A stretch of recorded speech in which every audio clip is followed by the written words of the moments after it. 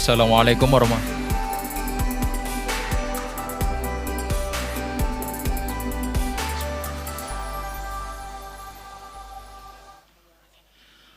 Assalamualaikum warahmatullahi wabarakatuh. Salam sejahtera bagi kita semua. Selamat pagi Bapak dan Ibu yang kami hormati. Terima kasih telah datang di hotel kami, Hotel Pullman Jakarta, Indonesia. Pada kesempatan pagi hari ini, izinkan saya untuk menjelaskan secara singkat tentang evakuasi dan prosedur keamanan di hotel kami.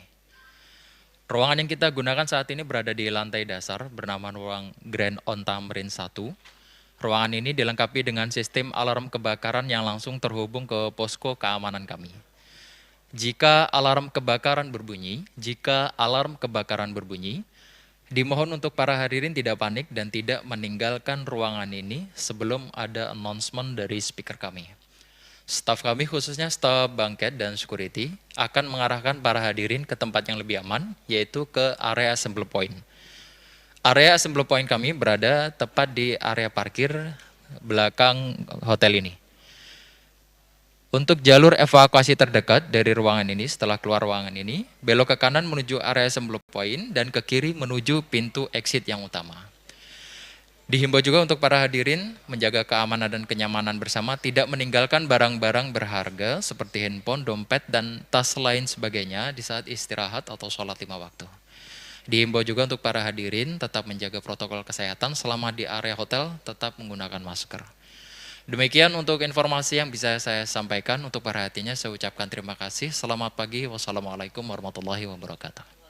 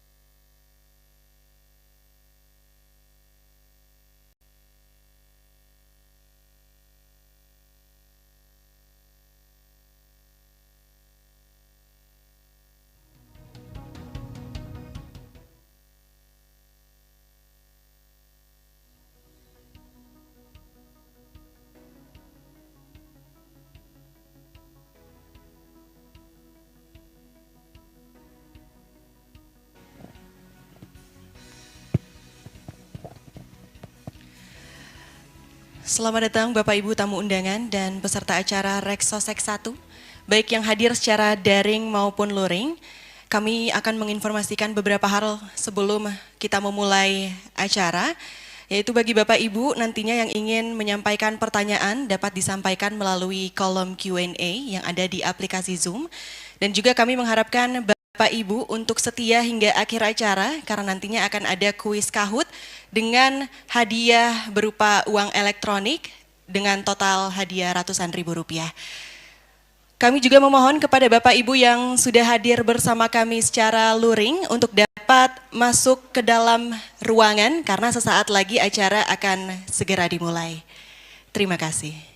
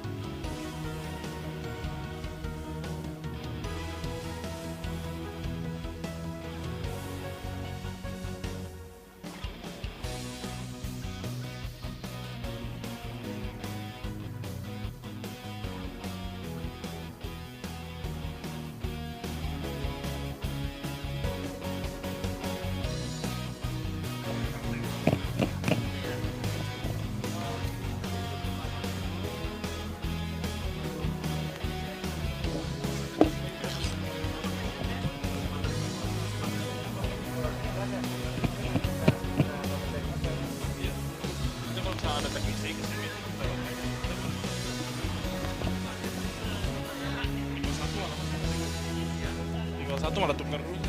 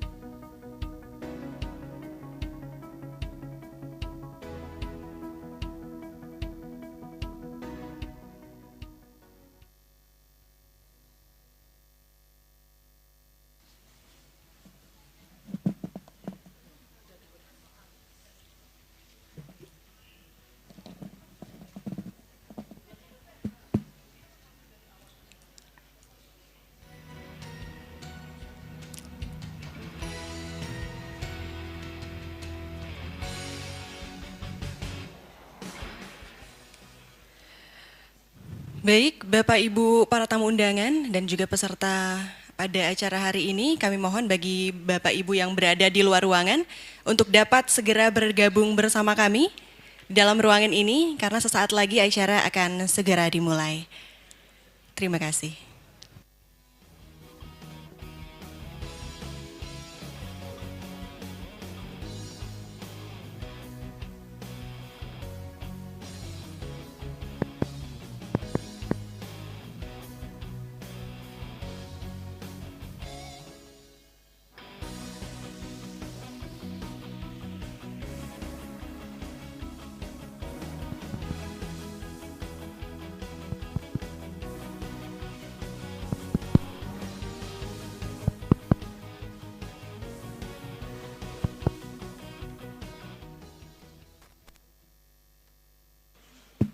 Baik, kami mohon kepada Bapak Ibu yang duduk di barisan belakang untuk dapat mengisi meja yang ada di depan.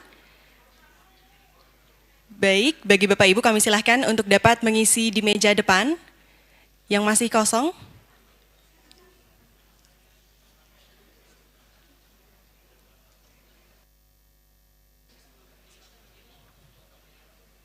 Baik, kami mohon kepada rekan-rekan panitia mungkin dapat mengarahkan kepada Bapak Ibu yang masih duduk di barisan belakang untuk dapat maju ke depan, untuk dapat mengisi kursi yang kosong.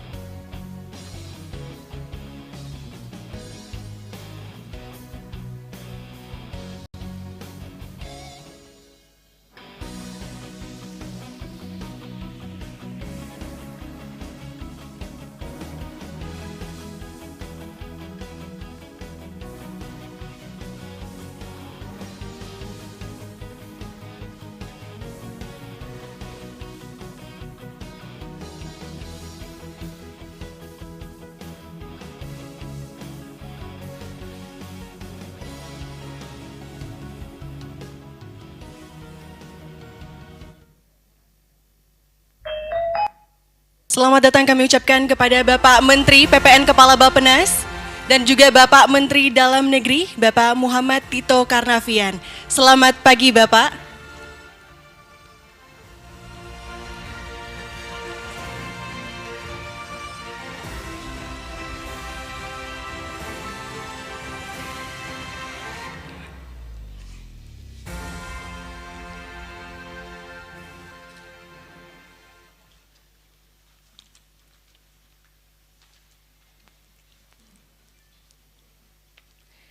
Assalamualaikum warahmatullahi wabarakatuh. Shalom, Om Swastiastu, Namo Buddhaya, salam kebajikan. Selamat pagi dan salam sehat bagi kita semua. Perkenalkan saya Sakila Cahya Mentari. Senang sekali saya hari ini berkesempatan untuk dapat memandu acara pada pagi hari ini. Sebelumnya kami ucapkan selamat datang kepada yang terhormat Menteri Perencanaan Pembangunan Nasional, Kepala Badan Perencanaan Pembangunan Nasional, Bapak Suharso Monoarfa. Yang kami hormati, Menteri Dalam Negeri, Bapak Muhammad Tito Karnavian. Yang kami hormati, Kepala Badan Pusat Statistik, Bapak Margo Yuwono, yang hari ini hadir secara daring. Selamat pagi, Bapak. Yang kami hormati, Kementerian Lembaga, Direktorat Sektor Bappenas, Gubernur dan Wali Kota 37 Provinsi, Pemerintah Daerah Provinsi dan Kabupaten Kota, Kecamatan, Pemerintah Desa, Kelurahan dan Masyarakat Umum, serta para undangan yang telah berpartisipasi pada acara hari ini. Kami ucapkan selamat bergabung. Bapak Ibu yang kami hormati, serta para undangan webinar pada hari ini, kami ucapkan selamat datang dan selamat bergabung dalam acara webinar Reksosek 1 mengawal reformasi sistem perlindungan sosial melalui registrasi sosial ekonomi yang diselenggarakan pada hari Rabu 14 September 2022.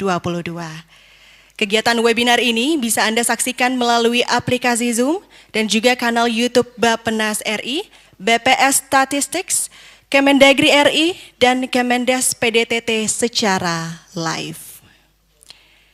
Bapak Ibu yang kami hormati, pembangunan data registrasi sosial ekonomi merupakan tindak lanjut arahan Presiden dalam pidato kenegaraan 16 September 2022 dan pelaksanaan amanat rencana kerja pemerintah di tahun 2022. Untuk itu, Kementerian PPN Bappenas berkolaborasi dengan Kementerian Dalam Negeri, Kementerian Desa PDTT, Kementerian Keuangan, Kementerian Komunikasi dan Informatika, serta Badan Pusat Statistik yang berinisiatif untuk mengadakan webinar dan diskusi dengan tema mengawal reformasi sistem perlindungan sosial melalui registrasi sosial ekonomi. Mari kita berikan tepuk tangan yang meriah untuk mengawali acara kita pada pagi hari ini dengan semangat yang luar biasa. Baik, selanjutnya kami akan mulai rangkaian acara kita pada pagi hari ini. Menyanyikan lagu kebangsaan Indonesia Raya. Hadirin dimohon berdiri.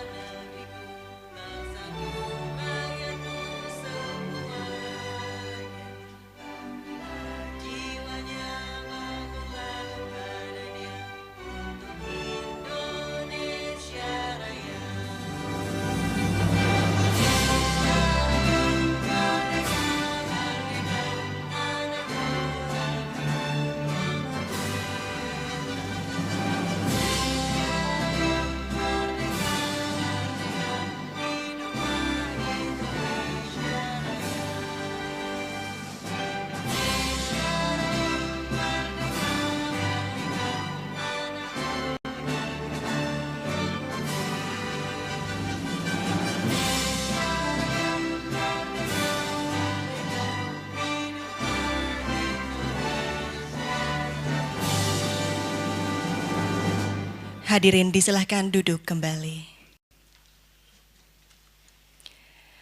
Bapak Ibu yang kami hormati, selanjutnya adalah penampilan dari Sanggar Tari yang akan membawakan tarian tradisional daerah Bandung, Jawa Barat, yaitu Tari Merak yang memiliki makna sebagai penyambutan. Selamat menyaksikan.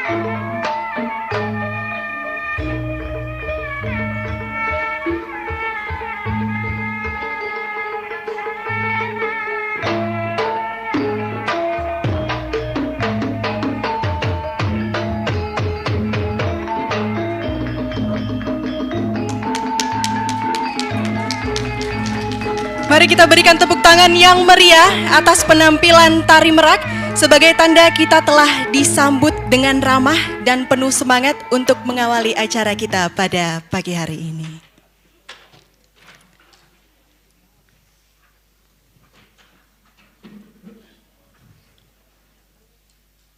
Bapak Ibu yang kami hormati, selanjutnya adalah sambutan yang akan disampaikan oleh Menteri Perencanaan Pembangunan Nasional, Kepala Badan Perencanaan Pembangunan Nasional sebagai tanda diawalinya acara pada pagi hari ini. Kepada Bapak Suharso Monoarfa, kami silakan.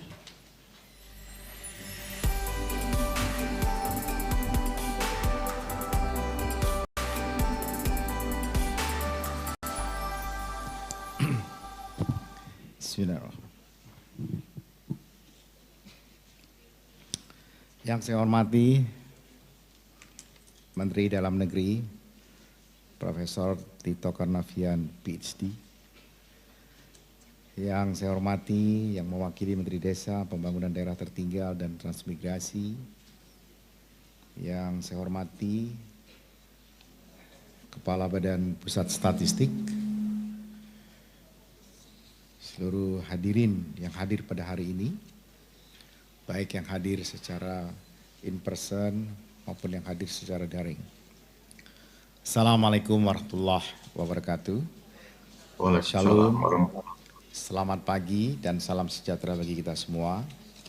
Om Swastiastu, Namo Buddhaya, salam kebajikan. Saya ingin mengajak kita semua menaikkan rasa syukur kita kepada Allah Subhanahu wa taala, Tuhan yang Maha Kuasa yang telah melimpahkan rahmat dan karunia-Nya sehingga kita diberi kesempatan nikmat sehat dan dapat hadir pada acara webinar nasional Reksosek pertama dengan tajuk Mengawal Reformasi Sistem Perlindungan Sosial melalui Registrasi Sosial Ekonomi.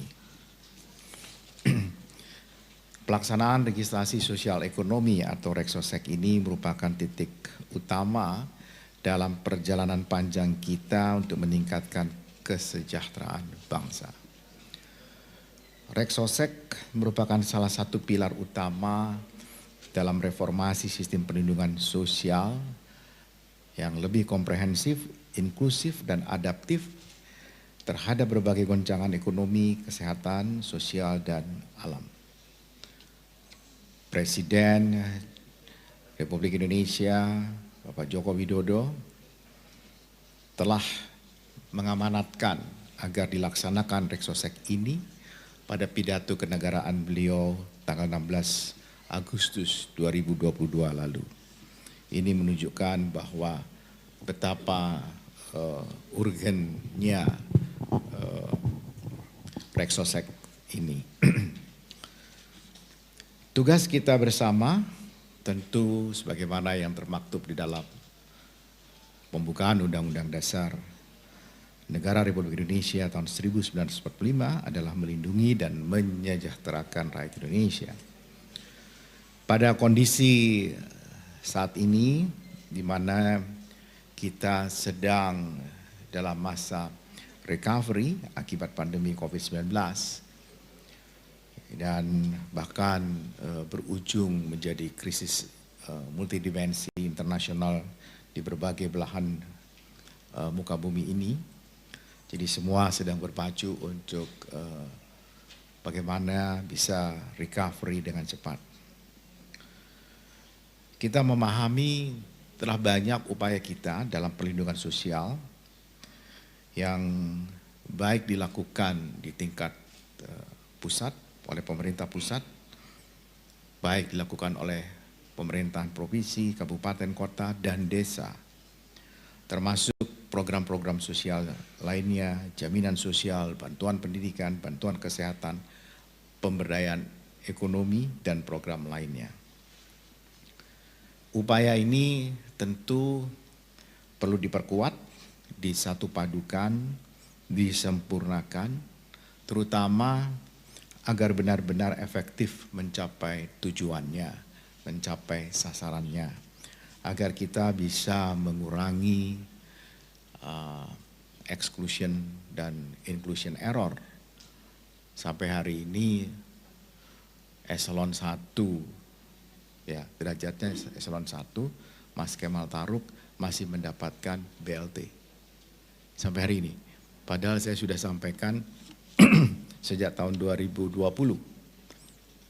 Tapi sampai tahun 2022 ini Pak Mendagri, Pak Kemal Taruk itu masih mendapatkan BLT. Alhamdulillah kata dia. Meskipun kemudian disalurkan ke orang lain yang lebih berhak. Ada dua pilar utama perlindungan sosial. Yang pertama tentu adalah pemutakhiran data. Data yang benar-benar memiliki akurasi yang tinggi, lengkap dan mencakup seluruh penduduk. Reksosek berusaha akan mewujudkan pilar tersebut. Dengan data yang memadai, program pemerintah akan menjadi tepat sasaran dan berdaya ungkit yang maksimal.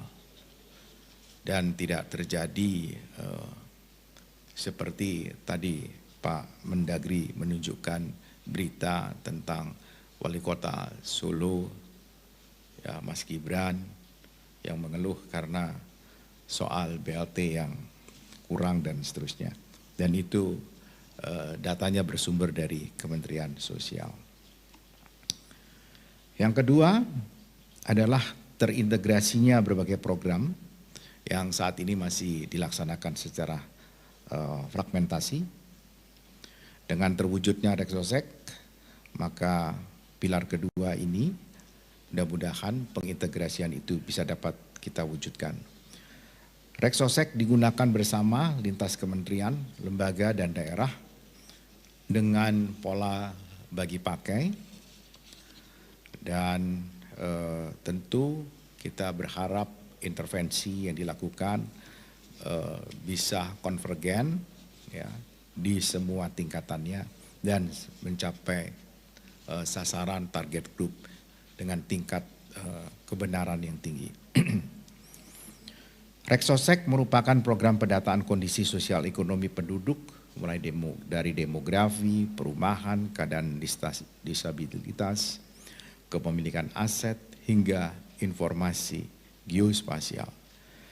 Reksosek ini dilakukan untuk seluruh penduduk Indonesia tanpa kecuali, termasuk presiden dan seluruh pejabat negara.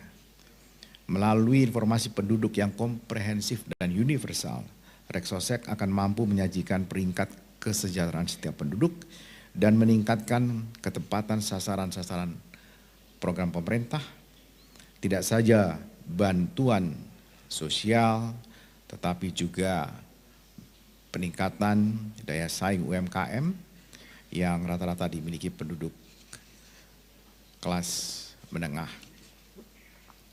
dan bawah. Kita belajar banyak dari pandemi COVID-19, bagaimana kita harus adaptif terhadap situasi yang unprecedented itu, terhadap kebencanaan, dan bagaimana kita memerlukan pengintegrasian antar program dan dapat menyalurkannya dengan cepat,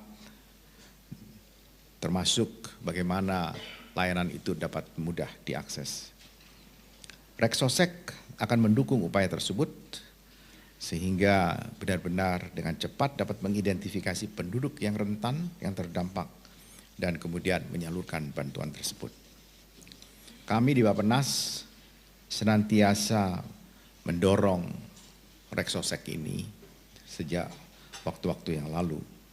Dan dengan dikembangkannya data yang komprehensif dan mutakhir, serta dipergunakannya data ini oleh seluruh sektor, lembaga, dan pemerintah daerah, dan desa, maka mudah-mudahan ini juga akan mempercepat terbentuknya satu data Indonesia.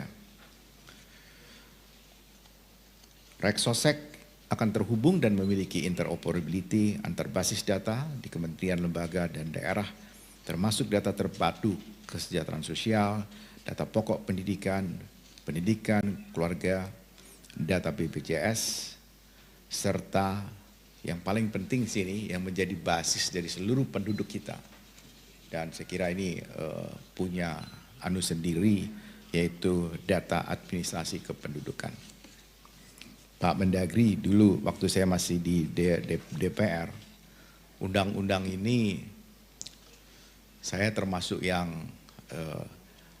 membahas, dan kemudian undang-undang Adminduk ini diterbitkan. Dulu kami berpikir Adminduk itu kira-kira harusnya sama dengan Social Security Number di Amerika Serikat. Jadi dan itu dimiliki oleh seseorang, ya, hingga dia meninggal dunia. Jadi tidak pernah ada nomor yang ganda di seseorang. Kemudian peristiwa-peristiwa yang dicatat berdasarkan catatan sipil atau peristiwa-peristiwa penting, misalnya tentang mulai dari dia lahir hingga dia meninggal, kemudian dia menikah, dia sekolah, ada ijazahnya ada nomornya, kemudian kalau dia menikah ada aktenya, dia meninggal ada aktenya, dia cerai ada aktenya, kemudian kalau dia berhubungan dengan bank maka dia ada identifikasinya, dia masuk miskin dan seterusnya. Itu memang database-nya dari di Adminduk. Dulu kami berpikir seperti itu, sehingga semuanya termasuk dia itu NPWP, nomor pokok, wajib pajak. Alhamdulillah sekarang Kementerian Keuangan sudah menggunakan data dari data nomor KTP kita itu menjadi automatically data kependudukan. Itu kalau saya lihat kami berdebatnya tahun 2007 ya, 2006 dan 2007. Itu 15 tahun baru diakui. Sebenarnya kan tidak perlu Kementerian Keuangan punya seperti itu, Pak Menteri. Dan ini penting sekali saya ingin sampaikan, karena tiba-tiba kan semua kementerian dan lembaga itu ingin punya data sendiri-sendiri terhadap penduduk dan manusia Indonesia ini. Itulah dan kemudian bank punya, ini punya, wah bingung orang Indonesia akan menjadi bingung. Saya waktu itu sudah jalan-jalan Bapak, jalan ke Jepang, bagaimana Jepang bikin, kemudian juga ke negara yang kecil, ya maaf itu, ke Singapura, sebenarnya tidak apple to apple, kemudian ke Thailand, melihat perkembangannya. Dan yang menarik di Singapura pada tahun 2007 yang saya lihat adalah seseorang itu karena dia yang punya nomor induk itu, dia yang punya aksesnya ke sana, dia yang bisa mengubah misalnya alamatnya dia pindah. Dia hanya bisa memindah alamatnya, tapi dia tidak bisa mengganti namanya, dia tidak bisa, kalau mengganti nama dia harus langsung ke ICA waktu itu. Kemudian dia tidak bisa mengganti nama ibunya, karena setiap anak di muka bumi ini hanya dilahirkan oleh seorang ibu, gitu. Jadi yang paling penting itulah anak, ibu, kemudian data mata, kemudian dan seterusnya pada waktu itu sidik jari, itu luar biasa saya kira. Nah sebenarnya kalau kita sudah punya ini, kemudian di interfacing secara Reksosek, maka kita akan dapat persentil-persentil itu. Dan persentil-persentil itu kan dikerjakan oleh BPS karena mereka punya di bawah. Dan itulah data yang bisa kita pakai saya kira, supaya perdebatannya selesai. Saya lihat ini berdebatnya nggak selesai, Kementerian Sosial mau bikin seperti ini, yang ini. Ini kami di Bappenas juga jadi pusing. Padahal database-nya itu ada di Kementerian Dalam Negeri. Itu sebenarnya yang lebih sah. Cuma apakah orang itu masuk di dalam persentil yang perlu dibantu atau tidak dibantu, itulah kita masuk di Reksosek. Ini saya kira kalau sudah begini mudah-mudahan ya perdebatan seperti ini dan kemudian error yang kita peroleh di inclusion dan exclusion error bisa kita kurangi.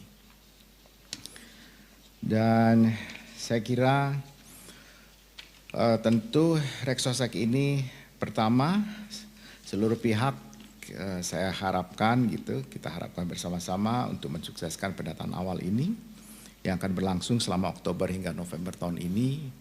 Ini memang diberikan giat ini kepada BPS. Yang kedua, kementerian, lembaga dan pemerintah bisa memanfaatkan Reksosek ini untuk program-program pemerintah, termasuk penghapusan kemiskinan ekstrim. Dan sebagai institusi pemerintah kita harus mulai bagaimana mengintegrasikan data-data sektoral itu dengan Reksosek agar saling bisa memutakhirkan. Jadi yang saya lihat ini program itu sangat posesif sektoral. Kalau posesif sektoral itu kan membuat kita itu bekerjanya jadi silo antar kementerian, dan presiden kan suka marah soal ini. Kita harus benar-benar bisa membagi pakaikan dan bisa memanfaatkan dengan baik. Yang ketiga, pemerintah daerah dan desa memiliki wewenang dan kewajiban untuk senantiasa melakukan pemutakhiran atas data tersebut agar kualitas Reksosek ini bisa terjaga. Keempat, penggerak sosial di masyarakat perlu memahami, memasyarakatkan Reksosek ini sebagai upaya kita untuk bersama-sama mensejahterakan masyarakat kita. Itulah yang saya bisa sampaikan dalam kesempatan yang baik ini. Sekali lagi, mudah-mudahan ini tidak menjadi pandangan-pandangan yang berbeda gitu. Kalau saya Pak Mendagri, dulu itu saya maunya adalah data adminduk diinterfacing dengan semua kebutuhan baru keluar satu-satu. Tapi kan secara teknologi sekarang bisa jauh lebih canggih bisa dilakukan itu. Dan tadi saya bisik Pak Mendagri, mestinya kita punya SIAK gitu, itu punya cloud sendiri, karena itu yang harus diprotek, karena itu menyangkut populasi dan penduduk Indonesia. Itu data mentah, data raw yang paling penting yang harus dilindungi. Dan dengan mengucapkan Bismillahirrahmanirrahim, acara kegiatan ini saya nyatakan kita mulai bersama. Assalamualaikum warahmatullahi wabarakatuh. Waalaikumsalam warahmatullahi wabarakatuh. Terima kasih Pak Suharso Monarva yang tadi telah menyampaikan harapan-harapannya dan juga upaya Bappenas untuk mendorong Reksosek sebagai bagian dari Satu Data Indonesia. Bapak Ibu yang kami hormati, selanjutnya kita akan mendengarkan bersama-sama sambutan oleh Menteri Dalam Negeri kepada Bapak Muhammad Tito Karnavian. Kami silakan.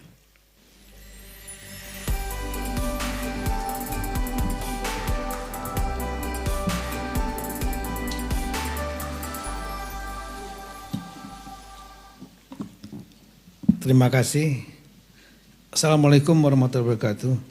Salam sejahtera untuk kita semua. Shalom, Om Swastiastu, Namo Buddhaya Sapajeren. Yang saya hormati senior saya tentunya Bapak Menteri PPN Kepala Bappenas, Bapak Dr. Suharso Monarva, kemudian Kepala Badan Pusat Statistik yang hadir secara virtual, staf ahli organisasi birokrasi teknologi informasi Kementerian Keuangan, mewakili Menteri Keuangan, juga tentunya yang dari ada lagi dari Kementerian Keuangan juga ya. Oh, Menteri Bappenas Deputi wakilnya beliau Pak. Saya lihat juga tadi ada senior kita dari Setwapres yang hadir. Terima kasih banyak. Rekan-rekan yang ada di daerah hadir secara virtual, baik rekan-rekan sekretaris daerah, Bapeda, Kadis Sosial, Kadis Pemberdayaan Masyarakat Desa, Dukcapil, Kominfo, Kepala BPS Provinsi, Kabupaten Kota, juga hadir dalam kesempatan webinar ini rekan-rekan dari pemerintahan desa, baik para kepala desa, pendamping lokal desa, juga para akademisi, perwakilan perguruan tinggi dan organisasi lainnya, Bapak-bapak, Ibu sekalian yang hadir secara fisik maupun secara virtual. Kami menyampaikan terima kasih banyak atas inisiatif dari Bapak Menteri Bappenas, Menteri BPN Ketua Bappenas untuk melaksanakan acara webinar registrasi sosial ekonomi dengan topik mengawal reformasi sistem perlindungan sosial melalui registrasi sosial ekonomi. Nah, dalam pandangan Kemendagri, perlindungan sosial ini, sistem perlindungan sosial ini memang sangat mutlak kita lakukan, terutama di negara kita yang jumlahnya penduduknya 275 juta lebih, ini berdasarkan data semester 1, ini 275 juta 361.267 jiwa. Tidak heran saya kira kalau kita selalu mengklaim atau juga diklaim, disebutkan oleh berbagai sumber sebagai negara dengan penduduk nomor 4 terbesar dunia. Jadi memang kita sudah bisa bayangkan dari angka itu kerumitan untuk mengelola berbagai aspek termasuk masalah perlindungan sosial. Laki-lakinya sebanyak 50,5%, wanitanya lebih kurang 49,5%. Lebih banyak laki-lakinya sedikit 1%. Ya, beberapa negara banyak yang wanitanya lebih banyak gitu. Jadi yang laki-laki yang beruntung mungkin. Joke aja. Yang sudah melakukan perekaman KTP elektronik itu ada 198 juta lebih. Hampir 199 juta. Nah, artinya masih ada yang belum terekam. Lebih kurang yang sudah terekam baik elektronik maupun yang tidak. Itu lebih kurang 99,2%. Artinya masih ada 0,8% penduduk kita yang mungkin belum terdata secara, khususnya secara elektronik. Di beberapa daerah terpencil, beberapa saudara kita yang ada di Papua misalnya, pegunungan, ya mungkin banyak problema, diantaranya masalah medan yang tidak ringan, ya. Kemudian ketersebaran penduduk, belum lagi situasi keamanan yang membuat pendataan sulit dan juga adanya resistensi pendataan itu sendiri. Ada beberapa daerah yang mungkin datanya nggak sesuai dengan data aslinya, penduduk aslinya, ya, untuk kepentingan pemekaran daerah, untuk mendapatkan DAU. Nah, ini juga akhirnya ketika lakukan elektronik, karena elektronik ini dia punya fitur yang sulit untuk membuatnya menjadi double NIK, yaitu fitur sidik jari, fingerprint, dan fitur wajah, pengenalan wajah, face recognition. Itu yang membuat NIK akan sulit untuk menjadi double. Kemudian ya kita tahu di daerah-daerah tertentu ada yang tidak ingin masuk dalam sistem KTP itu karena nanti ketahuan mereka ya nanti tes ini kok malah suaranya kurang lebih kecil ya. Jadi ya mungkin ya takut ketahuan, nanti takut gerakan-gerakannya jadi ketahuan gitu. Nah kemudian dalam catatan kita ini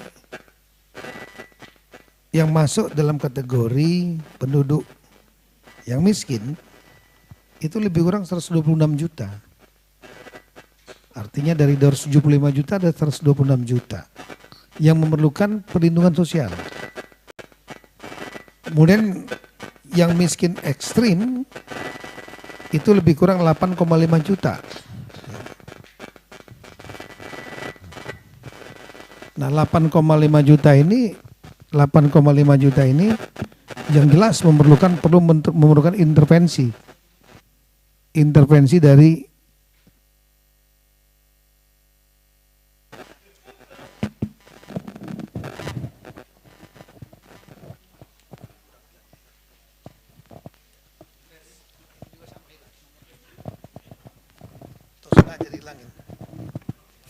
Kayaknya sentimen sama Pak saya Pak nih.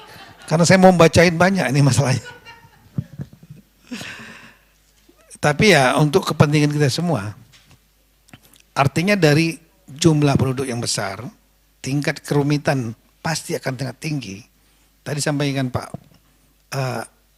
senior saya Pak Suharso, kita tidak bisa apple to apple dengan negara kecil.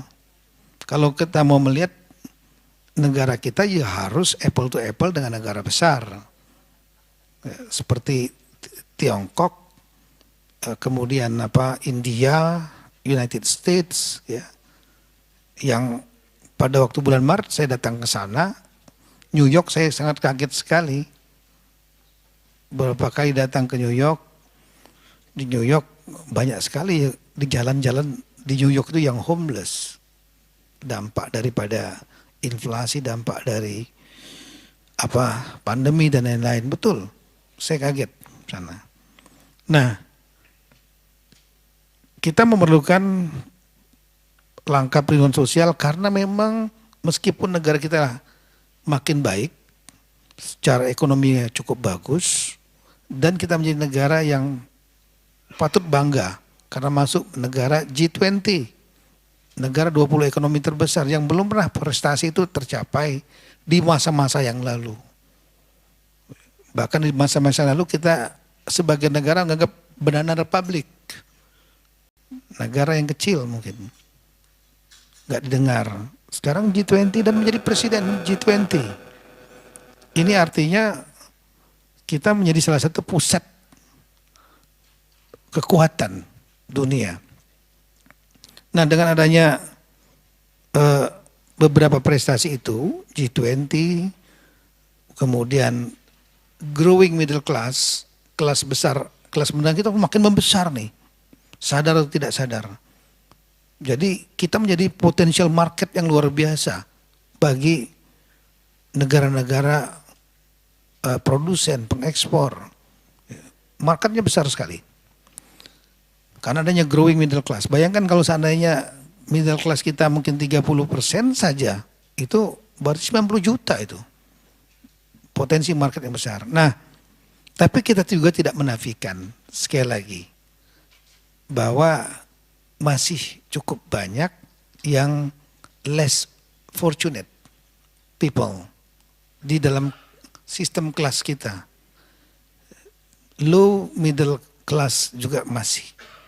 Oleh karena itu memang langkah-langkah intervensi negara untuk menaik kelaskan yang low menjadi middle ini harus kita lakukan.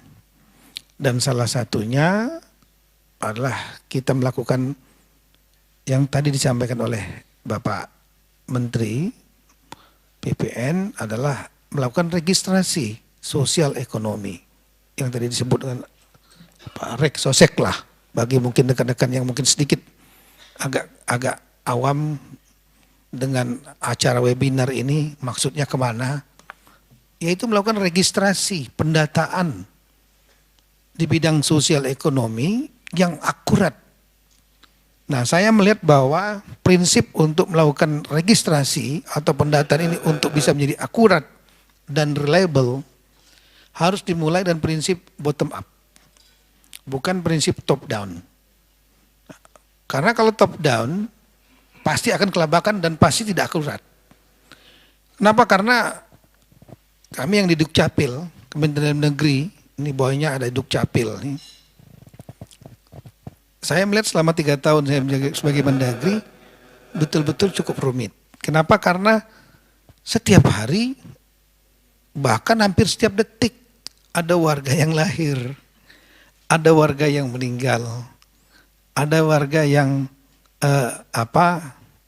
ada yang menikah setiap hari, ada yang cerai juga, ada juga yang pindah tempat, pindah alamat, pindah status yang tadinya tidak bekerja menjadi bekerja, yang bekerja menjadi tidak bekerja. Itu dinamis sekali datanya. Sehingga kalau ada intervensi negara harus didatarkan kepada data real time, data yang akurat. Nah, kalau kita ingin datanya real time, Maka maka posisi terpenting mendapat saya yang melakukan pendataan itu adalah dari desa. Karena desa komunitasnya pemerintahan terkecil kita adalah desa. Sistem pemerintahan terkecil. Desa itu sistem pemerintahan sendiri. Semenjak ada undang-undang desa. Bukan lagi kepala komunitas. Ada kepala desa, ada perangkat desa, ada badan musyawarah desa, dan ada anggaran desa lagi sekarang. Sehingga mereka dengan sistem pemerintahan terkecil ini, nah ini yang sebetulnya yang lebih paham tentang komunitasnya. Siapa-siapa yang kaya, siapa yang cukup, siapa yang masuk kategori miskin, ada yang masuk kategori ekstrim, miskin ekstrim, dan lain-lain, mereka yang paham. Nah untuk itu kita perlu membuat pendataan secara bottom up, prinsip utamanya dari desa. Desa yang kita minta, rekan-rekan kepala desa, ini kerjasama tentunya Kemendagri dengan Mendes PDTT untuk melakukan pendataan, menugaskan para kepala desa door to door, mendatangi warganya, mana-mana yang perlu dibantu. Dan kemudian data ini selain ditandatangani kepala desa, dibicarakan di Badan Musyawarah Desa. Kenapa penting di Badan Musyawarah Desa ini mohon maaf kalau ada rekan kepala desa yang hadir. Syukur-syukur kalau ada asosiasi yang hadir. Ya, supaya bisa nyampaikan kepada teman-teman 70.000 lebih kepala desa. Saya yakin nggak semua hadir di acara ini. Artinya nggak nyambung nantinya. Nah ini rekan-rekan kepala desa di lapangan, dinamika di lapangan, ya. Mohon maaf dan segala hormat, rekan-rekan kepala desa ini sekarang atas nama in the name of demokrasi, semuanya dipilih oleh rakyat. Bukan lagi dulu ditunjuk. Dengan adanya undang-undang desa tahun 2014, dipilih oleh rakyat. Nah dengan dipilih ini, nah kemudian dinamika politik terjadi di desa. Dinamika politik atas nama demokrasi terjadi, akhirnya yang muncul kadang-kadang kepentingan-kepentingan orang-orang atau tempat-tempat tertentu, komunitas tertentu yang dianggap tidak mendukungnya pada waktu pemilihan kepala desa nggak dibantu. Tim sukses nomor 1 masuk dalam daftar yang perlu dibantu. Daerah-daerah yang membantu, dibantu, dibangun. Yang nggak membantu, ditinggalkan. Nah ini tolong rekan-rekan kepala desa betul-betul menjadi bapaknya semua. Itulah perlunya ada Badan Musyawarah Desa. Jadi semua data door to door yang dikerjakan oleh kepala desa dan perangkatnya untuk mendata desa penduduk miskin dan miskin ekstrim yang perlu dibantu, ini dilegalisasi oleh Badan Musyawarah Desa, tanda tangan. Agar lebih fair, sistem kontrolnya di situ. Ditambah lagi, saya sudah koordinasi dengan Panglima TNI dan Kapolri. Di situ ada Babinsa TNI, AD, dan Babin Kamtipmas. Tanda tangan juga. Nah, sehingga data dari desa tentang penduduk miskin dan miskin ekstrim ini betul-betul datanya akurat, sudah door to door, sudah dimusyawarahkan oleh Badan Musyawarah Desa, diketahui lagi oleh Babinsa, Babin Kamtipmas. Pentingnya akurasi data ini 2. Yang pertama adalah bagi data ini akan menjadi akurat untuk digunakan untuk intervensi. Yang kedua, untuk melindungi kalau ada masalah hukum. Kenapa? Kalau ada yang nggak tepat sasaran segala macam, sudah ada tanda tangan 4 entitas, kepala desa, Badan Musyawarah Desa, kemudian Babinsa, Babin Kamtipmas. Sehingga ketika ada pemeriksaan lain, kenapa ini dikasih, kenapa tidak, udah dirapatkan rame-rame. Sehingga kalau ada masalah hukum, lebih bisa dikurangi. Nah, yang kedua, untuk bisa membangun meningkatkan kelas masyarakat kita yang perlu kita lindungi secara sosial ini tidak hanya dengan cara memberikan bantuan itu memperkuat daya beli mereka, tapi juga memberdayakan mereka agar bisa mandiri. Nah, oleh karena itu setiap desa kita harapkan juga bisa memberikan data apa yang diperlukan di desa itu untuk diintervensi. Misalnya jalan desa, akses menuju desa itu yang di luar kemampuan dana desa, kemudian juga misalnya infrastruktur yang lain, jalan, jembatan, kemudian mungkin perumahan, atau apapun juga yang diperlukan, akses air minum, dan lain-lain. Jadi kita sebut dengan namanya kantong. Kita lihat kantong-kantong kemiskinan. Setiap kantong ini beda-beda keperluannya. Nah, ini yang perlu dilakukan oleh tingkat desa. Sekali lagi, data door to door, by name, by address, yang dilegalisasi oleh 4 stakeholder di tingkat desa, dan kemudian data tentang apa yang diperlukan mereka untuk mengangkat derajat supaya menghilangkan kemiskinan dan kemiskinan ekstrim di daerah itu yang berbeda dari satu desa ke desa lainnya. Nah, yang kedua, setelah data-data ini di tingkat desa ini dibuat, ini diajukan kepada oleh para camat. Camat melakukan verifikasi singkat saja, karena datanya sudah ada, dia dengar aja ada nggak ini yang kira-kira yang sebetulnya ini ada nggak akurat, ada kong kali kong yang lain, konspirasi untuk komunitas tertentu. Kalau enggak, segera untuk dilegalisir dan legalisasi oleh para camat ini dari para kepala desa dinaikkan kepada bupati, wali kota. Nah, setelah itu bupati dan wali kota membuat surat keputusan SK. Itu yang kita lakukan pada saat kemiskinan ekstrim kemarin. 70 lebih kita kejar. Kepala bupati didasarkan pada data para camat yang didasarkan dari desa. Tinggal ada nggak kira-kira isu yang penting, isu-isu yang yang berbeda, dan kemudian membuat SK siapa penerima bantuan, dan kemudian daerah-daerah yang tiap desa itu perlunya apa saja, mana yang bisa diintervensi diatasi oleh bupati, daftarnya dibuat, yang bisa membuat jalan, program-programnya dari tiap-tiap kabupaten, membuat kota membuat program untuk sebagai burden sharing, mengurangi beban bersama, kantong-kantong kemiskinan, dan termasuk menggunakan dana-dana bansos, dana-dana belanja tidak terduga, belanja-belanja untuk koperasi UMKM. Ada program-program di dinas-dinas itu yang dikerjakan sesuai dengan keperluan dari tiap-tiap desa itu. Nah, data dari para kepala desa, dari bupati, SK-nya ini dinaikkan lagi ke para gubernur.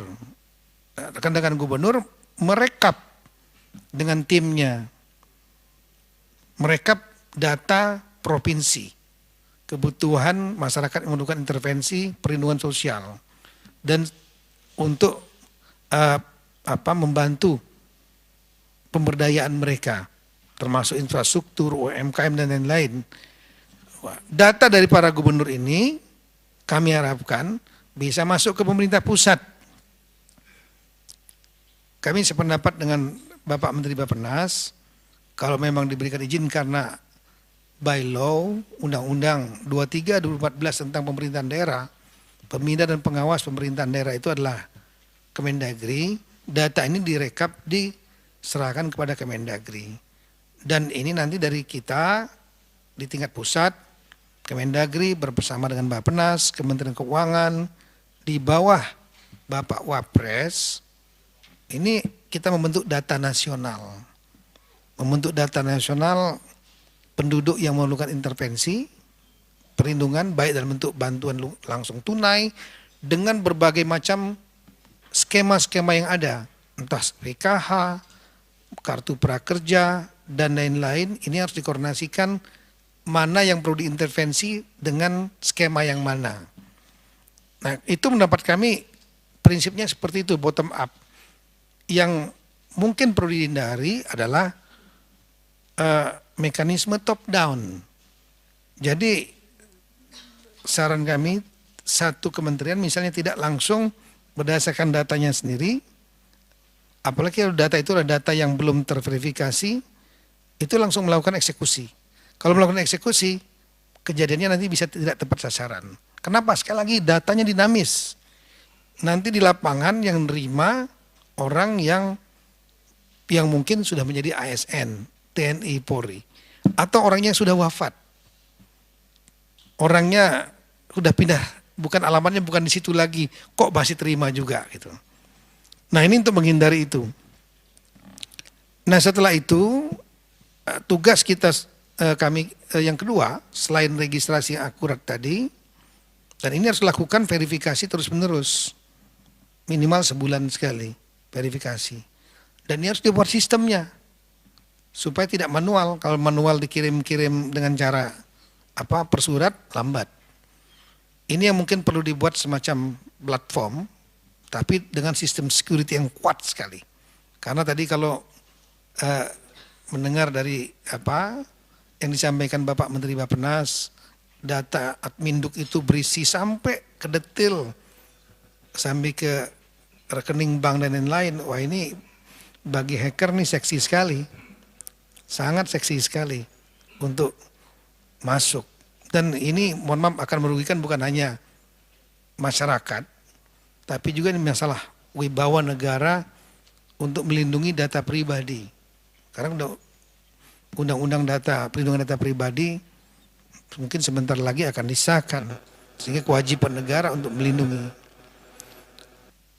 Makin banyak data, makin detail data, hacker akan makin tertarik untuk menembus itu. Sehingga harus dibuat sistem security yang sangat kuat sekali. Itulah kita menggandeng BSSN, Kominfo, Polri dan lain-lain, Badan Intelijen, untuk dengan segala talent-talent yang expert di bidang itu untuk memperkuat sistem-sistem yang rawan terhadap perlindungan data pribadi ini. Nah, yang kedua adalah melakukan eksekusi. Tadi disampaikan oleh Bapak Menteri Bappenas, kami sependapat dua langkah itu. Pendataan yang akurat, yang kedua adalah eksekusi yang terintegrasi. Nah, eksekusi ini kami melihat perlu ada intervensi pemerintah pusat, ada provinsi punya anggaran juga, ada dari kabupaten kota punya anggaran juga, yang nggak punya anggaran camat. Di desa punya anggaran. Nah, ini kita keroyok rame-rame antara KL. KL ini berbuat siapa dan kemudian mensasar siapa. Ya, kalau untuk jalan misalnya perlu intervensi, kalau bisa dari bawah dulu. Dana kabupaten kota mampu nggak? Nggak mampu untuk menyelesaikan jalan yang panjang, provinsi ambil alih.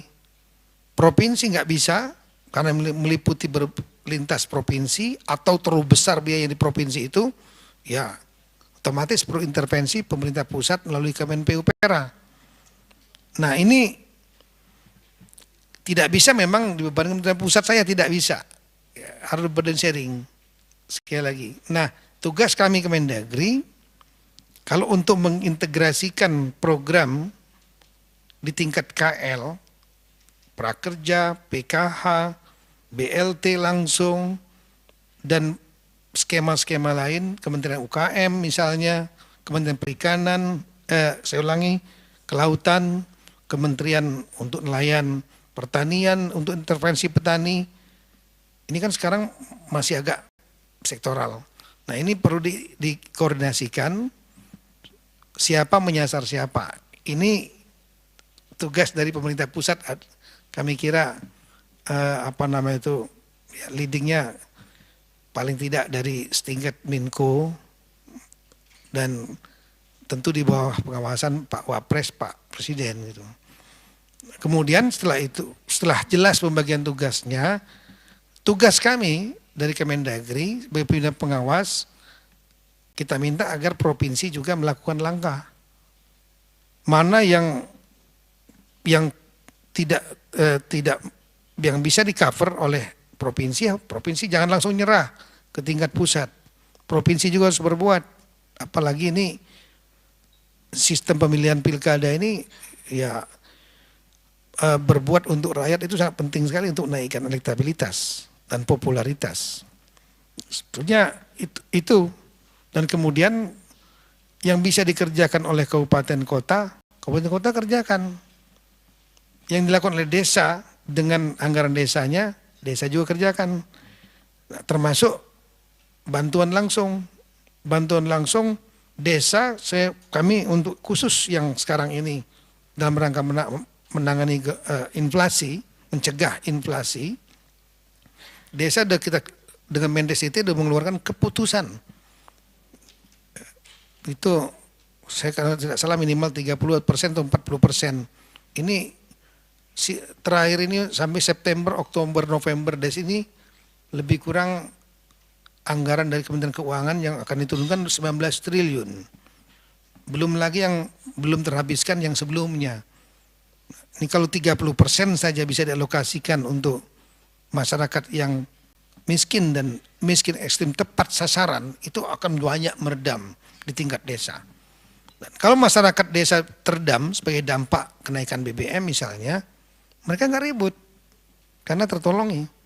Dan kemudian juga intervensi dari kabupaten kota. Kabupaten kota memiliki anggaran belanja tidak terduga, dan saya sudah mengeluarkan surat edaran bahwa belanja tidak terduga dapat digunakan untuk penanganan inflasi, termasuk misalnya memberikan bantuan biaya transportasi untuk pembelajaran antar daerah atau untuk ojek online, sistem transportasi. Dan kemudian bahkan bisa memberikan bantuan sosial. Belum lagi ada anggaran bantuan sosial yang reguler di dinas sosial masing-masing.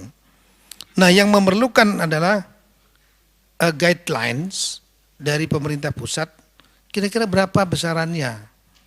Misalnya untuk daerah, di desa-desa itu kan tingkat kemiskinan beda-beda. Nggak bisa seperti dulu waktu ke pandemi kita sampaikan minimal 30%. Kalau ini enggak, maksimal mungkin. Maksimal 30%.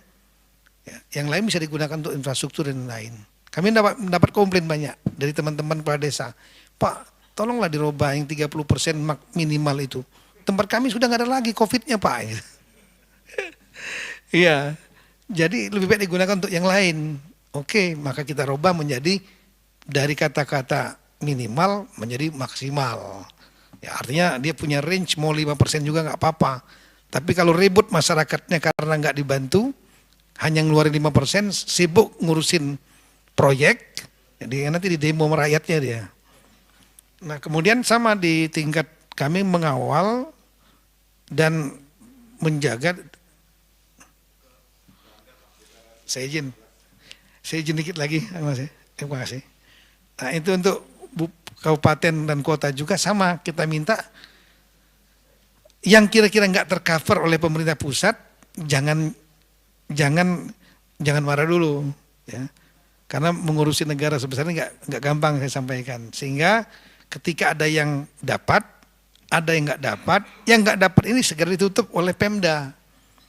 Karena punya dana tadi, BTT, belanja tidak terduga, bansos. Totalnya BTT nasional itu lebih kurang dari 13 triliun, yang baru terpakai lebih kurang 2 triliun. Artinya masih ada 11 triliun. Dan kemudian bansos itu dari kira-kira 12 triliun kalau saya tidak salah, baru terpakai 6 triliun, masih sisa 7 triliun. Nah, ini sudah 3 bulan lagi, daripada menjadi sisa akhir tahun lebih, silpa, lebih baik dieksekusi sekarang pada masyarakat. Dan untuk meyakinkan itu, pada 2 kali rapat tanggal 30 Agustus, yang kedua adalah tanggal, kalau saya tidak salah, 4 September kemarin, untuk meyakinkan teman-teman kepala daerah supaya nggak ragu-ragu, saya mengundang Kepala BPKP Pak Yusuf Ateh, mengundang juga Jaksa Agung Pak Burhanuddin, dan kemudian mengundang juga Kapolri Pak Listio Sigit, mengundang juga satu lagi saya lupa, untuk apa namanya itu, memberikan pengarahan kepada jajaran masing-masing di daerah. Karena daerah ini, kepala daerah ini akan rata-rata ragu dan takut kena masalah hukum. Maka BPKP, Kejaksaan, Kepolisian terutama, 3 itu, alhamdulillah para pimpinan sudah menyampaikan akan memberikan pendampingan. Tidak hanya sekedar nunggu nyari salah. Pendampingan supaya nggak salah.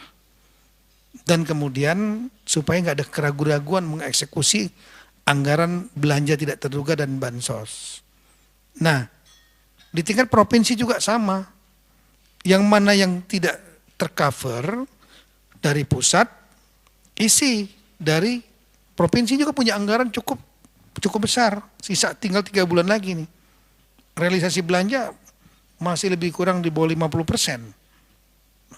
Daripada apa namanya itu nggak jelas, udah berikan kepada masyarakat pada saat seperti sekarang ini.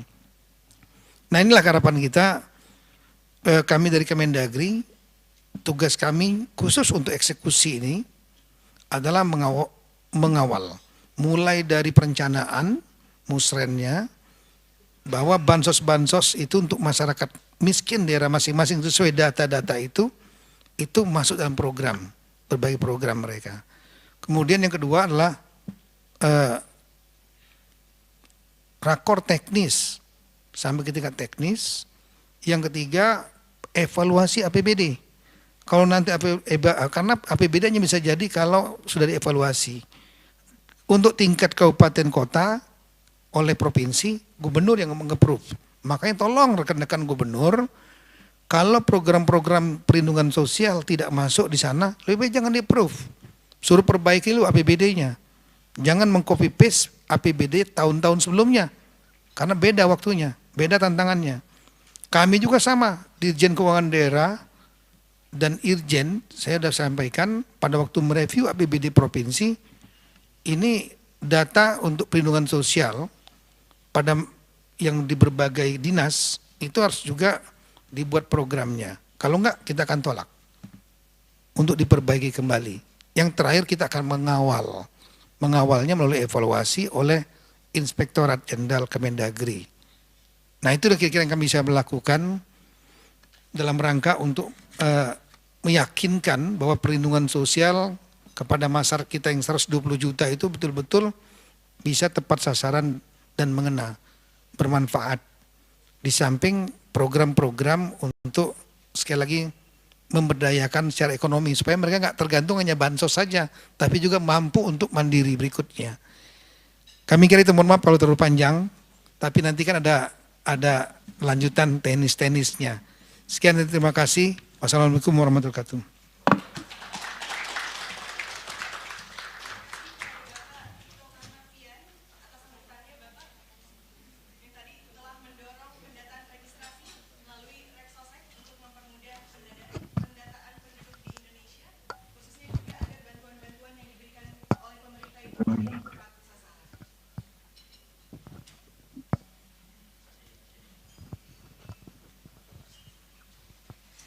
Bapak Ibu yang kami hormati, selanjutnya adalah sambutan oleh Kepala Badan Pusat Statistik yang saat ini telah bergabung bersama kita secara daring. Kepada Bapak Margo Yuwono, kami silakan.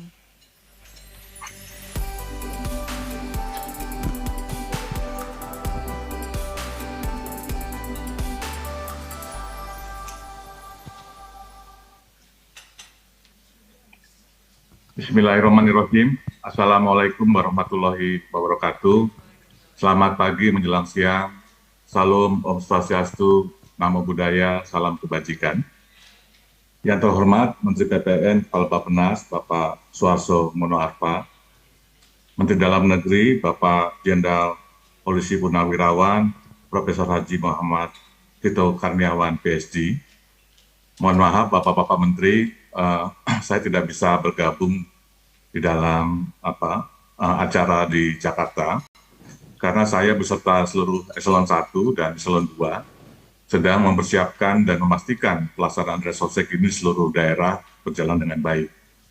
Jadi izin kami menyampaikan sambutan secara daring. Yang saya hormati Menteri Desa PDTT, Bapak atau yang mewakili, kemudian Bapak Ibu Gubernur seluruh provinsi, dan juga saya hormati rekan saya Pak Pungki, Pak Sudarto, dan juga para narasumber yang lain yang hadir pada acara hari ini dan para hadirin yang berbahagia. Menyambung apa yang disampaikan oleh Bapak Menteri PPN Kepala Bappenas dan juga Bapak Menteri Dalam Negeri, ada beberapa hal yang perlu saya sampaikan terkait dengan pelaksanaan Resosek di tahun 2022. Yang pertama adalah bahwa sesuai dengan arahan Bapak Presiden, kemudian surat dari Menteri PPN Kepala Bappenas, dan juga instruksi Presiden nomor 4 tahun 2022 bahwa BPS adalah instansi yang ditunjuk untuk melakukan perbaikan pendataan terkait dengan perlindungan sosial. Bapak Ibu yang saya hormati, pendataan awal Resosek ini adalah merupakan kegiatan statistik dasar, di mana dalam Undang-Undang nomor 16 tahun 1997 bahwa penciri dari statistik dasar adalah di mana statistik yang dihasilkan itu pemanfaatannya untuk menjawab kebutuhan data untuk lintas sektor, kemudian dia bersifat makro atau luas, dan juga berskala nasional. Di dalam Undang-Undang nomor 16 tahun 1997, kalau statistik dasar, itu tanggung jawabnya adalah BPS. Bapak Ibu sekalian saya hormati, terkait dengan pendataan Resosek, ini seperti disampaikan oleh Pak Menteri PPN Kepala Bappenas dan juga Pak Mendagri, upaya kita bersama, upaya Indonesia untuk mewujudkan satu pusat rujukan informasi statistik nasional yang nanti itu bisa dibagi pakaikan oleh kementerian lembaga. Tentu saja untuk mewujudkan itu perlu ada koordinasi dan kerjasama dalam kegiatan statistik antara BPS, instansi pemerintah, dan juga masyarakat. Jadi kata kuncinya adalah pendataan ini akan sukses apabila terjadi koordinasi dan kolaborasi yang kuat antara BPS dan instansi pemerintah dan juga masyarakat di dalamnya. Bapak Ibu sekalian, bahwa pelaksanaan Resosek di tahun ini, di tahun 2022 ini akan dilaksanakan pengumpulan datanya pada tanggal 15 Oktober sampai dengan 14 November tahun 2022. Namun demikian, berbagai persiapan yang diinisiasi oleh Bappenas bersama BPS dan juga kementerian lembaga ini sudah disiapkan jauh-jauh hari di awal tahun, sehingga BPS siap melaksanakan pengumpulan datanya pada tanggal 15 Oktober dan nanti berakhir tanggal 14 November tahun 2022. Kemudian nanti pengolahan dan diseminasi hasilnya itu akan dilakukan tahun 2023. Di dalam pengumpulan data, BPS akan melibatkan kurang lebih 400.000 petugas ya, yang tersebar di seluruh Indonesia di dalam proses pengumpulan datanya, dan nanti di dalam proses pengolahan datanya juga kurang lebih akan melibatkan 130.000 petugas. Yang ini direkrut ya, akan dilatih secara profesional dengan tata kelola standar, juga dengan infrastruktur, dengan instruktur yang profesional. Sehingga tata kelola data, tata kelola pengumpulan data itu bisa dilakukan dengan standar-standar yang telah ditetapkan dan juga berlaku secara internasional. Nah, metodenya dilakukan secara sensus, dilakukan secara door-to-door, dan nanti juga dilengkapi dengan geotek dan foto dari sekelompok masyarakat yang kita kategorikan miskin. Sehingga nanti selain mendapatkan data penduduk, ya, berikut dengan informasi sosial ekonomi, juga diberikan lokasi di mana penduduk itu yang dikategorikan miskin dan juga kondisi bangunan fisiknya. Ini akan membantu memudahkan di dalam intervensi oleh pemerintah. Sedangkan informasi yang dikumpulkan tadi juga sudah disinggung oleh Pak Menteri PPN Kepala Bappenas, diantaranya menyangkut informasi mengenai kependudukan dan ketenagakerjaan, kondisi perumahan, juga kesehatan dan disabilitas, juga terkait dengan program-program perlindungan sosial, pendidikan, dan juga pemberdayaan ekonomi. Jadi data yang dihasilkan secara ringkas nanti bisa digunakan ya, sebagai bagian untuk intervensi program-program perlindungan sosial dan juga pemberdayaan masyarakat. Nah, output yang dihasilkan di dalam proses pendataan nanti cakupannya adalah seluruh penduduk, dan ini nanti bisa diperingkatkan mulai dari kelompok miskin ekstrim, kemudian miskin, rentan miskin, sampai dengan kelompok menengah atas.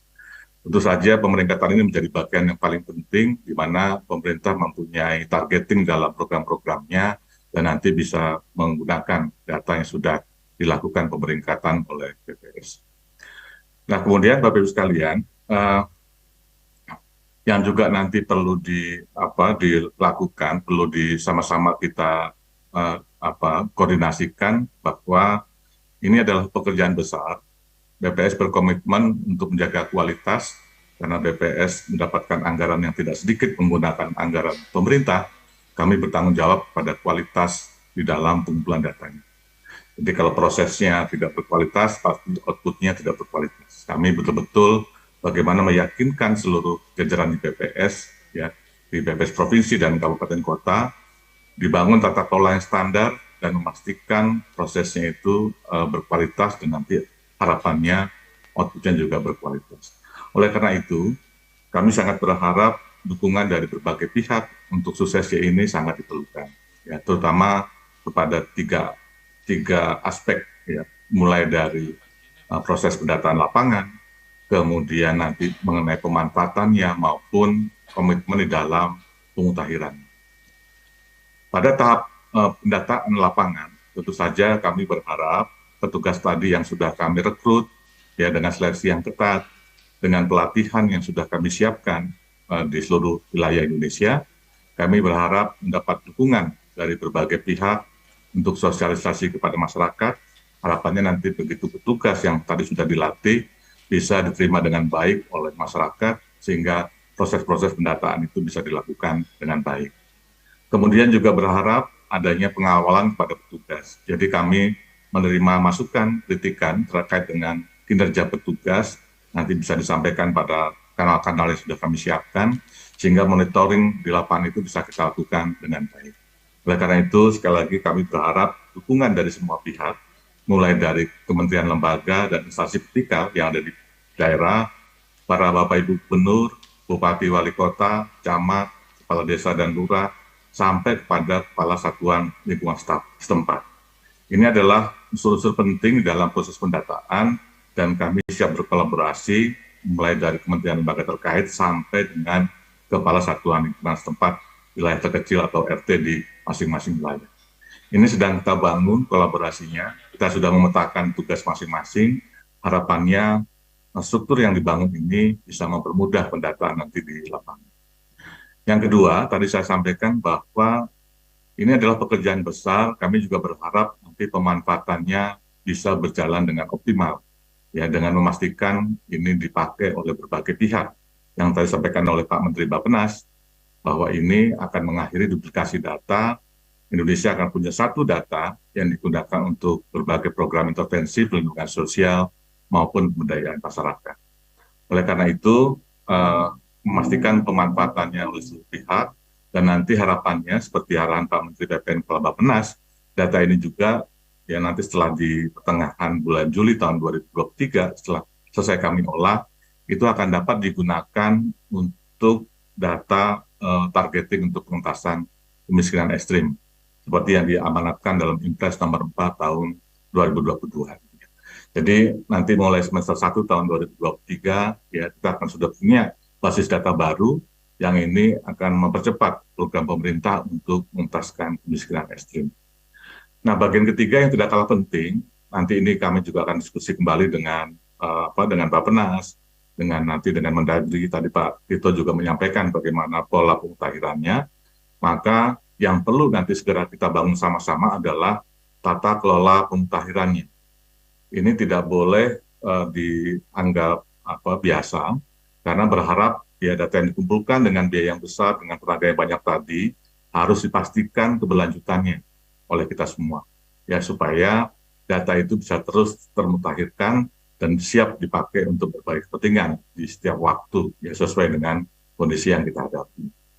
Oleh karena itu, ya kami juga menghimbau nanti ke depan agar pemutakhiran ini berjalan dengan baik, maka pemutakhiran itu perlu dilaksanakan secara berkelanjutan dan perlu terstandarisasi di seluruh wilayah Indonesia.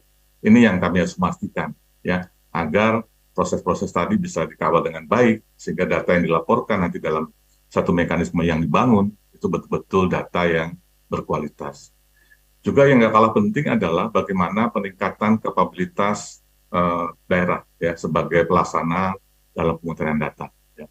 Nanti pada tahap ini akan kami jelaskan lebih lanjut. Nanti Pak Deputi Pak Ateng akan menjelaskan secara lebih detail dalam diskusi lanjutannya bagaimana proses pemutakhiran itu dilakukan dan juga bagaimana peran BPS dalam meningkatkan kapabilitas aparat desa karena sesuai Undang-Undang Statistik BPS adalah sebagai pembina data statistik. Nah, oleh karena itu, Bapak Ibu sekalian, yang saya hormati, karena pemutakhiran menjadi sesuatu yang sangat penting selain pendataan di awal ini, maka BPS juga berkomitmen, BPS siap untuk memberikan dukungan kepada proses pemutakhiran. Sejalan sampaikan tadi Pak Menteri Dalam Negeri, Pak Abito, bahwa pemutakhiran memang selayaknya dilakukan secara bottom up, ya. Dimulai dari unit terkecil yaitu desa, gitu ya.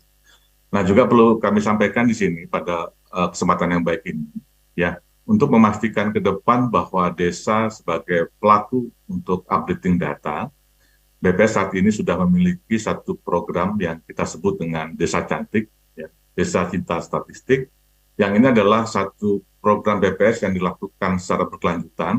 Saat ini sudah ada 600 desa yang sudah kita lakukan pembinaan, dan harapannya ini akan kita perluas, ya terutama dalam rangka untuk menyambut proses pemutakhiran ke depan. Akan kita perluas peningkatan kapabilitas aparat desa melalui program Desa Cantik. Harapannya nanti bahwa aparat desa sudah siap melakukan pemutakhiran dengan tata kelola yang disepakati dan juga nanti setiap desa dibantu dengan BPS daerah juga harus menjamin kualitasnya yang memberikan quality assurance dari proses pemutakhiran.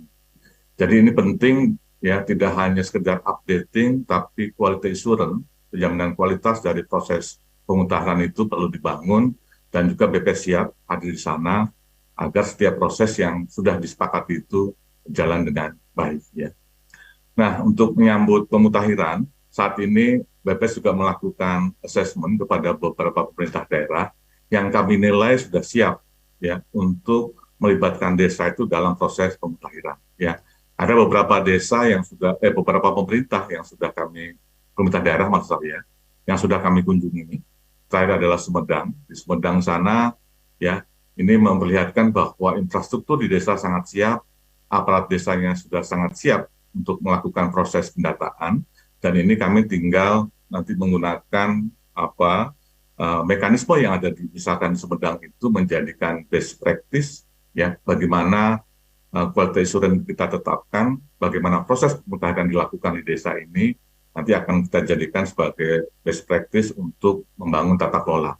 Tentu saja ini perlu mendapatkan dukungan, juga masukan dari Menteri Dalam Negeri, dari Bappenas juga, agar ke depan betul-betul pemutakhiran ini menjadi tanggung jawab bersama, ya, sehingga nanti tata kelolanya bisa disepakati dan bisa memberikan jaminan bahwa data yang dimutakhirkan itu adalah data-data yang memang yang valid.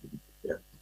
Beberapa pemerintah daerah yang sudah siap, menurut pandangan kami, ini ada di Sumedang, kemudian Jemberana, kami juga melakukan pembinaan, ya, Pak Bupatinya sangat antusias bagaimana menghidupkan desa itu sebagai pelaku dalam proses pengumpulan data sudah dilakukan, dan sudah juga dilakukan berbagai pendataan yang mengintegrasikan dari seluruh program yang ada di Kabupaten Jemberana. Gitu ya. Ini kami sudah mencoba di sana, juga di Kota Prabu Mulih, dan juga Kota Padang Panjang.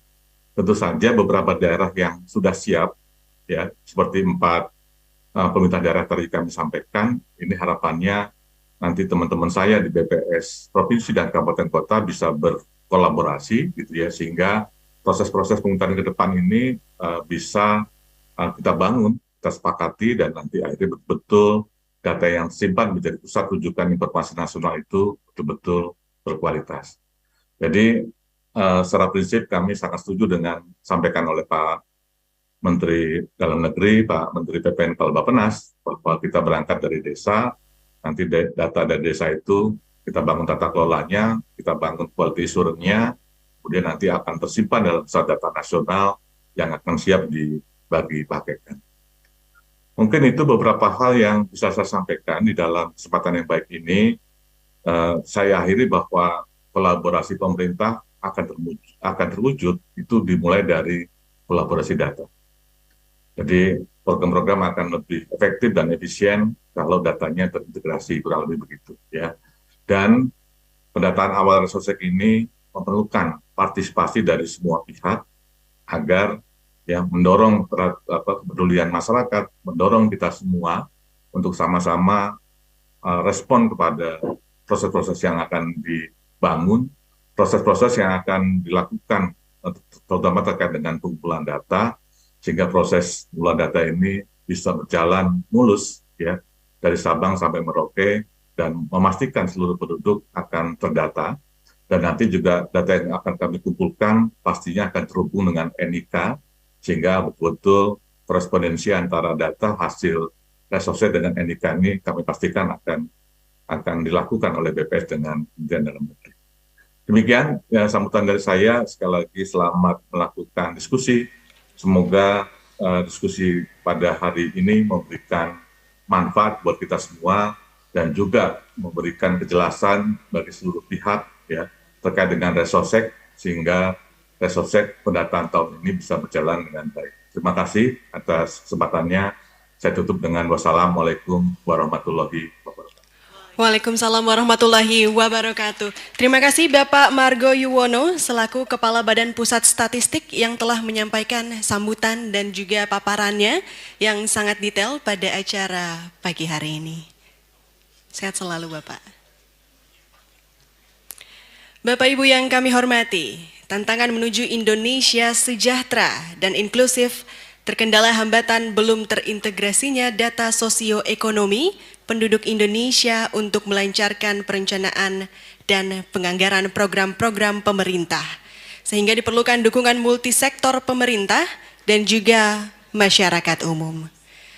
Selanjutnya, marilah kita saksikan video testimoni pelaksanaan uji coba registrasi sosial ekonomi yang direkam menggunakan ponsel genggam dari berbagai daerah di Indonesia, yaitu Kabupaten Garut, Kabupaten Tasikmalaya, Kota Tasikmalaya, dan juga Kabupaten Polewali Mandar. Selamat menyaksikan.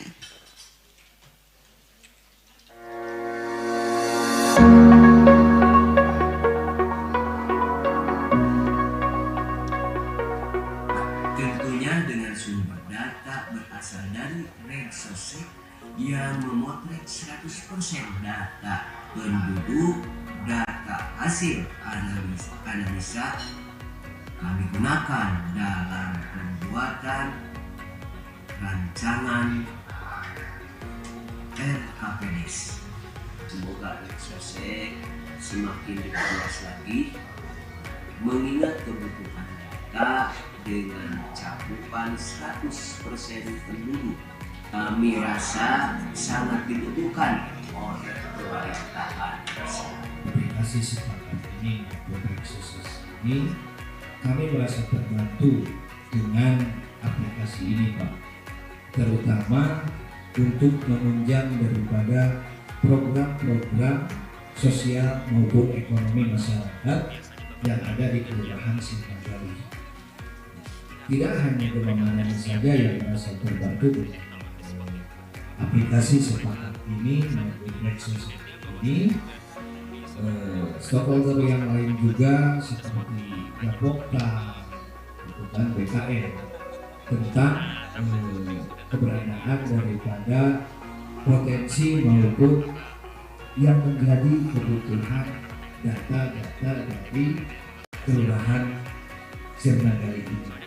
Alhamdulillah dengan adanya aplikasi sepakat melalui program registrasi sosial ekonomi atau REGSOSEK sangat membantu desa kami dalam hal memberikan pelayanan maksimal kepada masyarakat. Sebelum ada pendataan REGSOSEK, jika ada masyarakat yang butuh, misalnya kegiatan usaha, harus datang dulu kantor desa, membawa data yang dibutuhkan seperti KDD dan kartu keluarga. Alhamdulillah, di kala sekarang kita memerlukan data tidak menjadi kesulitan karena Bappenas telah meluncurkan satu program kaitan dengan monografi desa yang berawal dari 17 desa dan 5 desa sudah menjadi desa REGSOSEK, registrasi kependudukan dan sosial ekonomi yang menjadi bagian program Bappenas yang dimanfaatkan oleh Kabupaten Tasikmalaya yang sangat mudah untuk mencari data. Dikala kita membutuhkan data, sangat terbuka dan sangat cepat. 5 desa ini mampu mengupdate data dengan situs yang kita kenal dengan aplikasi sepakat. Sangat mudah dan data tersebut bisa dipercaya. Terima kasih Bappenas. Mudah-mudahan bukan hanya 5 desa yang ada di Kabupaten Tasikmalaya, tapi 351 desa bisa membuat aplikasi sepakat.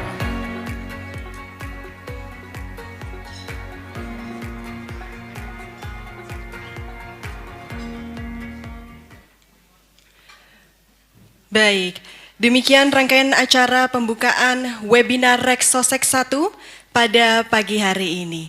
Bapak Ibu yang kami hormati, selanjutnya yaitu sesi talk show dan diskusi untuk mengawal reformasi sistem perlindungan sosial melalui registrasi sosial ekonomi. Sesi diskusi ini akan dimoderatori secara keseluruhan oleh Saudari Widya Saputra selaku TV News Anchor. Kepada Saudari Widya Saputra, kami silahkan.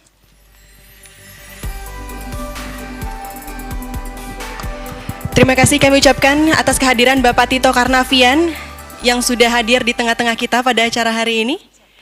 Terima kasih Bapak, sehat selalu.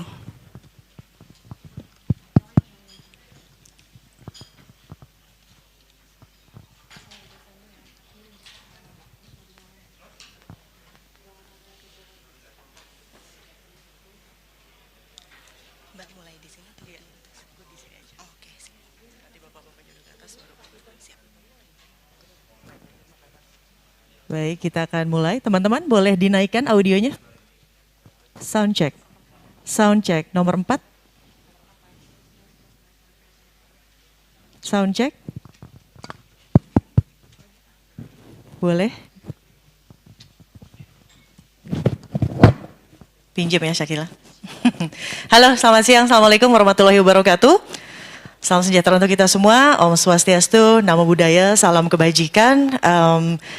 Izin Ibu Bapak semua yang hari ini kebanyakannya pakai batik, kita akan melakukan sesi diskusi terkait REGSOSEK. Ini baru webinar yang pertama, saya juga ingin menyapa, saya harus menyapa kemana nih?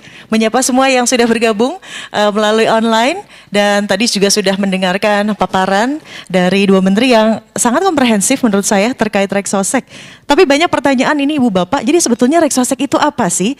Kalau kita menyimak dari pernyataan Pak Suharso Manoarfa, adalah program pendataan kondisi sosial ekonomi dari mulai demografi penduduk, perumahan, kondisi disabilitas, ini juga penting, kepemilikan aset hingga geospasial. Nah, melalui informasi penduduk yang komprehensif dan universal, REGSOSEK akan menyajikan peringkat kesejahteraan setiap penduduk dan juga meningkatkan ketepatan sasaran program dari pemerintah. Dan untuk itu saya akan langsung saja memanggil para narasumber. Yang pertama, Deputi Bidang Kependudukan dan Ketenagakerjaan, Kementerian Perencanaan Pembangunan Nasional, Badan Perencanaan Pembangunan Nasional, Bapak Pungki Sumadi, dengan topik peran registrasi sosial ekonomi dalam mempercepat reformasi sistem perlindungan sosial. Kepada Bapak Pungki, kami silahkan. Lagi minum, mohon maaf Pak, bentar ya, lagi minum Bapaknya. Sebentar, lagi keselak katanya, biar nanti ngobrolnya lancar. Apa sih sebetulnya REGSOSEK? Kita akan kupas lebih lanjut. Terima kasih Pak Pungki. Berikutnya yang juga bergabung secara online ada Deputi Bidang Statistik Sosial Badan Pusat Statistik Bapak Ateng Hartono dengan topik proses bisnis pendataan awal registrasi sosial ekonomi. Pak Ateng sudah bisa mendengar suara kami dengan jelas? Jelas, Mbak Widi. Alhamdulillah Pak Ateng, baik. Berikutnya yang ketiga ada Sekretaris Jenderal Kementerian Desa PDTT Bapak Taufik Majid dengan topik peran desa dan masyarakat dalam registrasi sosial ekonomi. Kepada Pak Taufik Majid.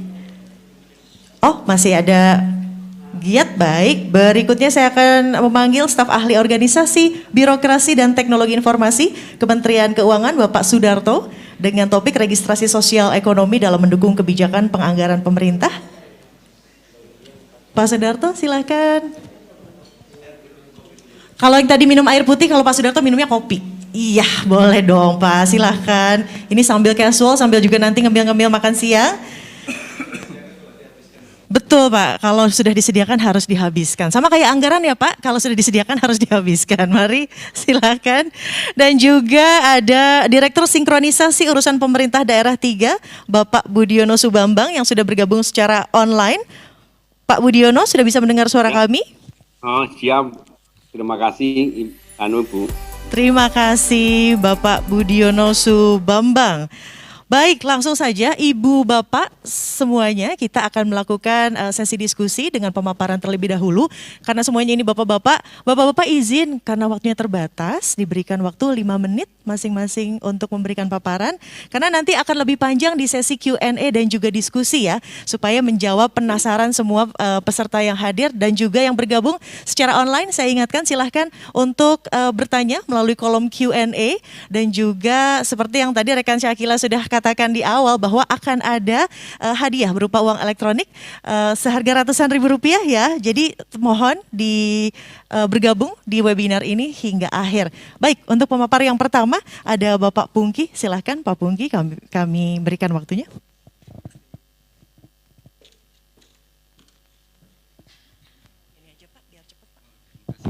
Terima kasih Mbak Widya. Assalamualaikum warahmatullahi wabarakatuh. Waalaikumsalam warahmatullahi wabarakatuh. Reksosek ini sebetulnya adalah suatu cara kita untuk memadukan berbagai macam data yang kita perlukan untuk berbagai macam bantuan pemerintah. Jadi tidak hanya untuk bantuan sosial, jaminan sosial, tapi itu nanti akan semuanya. Karena kita memiliki berbagai macam bentuk basis data yang dimiliki oleh berbagai macam kementerian lembaga, itu akan kita coba satukan pendataannya, pengelolaannya, dan kita akan berbagi pakai. Berbagi pakai dalam arti bahwa nanti apabila tadi Pak BPS, Pak Margo mengatakan kita sudah mengumpulkan data itu sudah jadi, kita akan menawarkan kepada kementerian-kementerian lembaga. Ini data yang kita miliki, silakan gunakan untuk apa. Dan itu nanti akan ke depan bisa kita pakai untuk mengintegrasikan berbagai macam program-program perlindungan sosial yang ada. Mbak Widya lihat sendiri pada waktu pandemi tiba-tiba begitu banyak program keluar. Betul, Pak. Nah ini coba kita satukan bagaimana. Ya, kalau yang sudah sama kenapa harus diulang lagi gitu. Nah kemudian kita akan coba memperkuat penyaluran dananya. Dengan data ini nanti akan mempermudah rekan saya dari Kementerian Keuangan Pak Sudarto untuk menyalurkan data itu secara lebih efisien. Gimana caranya? Melalui apa? Segala macamnya dan segala macamnya. Dan juga nanti ini juga bisa kita pakai untuk misalnya memperkuat kapasitas di daerah untuk mengelola data itu sendiri. Nah, sehingga dengan demikian ke depan Reksosek ini tidak hanya untuk kepentingan pemerintah pusat tapi juga bagi masyarakat itu sendiri. Begitu. Karena jadi kita bisa ngawal nih Pak, wah siapa nih, level di mana nih? Betul, gitu ya. harus. Karena tadi prinsip keterbukaan itu yang akan kita dorong ke depan.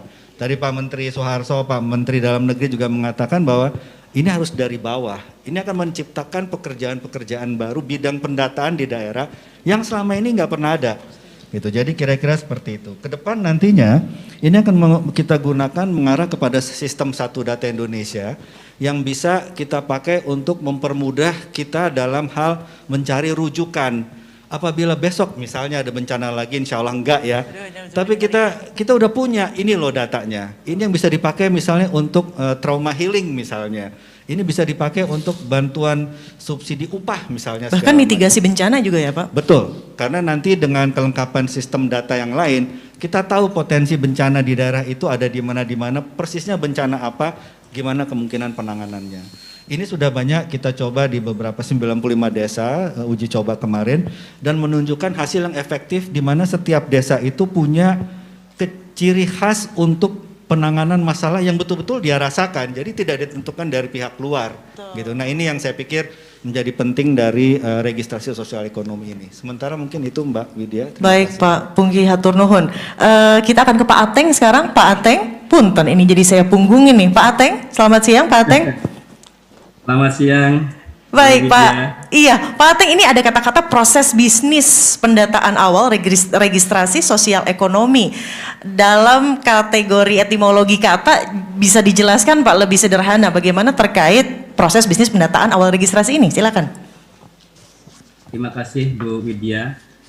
Memang betul BPS kan diamanahkan untuk melakukan pendataan registrasi sosial ekonomi. Dalam melakukan pendataan ini kami memiliki proses bisnis. Nah, proses bisnis ini diawali langkah pertama kami melakukan koordinasi dan konsolidasi. Termasuk pada minggu ini juga teman-teman BPS sedang di seluruh provinsi kita melakukan koordinasi dan konsolidasi dengan gubernur, dengan OPD di level provinsi. Itu yang kami penguatan.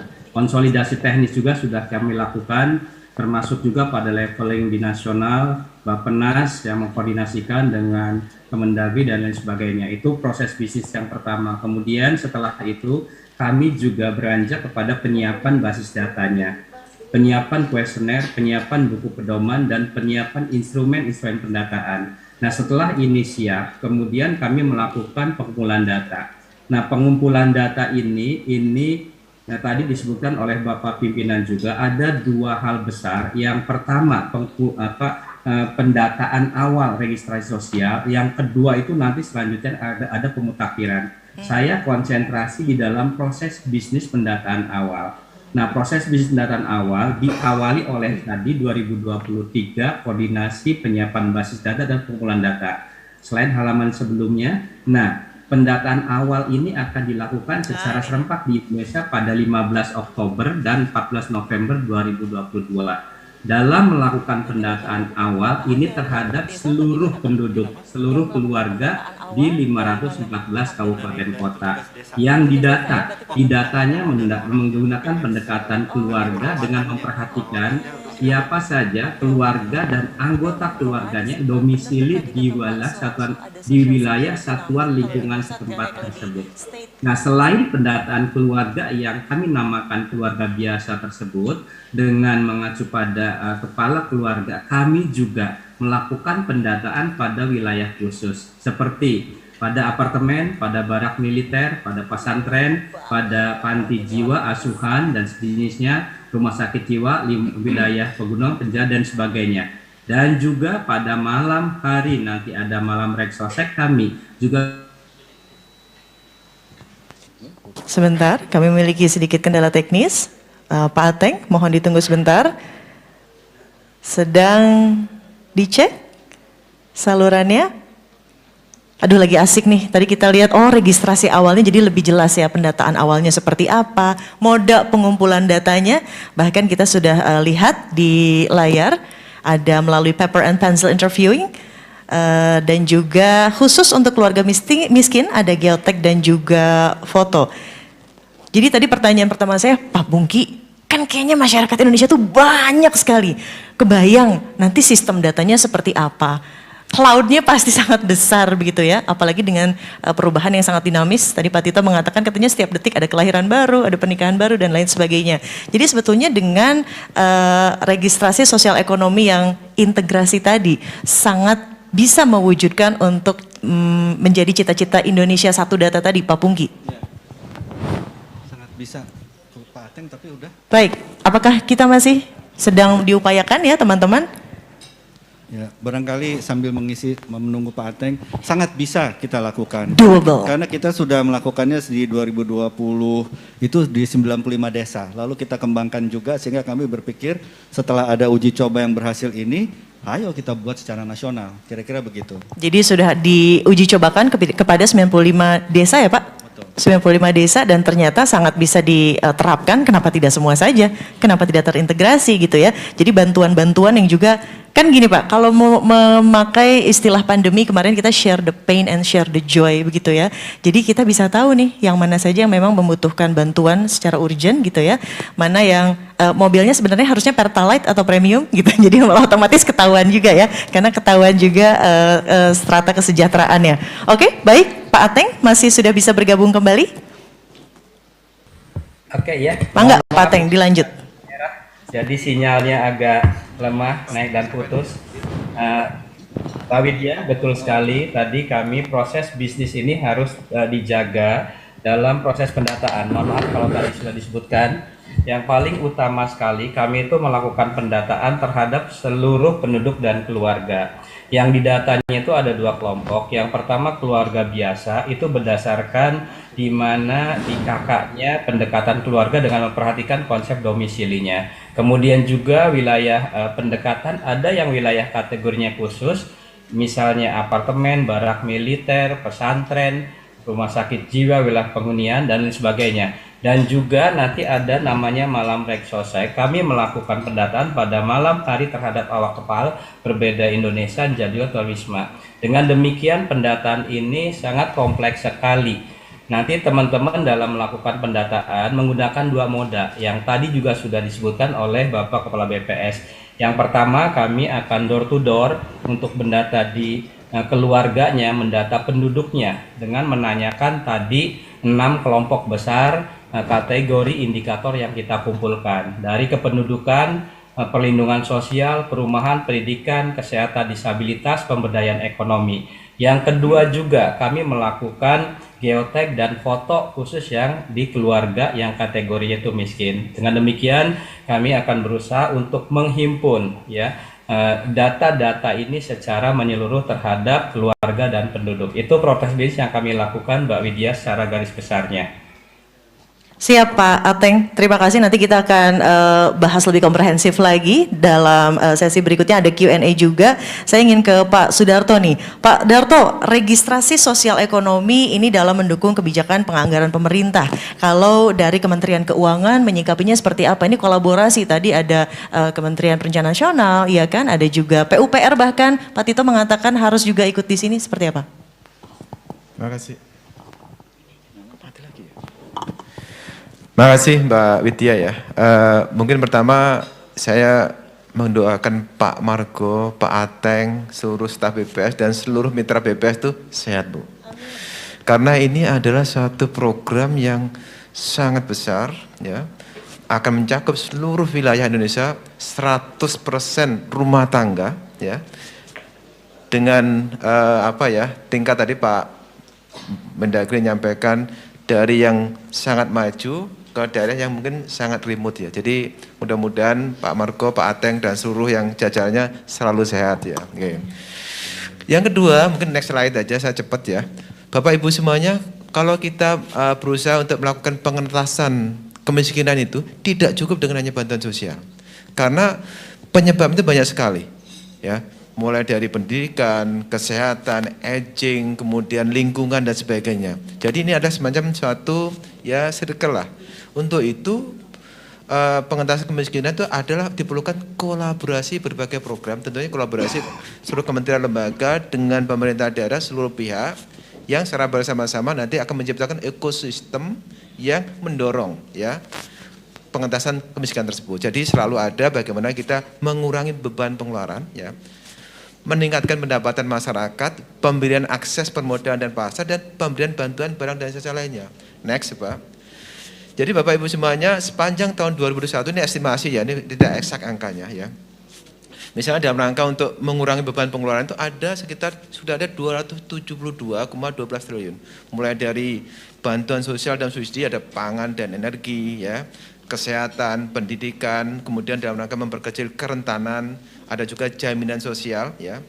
Kemudian juga ada dalam rangka meningkatkan pendapatan masyarakat, ada pemberdayaan UMKM, pengembangan ekonomi lokal, akses pekerjaan, respon kebijakan terhadap COVID, infrastruktur dasar dan sebagainya.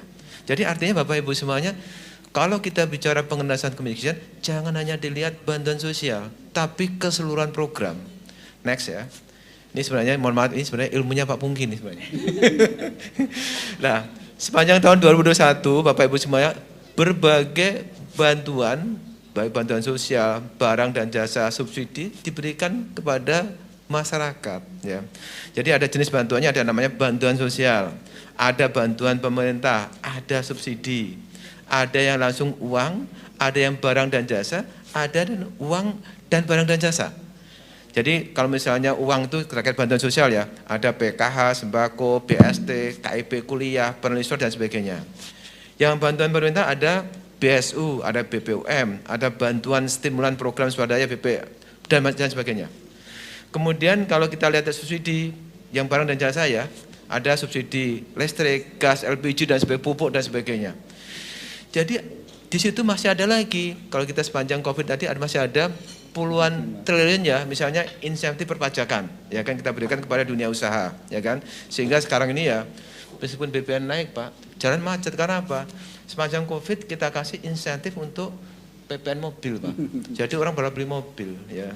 Jadi Indonesia ternyata kaya, jadi kalau ya alhamdulillah Bu. Ya. Dan alhamdulillah meskipun COVID ya, Bapak Ibu semua bisa tahu ya dari laporan BPS juga mengenai bagaimana pertumbuhan ekonomi Indonesia, bagaimana inflasi di Indonesia relatif dengan negara kita masih sangat bagus. Next ya, kami coba cepat Bu, hanya 5 menit. Nah, nanti mengapa ini saya jelaskan Bapak Ibu semua, saat ini semua program perlinsos dan pemberdayaan masyarakat, ekonomi masyarakat itu polanya sama. Pertama pasti ada collecting data. Dan data itu kumpulkan, semua kementerian lembaga melakukan kolektif Pemda juga sama itu. Kemudian melakukan penilaian mana yang berat dan sebagainya. Setelah itu ada namanya kan register awalnya, kemudian register penerima manfaat. Setelah itu masing-masing membuat sistem untuk menyalurkan sendiri. Entah uang, barang dan jasa dan sebagainya. Jadi artinya secara operasional tidak efisien karena semua mengumpulkan. Padahal yang mengumpulkan datanya pasti rumah tangga pada akhirnya, ya kan? Penerimanya juga rumah tangga. Kalau saya backgroundnya sebenarnya akuntansi Bu, tapi karena dari dulu itu di IT akhirnya, loh ini kan harusnya bisa disatukan sistemnya, ya kan?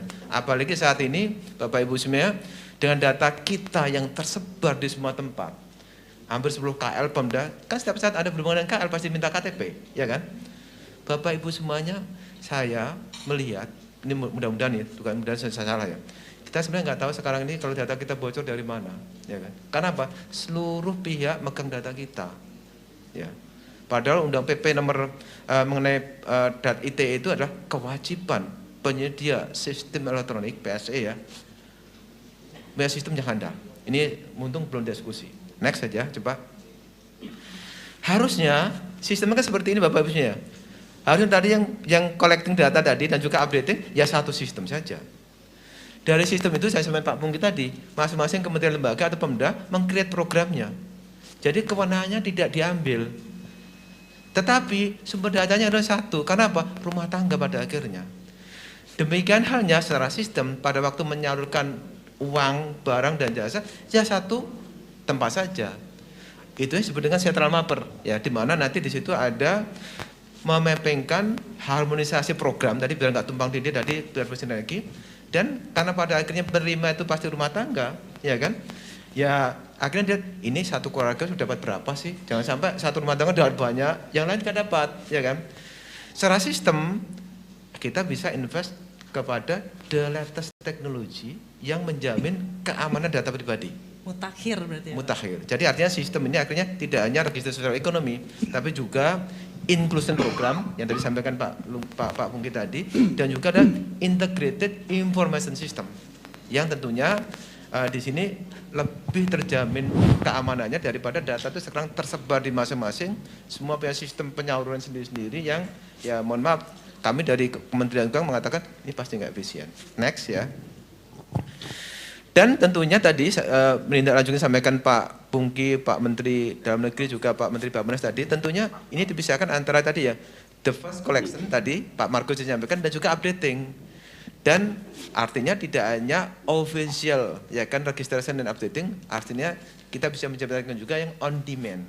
Karena kan bisa jadi orang hari ini kaya gitu ya, bisa-bisa dengan COVID bisa miskin, ya kan? Dia harusnya ada konsep on demand. Ya, itu yang dengan demikian, dengan kalau kita membangun suatu sistem yang dipakai bersama yang sangat ya mungkin canggih lah.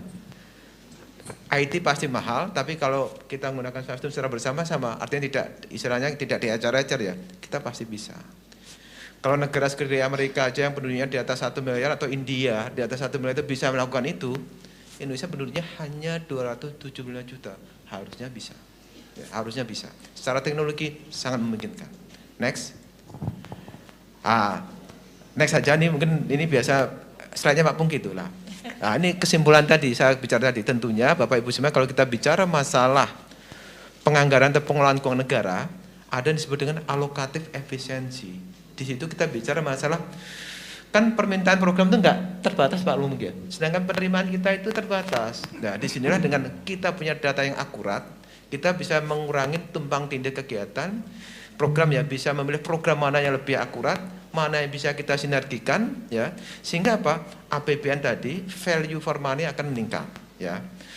Kemudian juga tadi yang lebih penting lagi karena program pembangunan harus inklusif ya, itu pasti akan meningkatkan inklusivitas daripada dan juga keadilan bagi untuk keseluruhan pembangunan dan juga khususnya penerima ataupun peserta dari program tersebut. Itu namanya alokatif efisiensi. Ini teori nih, sedikit mohon maaf. Demikian juga akan memperbaiki operasional efisiensi daripada APBN. Ya tadi loh, kalau masing-masing bangun sistem sendiri, menyalurkan sendiri, collect data sendiri, pasti tidak efisien, ya kan? Itu kita serviskan saja, kita integrasikan saja, sehingga apa? Pasti efisien. Ya. Selanjutnya juga tadi, ya kalau semuanya bangun sendiri-sendiri, yang namanya teknologi nggak ada ceritanya itu murah, pasti mahal. Kita nggak bisa, misalnya gini ya. Tadi kalau kita mau menggunakan misalnya pengenalan biometrik untuk penyaluran program, itu pasti mahal. Nggak mungkin masing-masing KL akan bangun itu sendiri-sendiri. Ya satu saja. Karena apa? Konsepnya pasti sama. Ya. Dan juga nih mohon maaf ya, kalau kami dari Kementerian Keuangan, kalau ngelihat data yang disampaikan Pak Margo tadi, ada data sosial, ada data ekonomi, ya kan? Itu kalau kami orang keuangan, ini data sangat bagus sekali nih. Kami bisa saat ini kan kalau di Indonesia itu ada yang istilahnya itu ekonomi formal dan ekonomi yang informal, ya kan. Dengan data ini semuanya akan tercatat. Jadi kami misalnya dari untuk pengelolaan perpajakan, pemberian insentif perpajakan, kami akan punya data yang lebih akurat ya. Siapa yang harusnya bayar pajak, siapa yang harus diberi insentif pajak, ya kan. Dan itu tentunya tidaknya kami, sama dengan pemerintah daerah juga. Karena pemerintah daerah kan sama juga dia dalam rangka meningkatkan PAD-nya ataupun intervensi kebijakan baru, data ini menjadi ya istilahnya sangat indah sekali gitu, ya kan, sangat bagus sekali, ya. Jadi artinya ini pasti akan berguna untuk berbagai kebijakan pemerintah dan juga ataupun termasuk juga insentif-insentif fiskal tadi. Jadi artinya insya Allah Bapak Ibu semuanya, ini suatu inisiatif yang sangat bagus. Kami dari Kementerian Keuangan melihat ini pasti sangat berguna bagi pengelolaan keuangan negara. Kalau kita bicara negara pasti pusat dan daerah. Dan tadi kami mendoakan Pak Margo, Pak Ateng dan seluruh stafnya selalu sehat. Terima kasih. Kami kembalikan Mbak Utia. Wassalamualaikum warahmatullahi wabarakatuh. Waalaikumsalam warahmatullahi wabarakatuh. Ini mic-nya pelit banget ya, boleh nggak sih?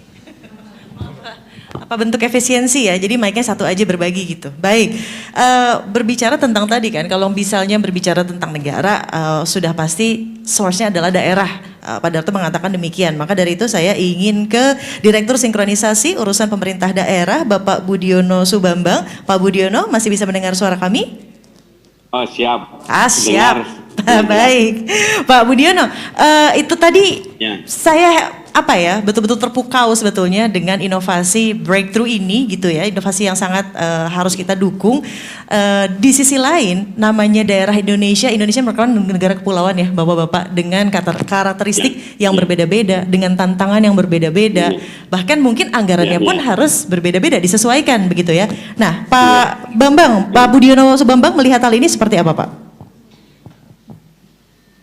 Ya, pertama kegiatan Reksosek ini kan merupakan upaya tadi merupakan terobosan penting ya, dan juga upaya ini dilakukan mulai dari bawah sampai ke atas gitu ya. Nah, ini merupakan upaya mewujudkan satu data ekonomi yang tentu ini membantu pemerintah pusat dan juga pemerintah daerah ya. dalam mewujudkan kesejahteraan sosial untuk seluruh masyarakat di daerah-daerah di seluruh Indonesia. Nah, berangkat karena begitu pentingnya dan ini merupakan terobosan dan inovasi ya, maka supaya ini terwujud dan bisa berjalan begitu pentingnya, maka ini mau tidak mau perlu dukungan komitmen bersama ya, terutama dari pimpinan daerah, mulai dari Pak Gubernur, Pak Bupati, Pak Wali Kota, kemudian nanti sampai ke Pak Camat, sampai ke pemerintah desa itu dalam upaya memutakhirkan data Reksosek itu dari bawah itu tadi. Dan tentu untuk ini bisa berjalan mau tidak mau juga perlu peningkatan kapabilitas daerah ya bagi pelaksana dalam pemutakhiran data tadi. Jadi inovasi ini akan berjalan dengan baik, mulus, manakala mulai landasan hukumnya tadi sudah siap dari level makro sampai meso sampai dengan teknikalnya, polisinya, dan kemudian supaya itu jalan tentu di samping hukum dan kesiapan dari sumber daya aparatur di daerah. Nah, untuk kesiapan aparatur di daerah, Kementerian Dalam Negeri terus mendorong bahkan akan berupaya meningkatkan kapabilitas daerah sebagai pelaksana dalam pemutakhiran data mulai dari desa kemudian ke kecamatan terus kabupaten sampai ke provinsi. Jadi ini yang harus menjadi komitmen dari pemerintah daerah. Dan juga sekaligus ini perlu diketahui bahwa di daerah pun kan banyak sekali OPD-OPD di mana posisi kondisi existing ini kan data tiap OPD memproduksi sendiri-sendiri. Nah, ini kalau berbeda-beda kan susah. Oleh karena ini, untuk menjadi satu data juga, ini perlu konvergensi. Jadi ini kepala daerah kami, Kementerian Dalam Negeri mendorong seluruh tingkatan pemerintah daerah ini supaya mengkonvergensikan seluruh OPD-OPD ini bersatu bersama-sama untuk mewujudkan satu data. Sehingga nanti seperti apa yang tadi disampaikan oleh Pak Kepala BPS, nanti ada bisa berbagi pakai dalam pemanfaatan data Reksosek yang akan digunakan oleh masing-masing OPD yang ada di daerah. Itu jadi perlu komitmen, kemudian apalagi landasan hukumnya sudah memadai, tentu perlu kesiapan sumber daya aparatur dan Kemendagri akan mendorong supaya terjadinya peningkatan kapasitas aparatur sesuai dengan tingkatannya, mulai di Pemdes dengan pemerintah desanya, kemudian Dijen Bangda dengan pemerintahan kawasan sampai provinsinya terkait dengan kesiapan untuk pelaksanaan pemutakhiran data. Nah, kemudian yang kedua tadi yang terkait dengan konvergensi, Kemendagri sendiri kan sudah ada namanya tim koordinasi penanggulangan kemiskinan.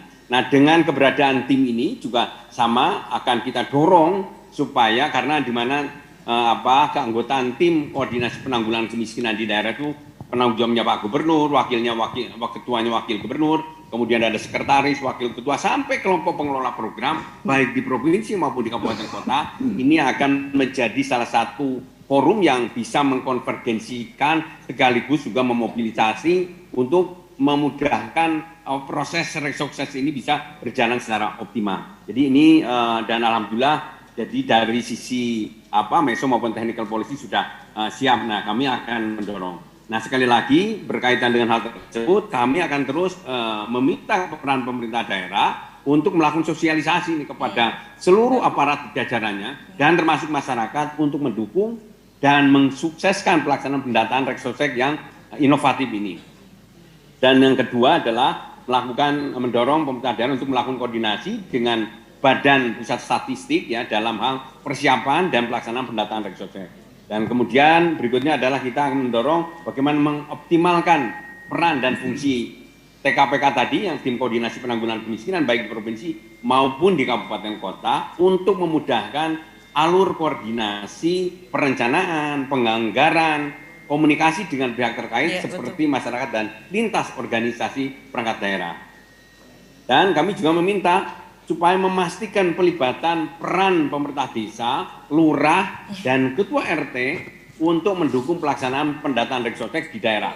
Dan Dijen tentu kami di lingkungan Kemendagri sendiri, Direktorat Jenderal yang ada di lingkungan Kemendagri akan terus memfasilitasi untuk pelaksanaan ini. Nah, kemudian kami juga meminta kepada pemerintah daerah apabila diperlukan Reksosek sudah berjalan dan sudah smooth dan supaya sustainable tadi supaya berkelanjutan gitu, maka Pemda dapat menyiapkan nanti perencanaan kegiatannya termasuk alokasi anggaran melalui APBD untuk pemutahiran data setelah proses pendataan Reksosek ini selesai dilakukan.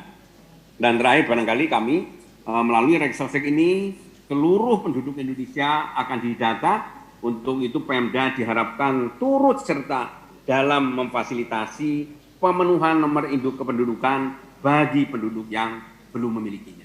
Sampai gitu Bu Moderator, terima kasih. Terima kasih Pak Budiono Subambang. Mengutip kata-kata Pak Budiono, siap nggak ya? Terutama nih katanya ada pekerjaan rumah terbesar dari Kementerian Kemendes begitu. Dan sudah bergabung bersama kami ada Pak Sugito, Direktur Jenderal Pembangunan Desa. Pak Sugito, selamat siang. Selamat siang Mbak. Selamat siang. Siang-siang ditantang tuh Pak katanya sama Pak Budiono. Is it possible untuk melakukan ini dalam waktu dekat begitu? Dari mulai pengumpulan data, para perangkat daerah juga yang tadi harus sangat dilibatkan untuk mengambil data-data yang nantinya akan dimasukkan berkonvergensi begitu menjadi Indonesia satu data. Pak Sugito. Ya. Memang saya pikir menarik ini Mbak ya, bicara soal pendataan apalagi pada level desa, karena memang basis masyarakat kita ini yang terbanyak adalah di desa. Dan pada Reksosek ini saya yakin ketepatan di dalam nanti mengambil data, di dalam metodologinya, bahkan keterlibatan semua pihak ini akan sangat menentukan dari keberhasilan dan kevalidan data itu sendiri. Karena itu tentu Kementerian Desa sebagai bagian yang harus juga mensukseskan adanya terkait dengan Perpres nomor 115 ya tahun 2021 tentang rencana kerja pemerintah kaitannya dengan registrasi sosial ekonomi ini tentu sangat mendukung. Karena itu Kementerian Desa saya pikir juga punya peran yang tidak kalah pentingnya untuk mensukseskan tersebut. Karena di dalam pendataan ini nanti tentu kaitannya dengan hasilnya bukannya sekedar untuk segmen sektoral, tapi sebenarnya sekali lagi meletakkan dasar bagi desa sebagai rujukan di dalam kegiatan-kegiatan pembangunan terutama terkait dengan bansos maupun dalam rangka bentuk perlindungan sosial lainnya. Karena itu kami Kementerian Desa punya salah satu atensinya adalah bagaimana peran kita punya pendamping desa juga, bagaimana ikut mendampingi dari tim pendataan yang dilakukan oleh tim nanti sebagai bentuk rasa tanggung jawab bersama dalam rangka untuk menekan angka kemiskinan di desa. Kemudian juga untuk memberikan sebuah kesadaran dan pemahaman bersama bahwa pemerintah desa harus memperkuat di dalam pelayanan sosial dan pengurangan kemiskinan ekstrim di tingkat desa. Tentu dengan membangun keterpaduan antara data dan informasi maupun layanan yang dimiliki. Juga bagaimana kita mendorong di dalam rangka mengembangkan dan meningkatkan data pada level desa sebagai dasar di dalam perencanaan pembangunan desa yang menunjang pelaksanaan utamanya dalam rangka perlindungan sosial di desa, termasuk dalam rangka menentukan keluarga penerima manfaat atau KPM BPDD, juga dari program padat karya tunai desa, serta program penanggulangan kemiskinan lainnya, sehingga diharapkan pemerintah desa mampu memastikan nanti ketersediaan anggaran yang berkelanjutan sebagai bentuk dari kelanjutan dari hasil pendataan ini sebagai nanti intervensi kemiskinan ekstrim, utamanya yang ditargetkan di tahun 2024 ini harus zero di dalam kebijakan yang disebut dengan rencana kerja pemerintah desa maupun di dalam anggaran pendapatan dan belanja desa, sehingga memandang bahwa pendataan Reksosek ini harus dilakukan sebaik mungkin untuk memastikan program-program dan kegiatan utama bansos maupun subsidi lainnya yang diberikan ini adalah dapat tepat menyasar pada kelompok yang membutuhkan.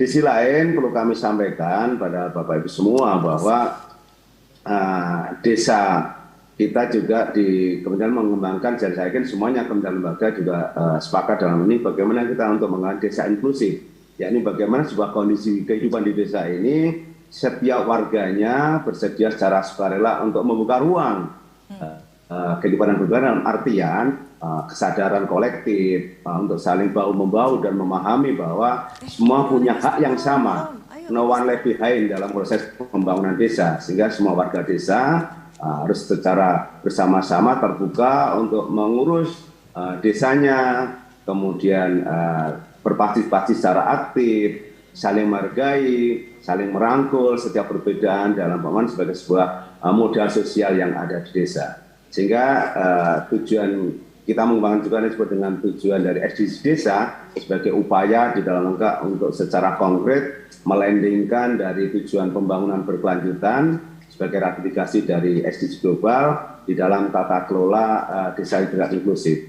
Sehingga prinsip no one left behind tadi dalam pembangunan desa dalam upaya mengutamakan pemenuhan kebutuhan warga desa yang terutama dari kelompok marginal, kelompok rentan, warga miskin, perempuan, anak, penyandang disabilitas, manula dan seterusnya, sehingga nantinya kami berharap data registrasi sosial ekonomi dapat digunakan sebagai instrumen untuk mengarahkan penajaman-penajaman di dalam kebijakan perencanaan dan pembangunan desa dalam percepatan peningkatan kualitas hidup manusia, termasuk peningkatan kesejahteraan dan penanggulangan kemiskinan yang memang di desa menurut data BPS pada September 2021 masih 12,53%. Ini saya pikir juga angka yang cukup tinggi dan perlu kita lakukan. Karena itu bagaimana kita upaya dalam mendukung tersebut, termasuk bagaimana memanfaatkan dana desa dalam rangka pelaksanaan registrasi sosial ekonomi ini. Yang perlu kita pahami bahwa dana desa ini adalah dana rekognisi negara kepada desa agar desa berdaya di dalam menjalankan kewenangannya, di mana arahan Bapak Presiden dalam dua hal utama, yakni dalam rangka untuk peningkatan sumber daya manusia di desa dan juga untuk memperkuat dari pertumbuhan ekonomi desa. Karena itu Kementerian Desa melalui Permenkes nomor 7 tahun 2021 prioritas penggunaan dana desa ini salah satunya diarahkan untuk 3 hal, yakni program prioritas pemulihan ekonomi nasional, program prioritas nasional, dan mitigasi dan penanganan bencana alam dan non alam, utamanya dari sisi dampak pandemi COVID ini. Nah, terkait dengan pendataan, nah ini Bapak-Ibu sekalian, pendataan potensi dan sumber pembangunan desa, karena memang sangat naif ketika kita merencanakan sebuah pembangunan juga termasuk di desa tanpa memiliki data yang valid. Baik data itu yang berpotensi maupun data permasalahannya pada sifatnya makro, bahkan harus lebih pada mikro pada level desa, mulai dari tingkat keluarga, tingkat RT, dan sumber daya lainnya, termasuk untuk pendataan dan pemutakhiran data-data bagi keluarga rentan tadi, termasuk warga yang miskin. Juga untuk mensupport pendataan lainnya tentu disesuaikan dengan kewenangan desa. Saya pikir jadi tentu dengan Reksosek ini tadi kami sangat berharap besar adanya integrasi, sinkronisasi, bahkan kolaborasi di dalam memahami data yang ada di desa, sehingga bisa dijadikan sumber bukan utama di bidang baik dalam rangka untuk pembangunan desa maupun dalam rangka untuk penanganan kemiskinan dan program pembangunan lainnya. Kira-kira demikian Pak yang dapat kami sampaikan. Baik. Diskusi. Terima kasih. Terima kasih Pak Sugito, sangat komprehensif dari seluruh narasumber yang hadir di sini, dan saya melihat tadi sudah ada pertanyaan yang masuk ini melalui laman Zoom. Kita boleh tampilkan teman-teman pertanyaannya. Tadi sudah saya lihat, ini dia nih, dari Saibon Jalil, TPP Sumut, melalui Zoom. Pertanyaannya ditujukan kepada Pak Pungki nih. Pak Pungki, mati layarnya teman-teman, boleh dibantu, tidak ada sinyal tulisannya. Sebentar ya, kita akan bacakan pertanyaannya. Boleh dibantu? Iya, ini dia. Pertanyaan pertama, apakah dengan Reksosek ini jumlah masyarakat miskin ekstrim yang tercatat sampai saat ini 8,5 juta jiwa sudah pasti terentaskan dengan Reksosek sesuai dengan target SDGs tahun 2030? Apa inovasi baru dan skenarionya dari program Reksosek ini, dan bagaimana terkait isu keamanan data? Karena kan data menjadi hal yang vital begitu dalam pelaksanaan penyuksesan Reksosek. Pak Pungki, silakan. Terima kasih Mbak Windy. Pertanyaan darinya saya pikir begini, kalau kita bisa melakukan Reksosek dengan baik, tentunya semua penduduk Indonesia terdata. Lalu di situ nanti kita akan melakukan pemeringkatan sehingga kita tahu siapa yang miskin ekstrim. Nah, pertanyaannya apakah mereka akan terentaskan? Kita inginkan seperti itu. Jadi memang programnya itu tidak hanya bantuan sosialnya yang masuk, tapi pemberdayaan ekonominya juga masuk di situ. Kalau kita bisa mencakup semuanya, ya, itu sudah menurut saya suatu cara yang sangat baik untuk bisa mengentaskan mereka dari kemiskinan. Caranya apa? Itu tadi, pelaksanaannya tidak lagi bisa sektor per sektor, tapi melihat kewilayahannya. Pendekatan barunya itu adalah kewilayahannya. Jadi misalnya, masalah di satu desa dengan desa lain itu bisa berbeda. Yang satu kuat di pariwisata desanya, yang satu barangkali kuat di UMKM-nya. Nah, ini yang membuat itu berbeda. Makanya menjadi penting peranan pemerintah daerah untuk turun tangan langsung, melihat daerahnya gimana, memetakan, menganalisis, menyelesaikan. Makanya jenderalnya itu ada di TKPKD itu tadi, gitu loh. Nah, ketiga mengenai keamanan datanya, saya kira ini memang ikhtiar kita untuk selalu memperbaiki keamanan datanya. Makanya tadi bicara dengan Pak Mendagri, beliau memberikan beberapa masukan dan segala macamnya. Saya kira memang itu yang akan kita lakukan. Bersama dengan Sekretariat Satu Data Indonesia pun kami juga sudah memikirkan gimana nih keamanan data. Karena integrasi dari berbagai KL itu juga tidak mudah. Dan kemudian juga membuka peluang untuk keamanan data itu menjadi lebih rentan. Nah, justru ini yang harus kita perbaiki bersama dan kita buat strategi yang lebih efektif gitu, Mbak. Saya suka tuh kata-katanya, ini bentuk ikhtiar begitu ya, karena memang menjadi tantangan tersendiri dengan jumlah penduduk Indonesia yang sangat besar. Di sisi lain juga ini sebetulnya pengejawantahan dari kolaborasi berbagai kementerian lembaga yang kanan mau satu, semuanya berkonvergensi begitu untuk wujudkan cita-cita Indonesia Satu Data. Baik Pak Pungki, berikutnya ini boleh teman-teman boleh dipilihkan, stop. Dari Fendi Arif Setianto dari Universitas Putra Bangsa kepada Pak Ateng, Pak apa katanya tujuan diadakan Reksosek dan apa perbedaannya dengan sensus penduduk dan Reksosek yang beberapa tahun sekali dilakukan? Silakan Pak Ateng. Ya, terima kasih Mbak Widya. Saya tadi sedang mengumpulkan beberapa pertanyaan yang di BPS ya. Yang pertama tadi, apa sih perbedaan Reksosek dengan sensus penduduk? Nah, perbedaannya, persamaannya dulu ini sama-sama mendekati terhadap seluruh penduduk. Perbedaannya, Reksosek ini pendataannya juga lebih berbeda karena difokuskan pada nanti yang tadi Pak Pungki sebutkan juga, pertanyaannya ke variabel-variabel yang nanti akan digunakan sebagai pemeringkatan. Nah, pemeringkatan ini otomatis sangat bermanfaat sekali ketika nanti ada program perlindungan sosial. Yang kedua juga pertanyaannya juga kita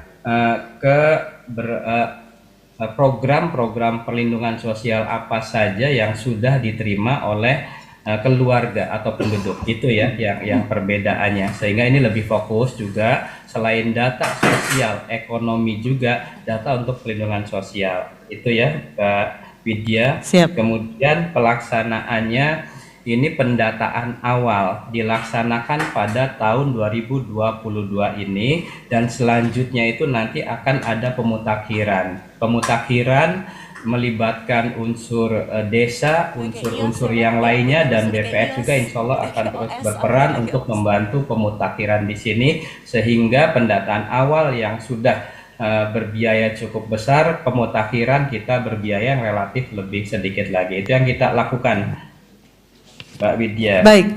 Baik, terima kasih Pak Ateng, semoga terjawab ya tadi kepada Fendi. Berikutnya saya mau ngebut nih kepada Pak Budiono Subambang. Pak Budiono, ini pertanyaan dari Ahmad Fatoni dari Universitas Pasir Pengarayan. Data yang akan dilaporkan oleh pemerintah desa secara berjenjang ke kecamatan dan diteruskan ke kabupaten dan seterusnya hendaknya dimusyawarahkan terlebih dahulu dengan Badan Permusyawaratan Desa dan disepakati secara bersama terlebih dulu baru diusulkan dan mendapatkan registrasi dari 4 pihak katanya, dari Kepala Desa, Ketua BPD, Babinsa dan Babin Kamtibmas. Pertanyaannya, apakah hubungannya antara pemerintah desa dan pihak TNI Polri? Mengapa ikut meregistrasi usulan yang dibuat oleh pemerintah desa? Pak Budiono? Oke, terima kasih ini atas pertanyaannya. Jadi kan tadi kami sudah menyampaikan bahwa kita meminta bantuan kepada pemerintah daerah untuk mensosialisasikan pekerjaan Reksosek ini kepada seluruh aparat jajarannya dan masyarakat untuk mendukung dan mensukseskan pelaksanaan pendataan Reksosek. Itu pertama ya. Kemudian yang kedua bahwa kita memastikan pelibatan peran pemerintah desa, lurah, ketua RT RW untuk mendukung pelaksanaan pendataan Reksosek di daerah dan tentu akan terus kita fasilitasi, kita pantau dan fasilitasi. Tapi ketika tadi proses sosialisasi kan sebetulnya ada pedomannya ya, ada juknisnya bagaimana mengkonsolidasikan itu bahwa konvergensi untuk pelaksanaan Reksosek ini tidak hanya di level kabupaten tapi juga sampai ke level desa. Jadi tadi konsolidasi dengan yang ada di level desa itu betul-betul dilaksanakan. Jadi artinya tidak berjalan sendiri-sendiri tapi dikonsolidasikan. Jadi kalau tadi musyawarah desa ya sudah termasuk, itu kan salah satu forum bagaimana untuk mengkonsolidasikan untuk pelaksanaan Reksosek ini. Nah terus bagaimana dengan keterlibatan tadi TNI? Memang ini kerjaan ini konvergensi ini tidak hanya di level desa tapi juga di level pusat sama. Jadi memiliki pemahaman yang sama tadi terkait dengan pelaksanaan Reksosek ini. Bahkan tadi sudah disampaikan juga Pak Ateng, termasuk pemeringkatan kayak begitu. Nanti akan juga dijelaskan pada level desa kenapa ini perlu dilakukan pelaksanaan dengan metodologinya yang akan dijelaskan nanti di dalam proses sosialisasi. Dan kemudian dengan manfaatnya dari pemeringkatan itu, karena ini berkaitan dengan intervensi. Jadi nanti mana yang didulukan, seperti apalagi begini, itu dengan variabel-variabel yang disebutkan tadi, nanti ada pemeringkatan sehingga intervensi pun akan lebih efektif. Jadi mana yang harus diselesaikan di intervensi pemberdayaan, mana dengan intervensi yang sifatnya mengurangi beban dari pengeluaran dan sebagainya. Yang jelas dengan dipahaminya ini oleh seluruh masyarakat di level desa, dan mudah-mudahan para pemangku di desa itu akan mendukung secara penuh untuk pelaksanaan kegiatan Reksosek ini. Udah pasti konsolidasi di level desa, karena nanti juga ketika tim koordinasi penanggulangan kemiskinan pun nanti akan mengkonsolidasikan dan mengkomunikasikan dengan Pak Camat, mengkonsolidasikan dengan kadesnya dan bagaimana melaksanakan proses Reksosek ini sehingga tidak menimbulkan salah tafsir dan pemahaman yang berbeda-beda. Betul. Begitu Bu. Pendekatan kedaerahan juga sangat penting menurut saya, karena ya tadi ya sudah disebutkan bahwa daerah Indonesia sangat luas, akan sangat mudah sepertinya untuk menyampaikan pesan terkait Reksosek. Pak Budiono, terima kasih. Berikutnya pertanyaan kepada Pak Sugito. Pak Sugito, ini ada pertanyaan dari Risma Abbas, Korda Kabupaten Polewali Mandar, program DMDK.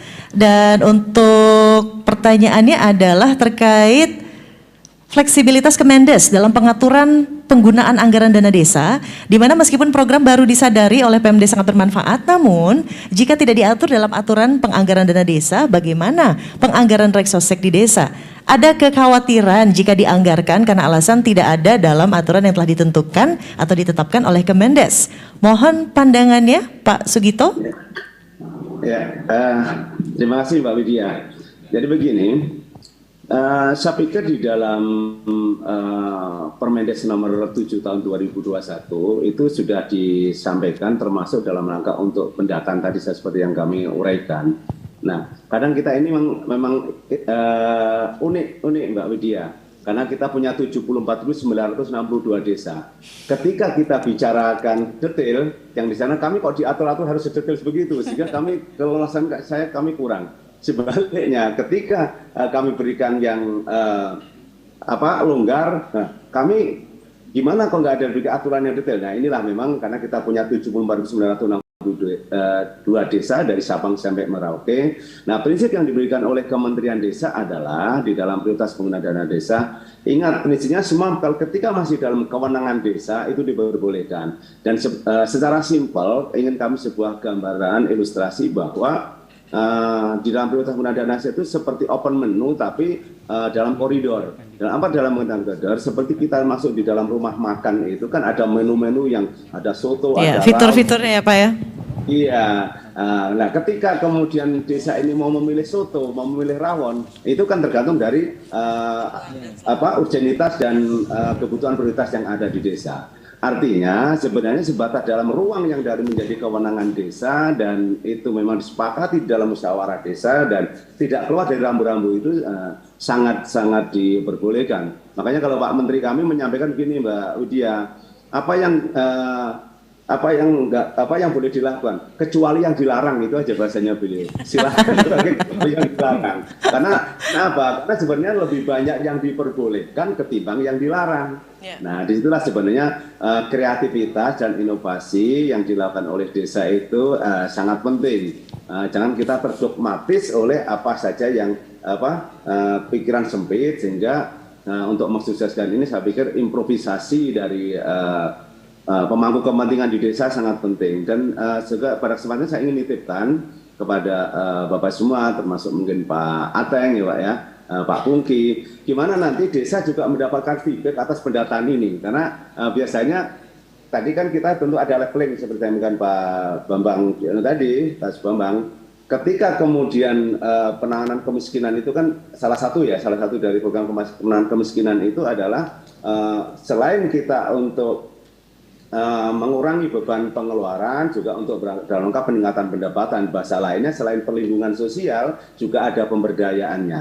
Nah, bagaimana sebenarnya kita semua bisa menghadirkan pada level desa data-data yang akurat, up to date, sehingga nanti pemeringkatan, kalau bahasanya tadi, kalau istilahnya Pak Pungki, ada pemeringkatan, sehingga mana yang kiranya untuk intervensinya nanti harus yang dalam rangka untuk perlindungan sosial, atau mana nantinya peringatan untuk pemberdayaan, dan jauh lebih besar dari itu mana-mana yang bisa dioptimalkan dari sumber daya aja yang ada di desa, mengoptimalkan desa wisata misalnya, mengoptimalkan pertanian dan sebagainya. Ini tentu sangat penting, sehingga feedback data ini nanti sekaligus menjadi integrasi data satu desa itu dalam satu referensi yang sama, istilahnya dalam satu frekuensi dan resonansi yang sama, sehingga silo-silo sumbang-sumbang ini ke depan diharapkan tidak terjadi, sehingga semuanya dalam satu rujukan yang sama. Lebih baik sumbang dana sih Pak daripada dana sumbang ya. Baik, terima kasih Pak Sugito. Dan ini pertanyaan terakhir Ibu Bapak kepada Pak Sudarto dari Fernanda Meitiara.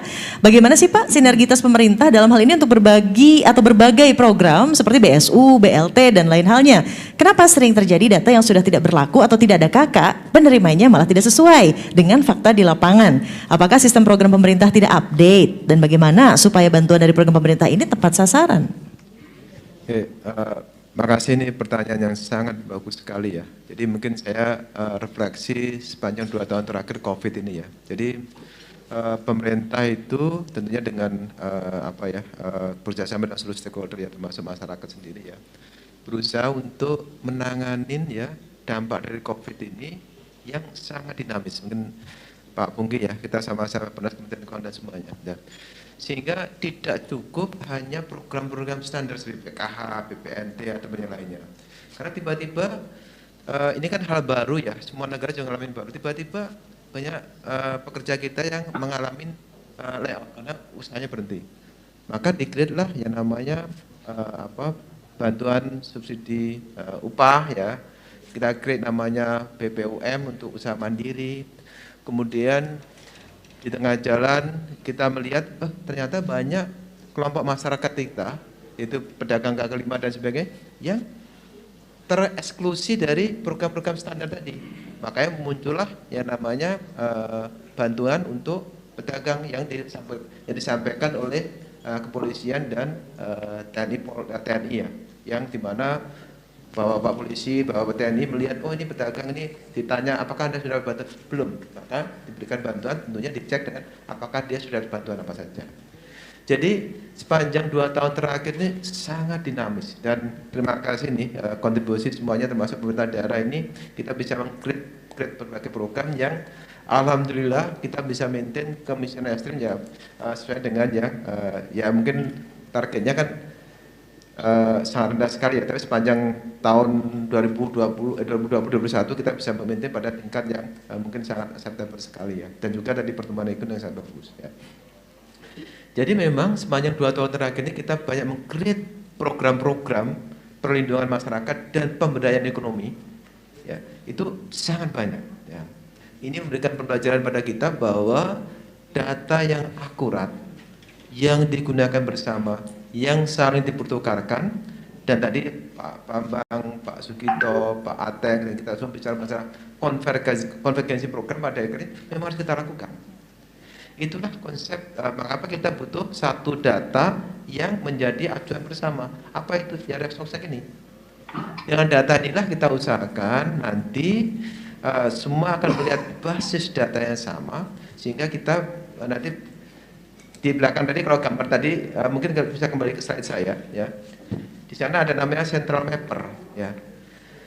Ada data awal, ada usulan program dari Kementerian Lembaga, ada central mapper yang fungsinya adalah harmonisasi program dan juga tadi sinergisitas untuk penyaluran daripada barang, uang, jasa dan sebagainya. Nah, sehingga nanti ya program-program itu menjadi terkonvergensi, disinergikan sehingga apa? Tadi loh, value for money-nya optimal untuk tidak hanya tadi untuk tadi perlindungan masyarakat dan pemberdayaan ekonomi ya. Jadi memang ya kita siang ini mengadakan seminar atau Rexosec dan juga nanti akan segera dilaksanakan BPS mulai tanggal 15 September sampai dengan 14 Oktober itu salah satu upaya kita untuk mensinergikan berbagai program tadi menuju konvergensi program-program sehingga pada akhirnya kita harapkan bahwa seluruh program tadi benar-benar sangat optimal memberikan perlindungan kepada masyarakat dan meningkatkan pemberdayaan kepada ekonomi. Artinya apa? Ya semua sejahtera, inklusif ya. Tadi Pak Sugito menyampaikan the one left behind. Jadi artinya apa? Kalau sebagian besar orang sejahtera, tidak ada sebagian kecil orang yang tertinggal. Ya. Jadi ini terima kasih, pertanyaan sangat bagus sekali dan sekali lagi upaya seperti ini memang butuh kolaborasi dan sinergitas bersama baik pusat, daerah ataupun semua pihak yang memang menjadi bagian daripada NKRI. Itu jelas ya, kebangsaannya ada deh di situ.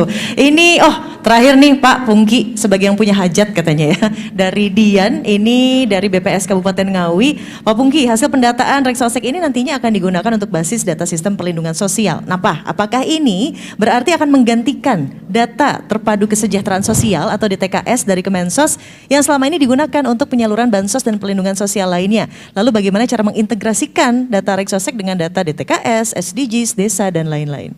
Terima kasih, pertanyaannya bagus sekali. Karena menurut saya ini penting untuk kita ketahui bersama. Nomor satu, dengan adanya Rexosec, itu cakupannya 100% penduduk. Sementara DTKS, cakupannya itu 40% penduduk. Kita menghormati kewenangan Kemensos untuk mengeluarkan data DTKS. Dan kita tidak akan menganulir kewenangan itu. Ya, jadi kalau data itu dikumpulkan di bawah dengan cara-cara yang sesuai dengan standar statistik internasional yang akan diajarkan, dilatih oleh BPS, data itu nanti akan kita berikan, kita tawarkan kepada Kementerian Sosial. Ini ada data yang terperbarui, mereka punya hak untuk melakukan verifikasi dan validasi. Silahkan lakukan verifikasi, validasi, ya, karena ini proses pengumpulannya sudah dari bawah. Gitu loh. Jadi Kemsos tetap akan melakukan hak-haknya sesuai dengan undang-undangnya. Silakan nanti memperbarui DTKS-nya seperti apa, silakan, itu terserah mereka. Jadi ini tidak akan menggantikan DTKS, sama sekali tidak. Gitu. Tetapi kita akan memberikan tawaran ini kepada Kementerian Sosial. Tawaran yang sama akan menjadi salah satu bagian dari layanan kita untuk memberikan jasa yang sama kepada kementerian lain. Misalnya subsidi benih gimana sih, siapa sih yang berhak, kita tawarkan Kementerian Pertanian gitu. Misalnya subsidi pupuk gimana, tawarkan juga gitu. KUKM seperti apa, ini ada juga. Betul, pendidikan, kesehatan dan segala macam. Jadi ini akan menyangkut semua pihak nantinya Mbak Widya. Kira-kira seperti itu. Terima kasih Mbak. Untuk mengencourage ini Pak Pungki, ayo sama-sama kita sukseskan Rexosec ini. Dan ngomong-ngomong ini baru webinar yang pertama ya, masih akan ada serangkaian sosialisasi terkait Rexosec. Apa yang paling dasar yang bisa kita lakukan untuk menyukseskan tadi? Tujuan besarnya adalah kesejahteraan masyarakat Indonesia, keadilan sosial bagi seluruh rakyat Indonesia, dan juga Indonesia satu data. Silahkan Pak Pungki. Kalau saya pikir kita terus memberitahukan kepada teman-teman sekitar kita, lingkungan, keluarga dan segala macamnya. Dari mulut ke mulut itu nomor satu mungkin efektif juga, ya. Tapi kita juga tidak akan berhenti untuk melakukan sosialisasi yang berikutnya, begitu. Dan ini akan terus berjenjang. Dan ini yang kita harapkan nanti kerjasama dengan katakanlah media, ya, dengan siapapun dia, elektronik atau cetak atau apapun dia, itu akan kita coba lakukan sehingga terus-terusan orang mulai ngerti, oh ini maksudnya seperti ini toh, oh jadi saya nggak akan bolak-balik ditanyain terus untuk kegiatan yang sama, ini yang sama, segala ukuran yang sama gitu. Kira-kira akan menjadi seperti itu Mbak Widya. Dan memudahkan semuanya lagi ya. Dan Pak Pungki terima kasih, Pak Ateng terima kasih masih bergabung tadi secara online, Pak Ateng, Pak Sudarto terima kasih juga sudah hadir di sini. Terima kasih. Pak Sugito, Pak Budiono terima kasih, boleh dong tepuk tangan Ibu Bapak sekalian untuk penjelasan terkait Reksosek di siang hari ini yang sangat komprehensif. Izin Bapak untuk berfoto bersama terlebih dahulu. Teman-teman silakan di foto. Nah, yang online bergabung boleh dibuka window-nya, boleh dibuka. Iya, ini dia. Silakan. Kita di samping-samping. Oh, Bapak berduduk saja. Pak Pungki duduk saja sama Pak Sudarto. Baik, silakan. Teman-teman dihitung ya. 1, 2, 3. Sekali lagi. Sebentar, lagi ada dokumentasi di sini. In frame. 1, 2, 3. Baik, terima kasih sekali lagi. Bapak-bapak silakan, Ibu Bapak terima kasih. Dan untuk itu saya kembalikan lagi acara ke Syakila, silakan. Sudah memandu jalannya sesi diskusi hari ini. Dan juga terima kasih kepada narasumber kita yang sudah hadir secara online maupun offline. Terima kasih telah menjelaskan hal-hal yang detail ya terkait dengan program ataupun acara kita pada pagi hingga siang hari ini. Bapak Ibu yang terhormat, kita akan beranjak ke acara sambutan penutup sekaligus penyampaian poin utama hasil diskusi hari ini dan juga tindak lanjut yang akan disampaikan oleh Deputi Bidang Kependudukan dan Ketenagakerjaan Kementerian PPN Bappenas. Kepada Bapak Pungki Sumadi, kami silahkan lagi Bapak untuk berkenan naik ke atas panggung. Terima kasih Pak.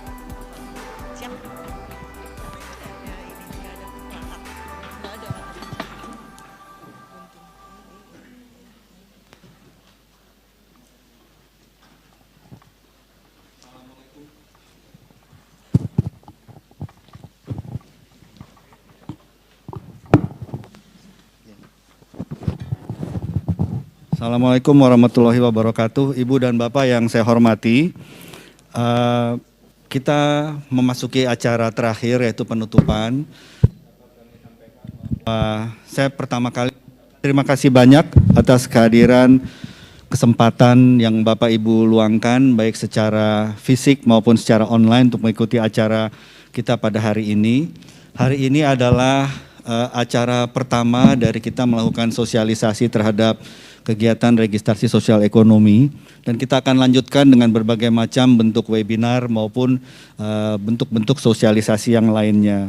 Alhamdulillah pada hari ini kami mencatat acara kita diikuti oleh sekitar 3.500 peserta dari seluruh Indonesia dengan inti bahwa kita ingin mendengarkan apa yang akan kita lakukan untuk Reksosek ini. Reksosek tadi sudah disampaikan oleh Bapak Kepala BPS akan mulai kita lakukan tanggal 15 Oktober yang akan datang hingga 14 November di mana Badan Pusat Statistik akan menjadi pelaksana untuk pengumpulan data registrasi sosial ekonomi ini. Dan kita tentunya merasa bahwa apa yang kita perlukan dari Reksosek ini adalah keterbukaan kita dalam memberikan informasi yang diperlukan yang akan Bapak Ibu terima dalam bentuk-bentuk kuesioner pertanyaannya, di mana data itu nanti akan kita olah, kita akan perbaiki, akan kita kelola untuk melakukan integrasi data dari berbagai kebutuhan-kebutuhan pemerintah mengenai pembangunan kita sendiri. Yang kedua adalah bahwa dari data yang sudah kita kumpulkan dan kita integrasikan itu, kita akan berbagi pakai. Kita akan memberikan pelayanan melalui Kesekretariatan Satu Data Indonesia untuk berbagi pakai kepada kementerian lembaga yang membutuhkannya. Jadi dengan demikian data ini kita kumpulkan bersama untuk kita gunakan bersama. Oleh karena itu menjadi penting apabila proses pengumpulan data ini kita lakukan dari tingkat paling bawah dan data itu juga akan berada di tingkat desa dan kota, itu akan menjadi penting bagi pemerintah terbawah untuk melakukan proses perencanaan dan penganggaran yang lebih baik. Karena kami yakin dengan uji coba Reksosek di 95 desa, hasil-hasil analisis yang dilakukan oleh 95 desa ini menunjukkan efektivitas dari program perencanaan dan penganggaran yang lebih baik, di mana dana yang sangat terbatas bisa segera menyelesaikan masalah-masalah yang muncul di desa itu dengan jauh lebih baik. Oleh karena itu, melihat dari manfaat dari uji coba kita selama ini, alhamdulillah pemerintah Indonesia melalui pimpinan Bapak Presiden berketetapan untuk memperluas kegiatan registrasi sosial ekonomi ini kepada seluruh Indonesia, dan insya Allah dengan bimbingan Tuhan Yang Maha Esa, Allah Subhanahu Wa Taala, kita dapat melaksanakan tugas kita ini dengan sebaik-baiknya dan memberikan manfaat yang sebaik-baiknya kepada kita semua. Demikian kami sampaikan, terima kasih banyak. Assalamualaikum warahmatullahi wabarakatuh. Waalaikumsalam warahmatullahi wabarakatuh. Terima kasih Bapak Pungki Sumadi atas sambutan penutup dan penyampaian tindak lanjutnya. Baik Bapak Ibu yang kami hormati, dari pagi hingga siang hari ini tadi kita sudah mengikuti rangkaian pembukaan Reksosek webinar yang pertama, mulai dari sambutan-sambutan yang telah disampaikan oleh Menteri dan juga Kepala BPS hingga sesi diskusi sampai dengan sambutan penutup oleh Bapak Pungki Sumadi. Kali ini sudah saatnya kita tiba di sesi kuis dengan menggunakan Kahoot. Nantinya bagi para pemenang yang memperoleh skor tertinggi yaitu peringkat 5 besar akan mendapatkan hadiah berupa kartu uang elektronik e-money spesial edisi Reksosek dengan total saldo ratusan ribu rupiah. Untuk itu nanti bagi para pemenang jangan lupa tunggu ataupun nanti menantikan permainan hingga akhir dan harap untuk men-screenshot atau foto hasil skor Kahoot Bapak Ibu pada layar gawai ataupun komputer Bapak Ibu untuk menjadi bukti pemenang kepada panitia. Baik, apakah Bapak Ibu yang hadir secara luring ataupun daring sudah siap? Baik, langkah pertama untuk mengikuti kuis ini adalah dengan membuka web Kahoot seperti yang sudah tersedia di kolom chat Bapak Ibu. Baik, kita tunggu, ini sudah banyak yang join. Kemudian masukkan juga kode sesuai instruksi yang ada di layar komputer atau gawai Bapak Ibu. Setelah selesai, Bapak Ibu dapat memasukkan alamat email dan login dengan nama Bapak Ibu undangan sekalian. Jika sudah selesai, klik mulai permainan. Kita masih tunggu beberapa rekan kita yang ingin ikut bergabung ya pada sesi kuis hari ini. Kami berharap semua peserta ataupun tamu undangan yang hadir bisa mengikuti kuis ini, karena memang juga hadiahnya itu berupa uang elektronik dengan jumlah saldo ratusan ribu rupiah.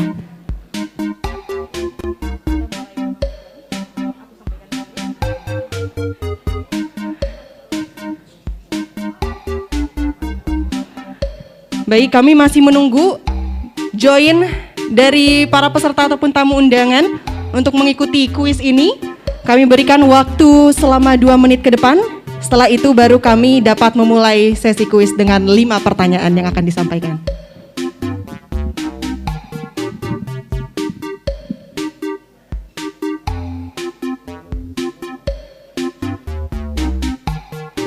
Sepertinya antusiasnya sangat besar sekali ya. Terlihat dari banyak sekali yang sudah join untuk ikutan sesi kuis ini. Baik, mungkin 1 menit lagi.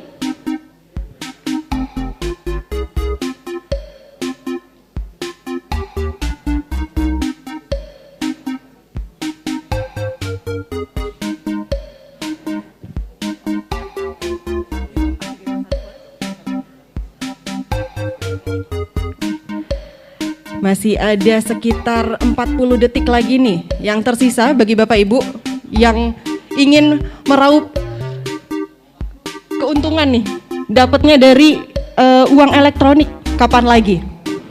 Dengan saldo ratusan ribu rupiah, lumayan banget kan Bapak Ibu?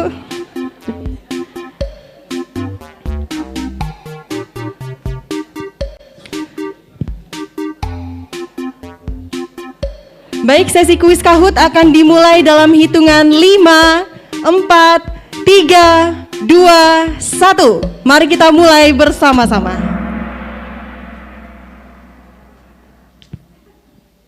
Pertanyaannya tidak lain tidak bukan terkait dengan acara kita pada pagi hingga siang hari ini, dimulai dengan pertanyaan pertama. Apakah pertanyaannya? Yang pertama, pertanyaannya adalah Reksosek merupakan singkatan dari A. Register Sosial Ekonomi, B. Registrasi Sosial Ekonomi, C. Registrasi Sosial Ekologi, atau D. Registrasi Sistem Ekonomi. Jawabannya ini sangat dasar sekali ya, basic dan mudah untuk dijawab. Saya rasa dari Bapak Ibu tentunya kalau misalnya bisa peringkat 1 semua ini bisa sih, karena ini sangat mudah sekali untuk dijawab.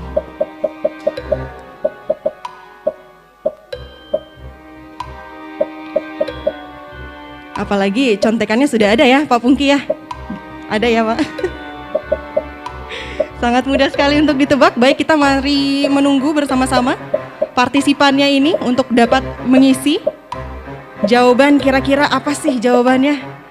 Ala-ala penasaran padahal udah tahu ya. Sudah bisa disaksikan bersama-sama. Sampai saat ini sudah ada 925 yang menjawab baik. Jawabannya adalah B, registrasi sosial ekonomi. Kita beralih ke pertanyaan selanjutnya.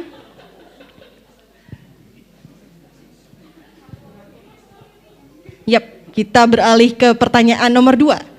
Pertanyaan adalah berapa cakupan pendataan Reksosek? A, 40% penduduk termiskin, B, 60% penduduk, C, 80% penduduk, atau D, 100% penduduk. Semua pertanyaan-pertanyaan yang disampaikan ini sangat mudah ya untuk dijawab.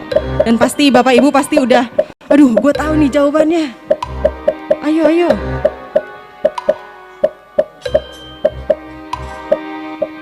Kita masih menunggu jawaban dari teman-teman.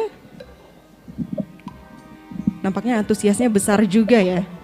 Sampai hampir 1000 orang menjawab. Mari kita menunggu bersama-sama. Jawabannya kira-kira apa ya? Baik. Jawabannya adalah D, 100% penduduk. Baik, nampaknya persaingan makin ketat ya, karena sudah menuju ke pertanyaan ketiga. Dengan pertanyaan di bawah ini yang bukan daerah uji coba Reksosek, yaitu A, DKI Jakarta, B, Kota Tasikmalaya, C, Kabupaten Garut, atau D, Kelurahan Labuan Bajo. Jawaban ini juga tadi sudah disampaikan ya, sudah ada bocoran juga. Jika memperhatikan acara ini dengan seksama, pastinya juga menjawab pertanyaan-pertanyaan seperti ini sangat mudah untuk ditebak. Ini sangat cepat sekali ya yang menjawab. Kita masih menunggu jawaban dari teman-teman partisipan yang ikut bergabung kuis.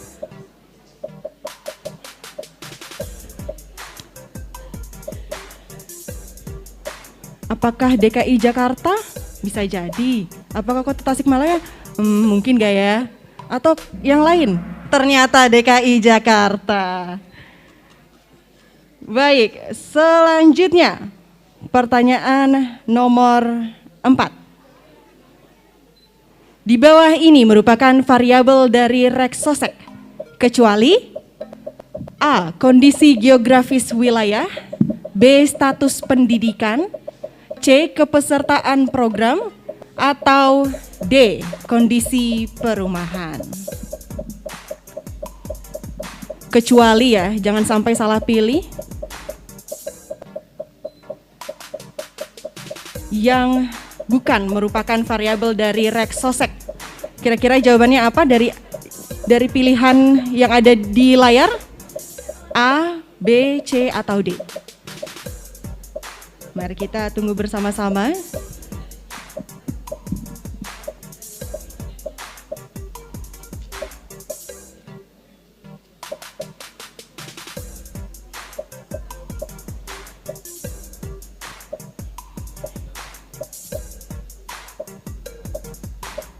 Baik, sesaat lagi kita akan tahu jawabannya bersama. Ternyata jawabannya adalah A, kondisi geografis wilayah.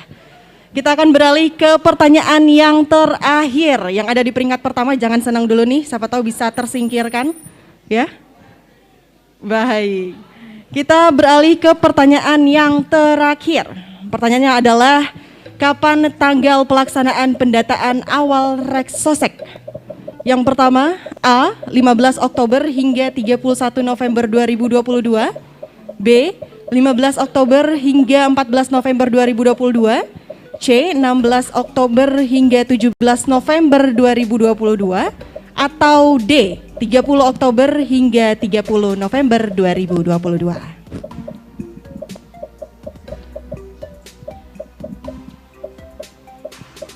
Baik, sekali lagi jawabannya ini sangat mudah untuk ditebak ataupun dijawab bagi Bapak Ibu yang memperhatikan dengan seksama nih dan memperhatikan jalannya acara. Kira-kira acara ini pelaksanaannya pendataan awal Reksosek itu dimulai tanggal berapa hingga tanggal dan bulan berapa?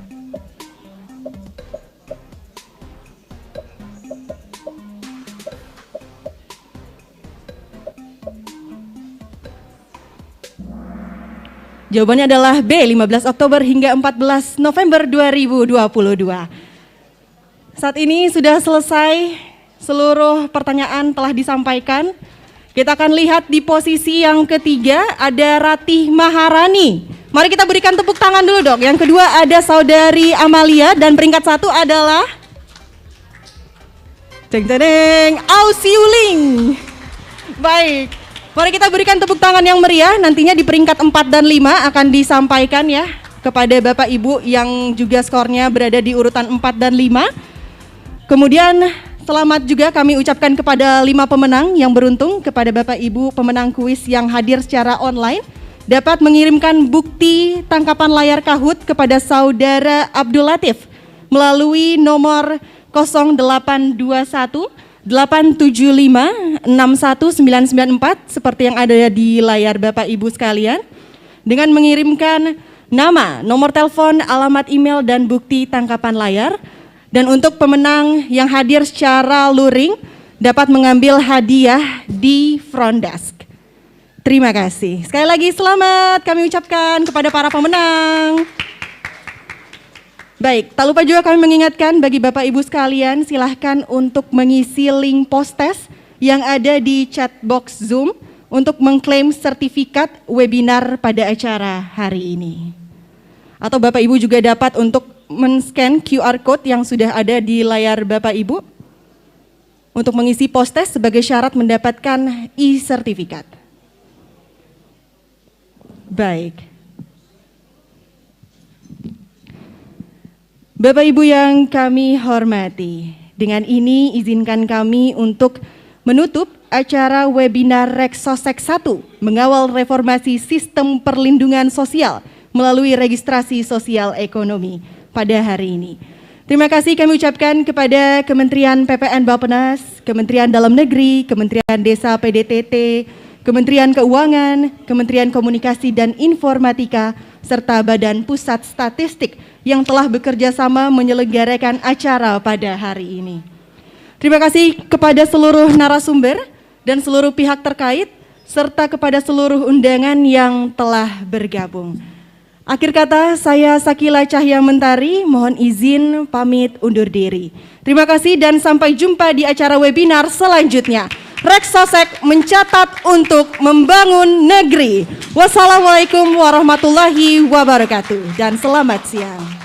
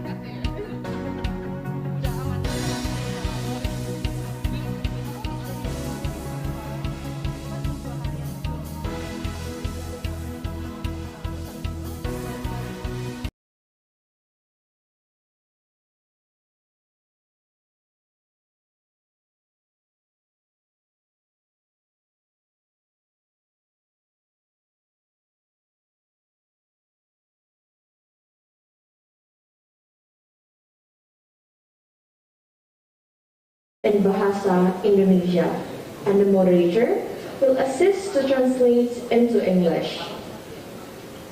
For the online participants, please make sure that your microphone is muted. You may ask questions through the Q&A menu in the Zoom application and also in writing, which format is shared by the committee on the chat box. Due to the limited space in the ballroom, we provide the viewing room on the second floor. Thank you.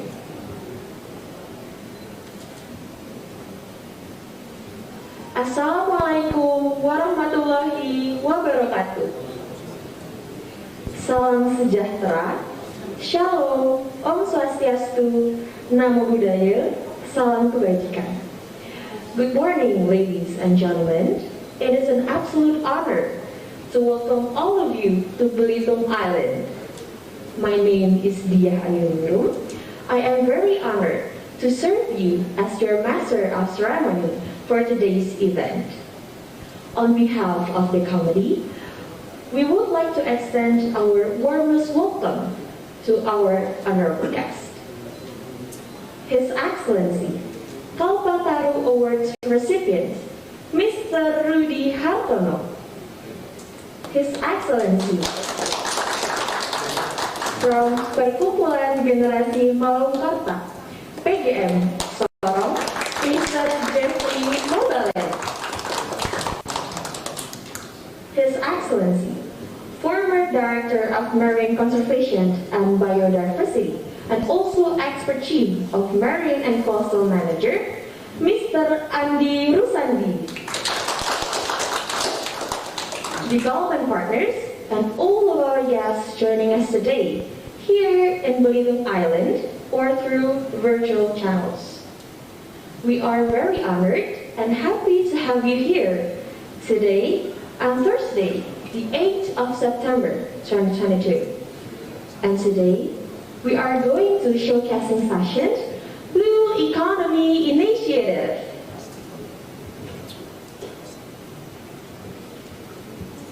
Distinguished guests, ladies and gentlemen, for the next agenda, we will hear warm greetings from the Director of Industry, Tourism and Creative Economy, Ministry of National Development Planning, Republic of Indonesia, Mr. Leonardo Teguh Sambodo.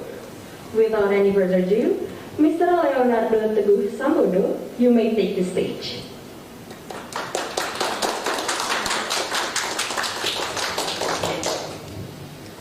Honorable Bapak Andi, Director of Marine Biodiversity and Conservation, Ministry of Marine Affairs and Fishery, Indonesia. Thank you for attending this meeting. Ibu Jessica Novia, co-founder of Carbon Ethics. Thank you for joining this meeting. And then Pak Jeffrey Mobalen, Head of Customary Law Community of Malaukarta, from Sorong Regency. And then Ibu Teria Salhuteru, Director of Malukas Coastal Care. Thank you for attending this showcasing. Mr. Rudy Hartono, the 2022 Kalpataru Awardee. Thank you for attending this meeting, and also the honorable delegates of the G20 Development Working Group, or representatives from ministries and local governments who are attending in person and through the Zoom. Distinguished guests and ladies and gentlemen, Assalamualaikum warahmatullahi wabarakatuh. May peace, selamat pagi, salam sejahtera untuk kita semua. I would like to extend warm welcome to all participants to this Rainbow Warrior or Laskar Pelangi Island of Belitung, and thank you for attending the second day of the G20 side event showcasing session of the Blue Economy Initiatives. Today's event will consist of showcasing Blue Economy initiatives from representatives of government institutions, practitioners, development partners, as well as local communities. As we understand that the Indonesia's Blue Economy development will not be achieved without the support of all parties. Through this showcasing session, we hope that we can all get to know with all the speakers and learn from their initiatives, the challenges they have encountered, and their future plan in continuously contributing to an inclusive and sustainable blue economy development. Distinguished speakers, guests, ladies and gentlemen, the first session in this showcasing session will discuss about the mangrove management activities included in some blue economy sectors and further digitalized based mangrove management explained by the 2022 Kalpataru awardee, Mr. Rudy Hartono. Kalpataru Award is the highest national award to recognize individuals and groups for their services in preserving the environment in Indonesia. Mr. Rudy Hartono comes from Kuburaya Regency, West Kalimantan Province. In the second session, we will discuss about how to empower the community to protect the marine ecosystem explained by Mr. Jeffrey Modalene. Of Malamkarta, an area located in Sorong Regency, the West Papua Province. It is a beautiful location with beautiful coastal and sea atmosphere that has become one of the emerging tourism attractions in the area, particularly for domestic tourists. We will learn on how the growing interest in tourism can be balanced with sustainable marine conservation. In the third session, Mr. Andi Rusandi from the Ministry of Marine Affairs and Fisheries will deliver numerous issues about the management of the Raja Ampat National Marine Protected Area in West Papua, and as well as the lessons learned about how the government can also support different stakeholders in Raja Ampat to maintain marine conservation. Raja Ampat is one of the tourism destination in Indonesia. Literally, it means the four kings. Is an archipelago comprising over around 1,500 small islands, cays and shoals, surrounding the four main islands of Waigeo, Batanta, Salawati, and Miso. The fourth session will discuss some important notes from Ms. Teria Salbuteru of Maluka's Coastal Care about how to empower community to protect the marine ecosystem. Maluka's Coastal Care has an important initiative on how to improve the literacy in some of coastal communities in Maluku province so that they have better knowledge about marine ecosystem protection. And lastly, the first session, Ibu Jessica Novia from Carbon Ethics will elaborate some essential topics about empowering community awareness in education, in educating, reducing, and sequestering the carbon footprint. Their effort in promoting biodiversity conservation is worth noted, and empowering stakeholders to contribute to a balanced development. Distinguished speakers, guests, ladies and gentlemen, we expect that this event will provide a platform for us to learn about different initiatives from different sectors or stakeholders in Indonesia. And it will we hope that this will mark the future collaboration that we can develop later on. We hope that the knowledge on blue economy issues and best practices from today's session will enrich our understanding of the urgency and the strategic concerns of economic transformation, as well as how to engage the local community and other stakeholders to support blue economy development, especially in achieving a sustainable and resilient economy after the global pandemic. Finally, we wish you all a productive discussion, enjoyable side events, and a pleasant time on the beautiful island of Belitung. We look forward to your active participation in today's sessions. Thank you very much. Wassalamualaikum warahmatullahi wabarakatuh.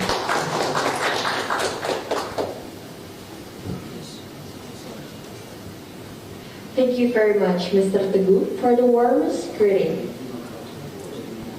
Distinguished guests, ladies and gentlemen, for additional information, we would like to inform for all the honorable guests to fill the survey through the barcode or link that already provided.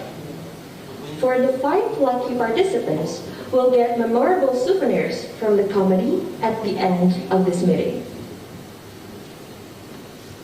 Ladies and gentlemen, our honorable guest, Today's meeting aims to provide room for policymakers, development actors, and also international partners to share ideas and countries' experience on the development of blue economy.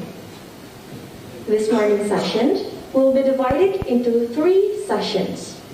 The first session explores about activities on mangrove management.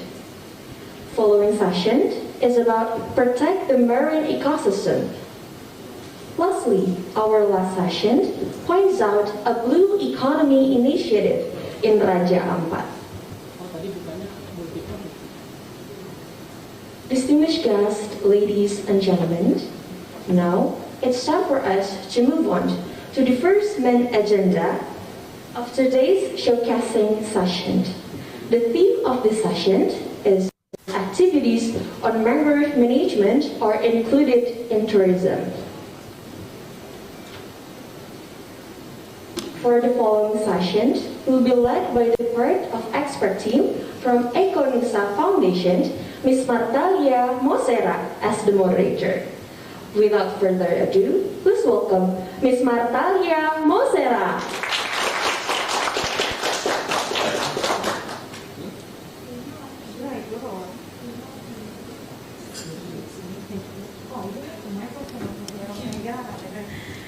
Good morning, our honorable guests, ladies and gentlemen. Again, welcome to G20 side event, the development of blue economy roadmap, especially in our today's agenda, showcasing session of blue economy initiatives. For those who participate online and offline here in the room, again, my name is Martalia Mosera Borume. I'm from Econusa Foundation based in Manokwari, Papua Barat. So all the way from the east side of Indonesia here to the Belitung Island. And just so you know, this is my first time here in the Belitung Island, and such a beautiful, beautiful island. Thank you very much for having me, and it is also an honor for me to be your moderator for today's session. As stated earlier, the MC has stated earlier that our sessions today is going to be divided into 3. For this morning, we're going to hear from 3 speakers who are presenting their initiatives. There's one from the government, individuals, and also from the non-government organization.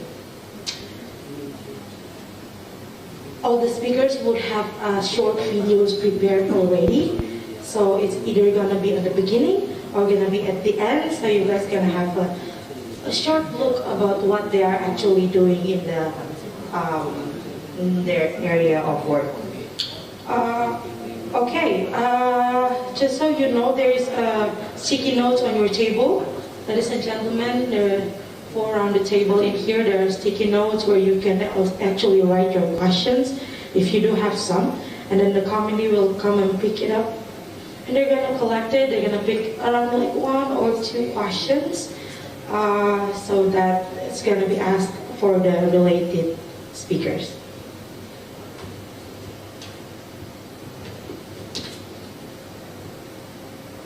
Okay, let's just start with our first speakers, just so that we have more time to discuss with the speakers, because this is going to be a very interesting session for the first speakers. I would like to call Mr. Rudy Hartono to come and join me on the stage. But before that, as I said before, there's going to be a video played for you all. So let's watch the video first.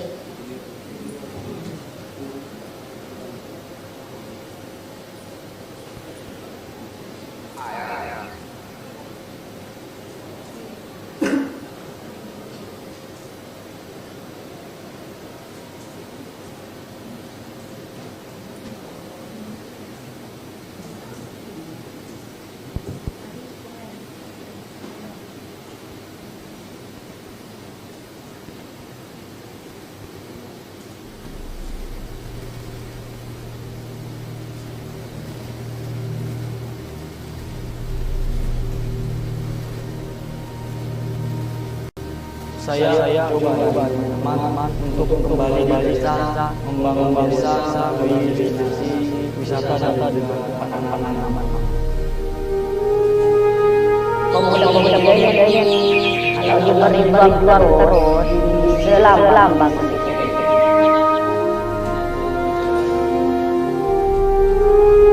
Siapa lagi kalau bukan anak muda desa sini. Masa depan ada di tangan muda. Desa ini ya begini aja kalau ada muda yang bergerak gitu.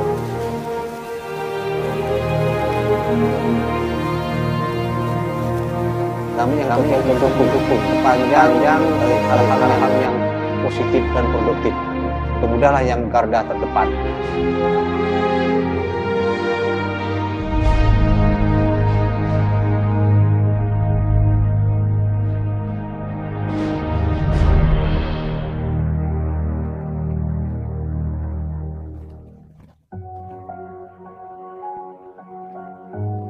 Daerah wisata sekarang ini dulunya itu dikatakan tempat jin bertendang, dikarenakan tidak ada kegiatan masyarakat di sana. Masyarakat itu tidak akan percaya kalau tempat ini bisa didatangi orang, karena daerah ini kan pesisir yang ujung sekali gitu. Siapa yang mau datang kan gitu.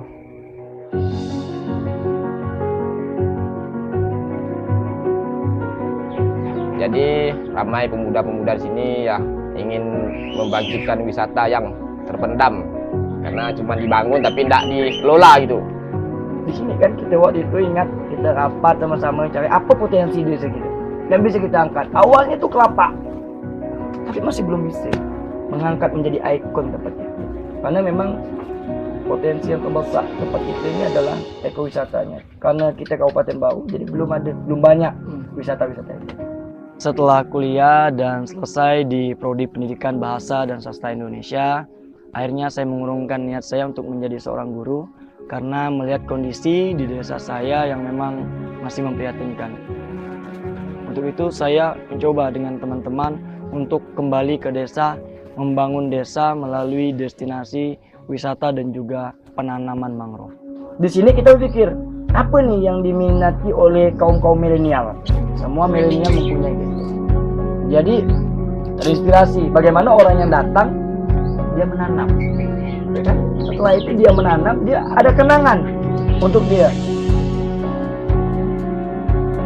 Supaya program wisata ini berjalan dengan lancar ke depan, jadi kami membuat inovasi di desa, yaitu penanaman secara digital. Penanaman mangrove digital ini, wisatawan itu bisa menanam langsung ke lokasi wisata kami, dan juga nantinya pohon yang ditanam akan kami titik koordinatkan.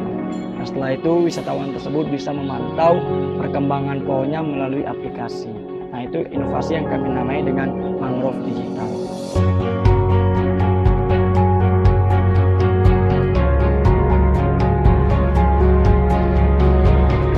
Dan alhamdulillah di 2021 ini kami mendapatkan program pemulihan ekonomi nasional atau PEN dari pemerintah melalui BRGM Republik Indonesia dan juga BPDAS HL Kapuas.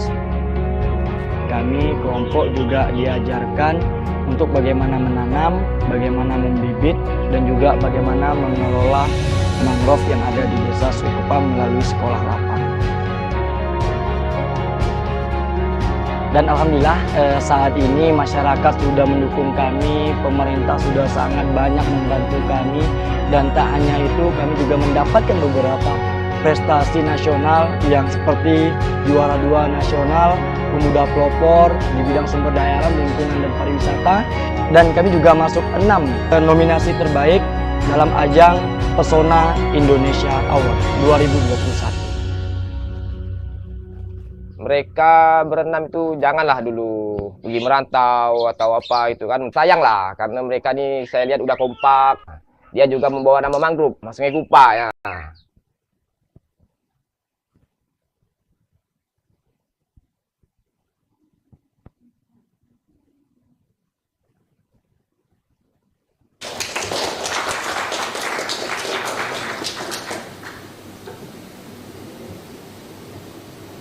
Oh, and he brings his mangrove.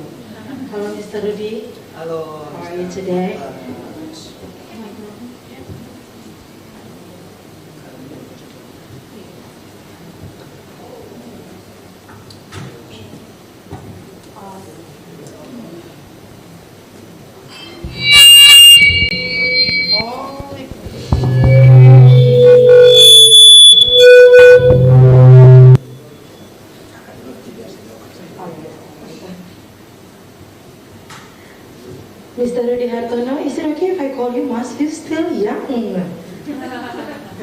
Okay. Mas Rudi aja ya.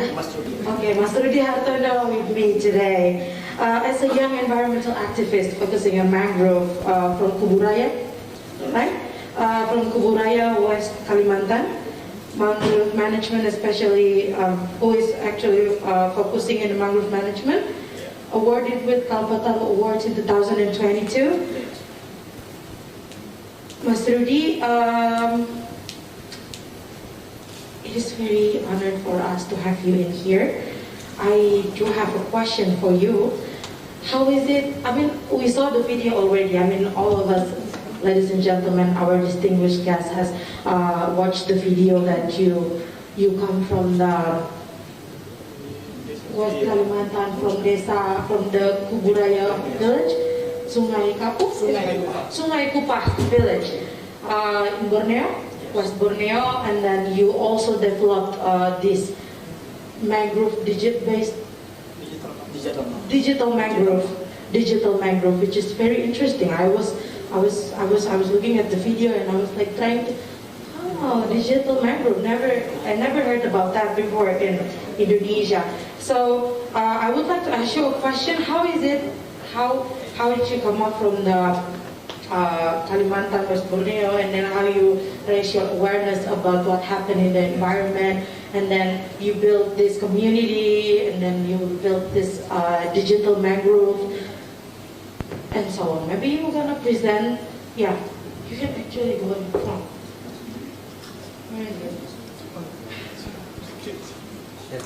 I'm so sorry, ladies and gentlemen. Mas Rudi, you have 15 minutes to answer the question, and maybe you can share what the activities you are doing with your community. Your 15 seconds start from now.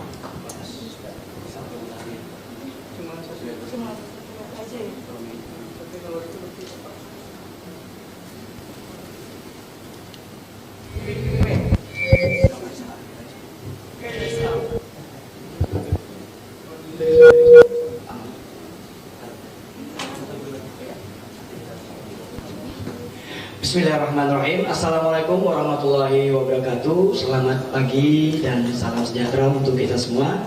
Perkenalkan, nama saya Rudi Hartono. Saya pemuda Desa Sungai Kupah, Kecamatan Sungai Kakap, Kabupaten Kuburaya, Provinsi Kalimantan Barat.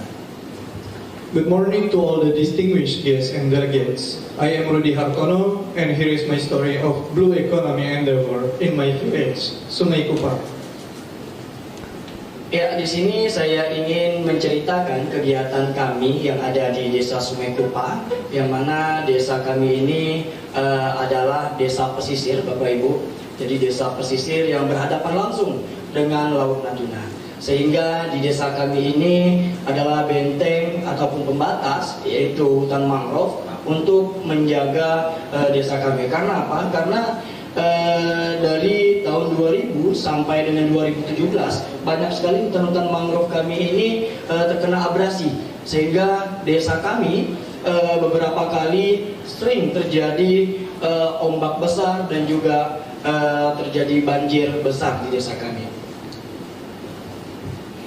Sungai Kupah has been a natural estuary for unmaintained small number of mangrove trees. Due to this and the village position that faces open seas directly, tidal floods often happen in the settlement. Nah, untuk itu kami mengajak pemuda-pemuda desa Sungai Kupah untuk berdiskusi bagaimana untuk mengatasi situasi yang sangat-sangat urgent ini. Sehingga kami dari pemuda, yaitu dari tahun 2017, berdiskusi terkait tentang abrasi yang ada di desa kami ini, sehingga kami mendapatkan suatu komitmen bersama untuk merevitalisasi kembali hutan mangrove yang ada di desa kami. Because of this recurring disaster, I decided to get several youths with same concern to have a discussion on how to improve the village conditions. Since then, we've decided to improve it through ecotourism. Nah, setelah melakukan diskusi bersama pemuda-pemuda Desa Sungai Kupah, kami melakukan gotong royong. Gotong royong ini adalah hal yang utama kami lakukan karena kami ini bisa dikatakan individu, kelompok, hanya kelompok masyarakat yang sadar dengan lingkungan. Jadi kami memberdayakan lingkungan, yaitu sampah yang ada di pesisir dan juga hutan mangrove untuk kami coba menjadikan wisata agar bisa mengajak masyarakat lebih ramai lagi terkait untuk revitalisasi penanaman mangrove yang ada di desa kami ini. Day one, we work together to reconstruct and repair the mangrove tract through collective collaboration with all the locals. Nah, dari kegiatan gotong royong ini, selain memanfaatkan sampah-sampah yang ada di sekitar, kami dan juga pemuda melakukan membuat tempat penanaman mangrove secara permanen yang berbeda dengan mangrove lainnya. Karena apa? Karena di sini untuk proses penanaman ataupun media yang kami gunakan untuk pembibitan sudah menggunakan bahan organik yang seperti saya pegang ini. We also have cultivated the mangrove and produced the saplings routinely for independent plantings activity. Not only that, we also use the nipa leaf that is produced by women artisans that as an eco-friendly polybag. Ya, polybag ini adalah polybag dari daun nipa, yang mana daun nipa kami di sana menjadi sampah dan juga tidak bisa didaur ulang lagi, sehingga bisa didaur ulang lagi, tetapi kami berdayakan ibu-ibu yang ada di desa untuk menganyam daun nipa tersebut, karena lidinya itu kita ekspor ke India, sehingga limbah dari lidi penyapu itu kami jadikan polybag, sehingga dari kegiatan ini kami bisa menambah perekonomian ibu-ibu rumah tangga, karena seberapa banyak pun mereka produksi polybag dari anyaman nipa ini akan kita beli. Dan tidak hanya itu, dari polybag daun nipa ini kami berupaya supaya kita tidak menggunakan polybag plastik lagi. This nipa leaf is actually a waste from the export process of the nipa sticks that we use to export, and then it produces an additional economic value for the society.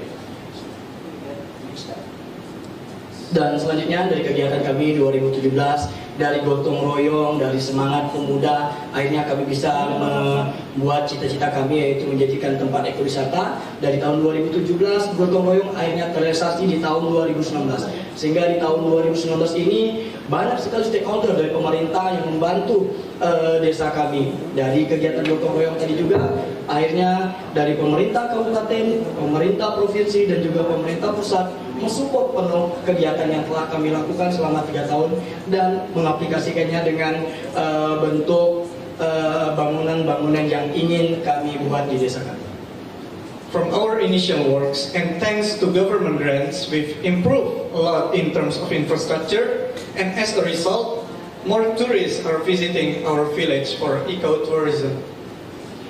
Nah, selanjutnya dari kegiatan kami ini juga sudah berdampak kepada lingkungan. Hutan mangrove kami sudah kelihatan, untuk vegetasinya sudah semakin bertambah, dan satwa langka yang ada di desa kami yaitu bekantan juga semakin berkembang biak karena rapatnya hutan mangrove itu. Dan bahkan dari hutan mangrove ini tidak hanya trekking mangrove, kita juga membuat wisata susur sungai melihat bekantan, sehingga dampak ekonomi terhadap masyarakat dan juga nelayan juga didapatkan oleh desa Singkuwe tersebut. The surroundings mangrove habitat has also flourished and giving life to the creatures that live beneath and above it, including the proboscis monkey. Dan selanjutnya setelah wisata sungai, karena kami pesisir dan menjadi lokasi tempat, bisa dikatakan tempat pembuangan sampah terakhir dari aliran sungai, sehingga kami banyak sekali nih sampah-sampah yang ada di pesisir kami, sehingga kami berupaya dengan teman-teman untuk mengatasinya, yaitu dengan inovasi pembuatan paving block dari plastik.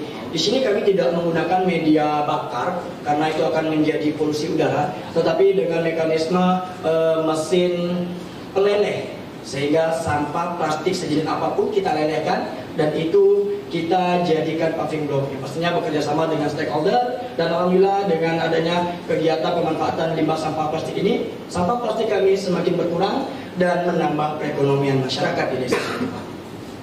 Besides that, from all the plastic debris that are piling up in mangrove estuary from the river delta and the open seas, we recycle them into renewable paving blocks.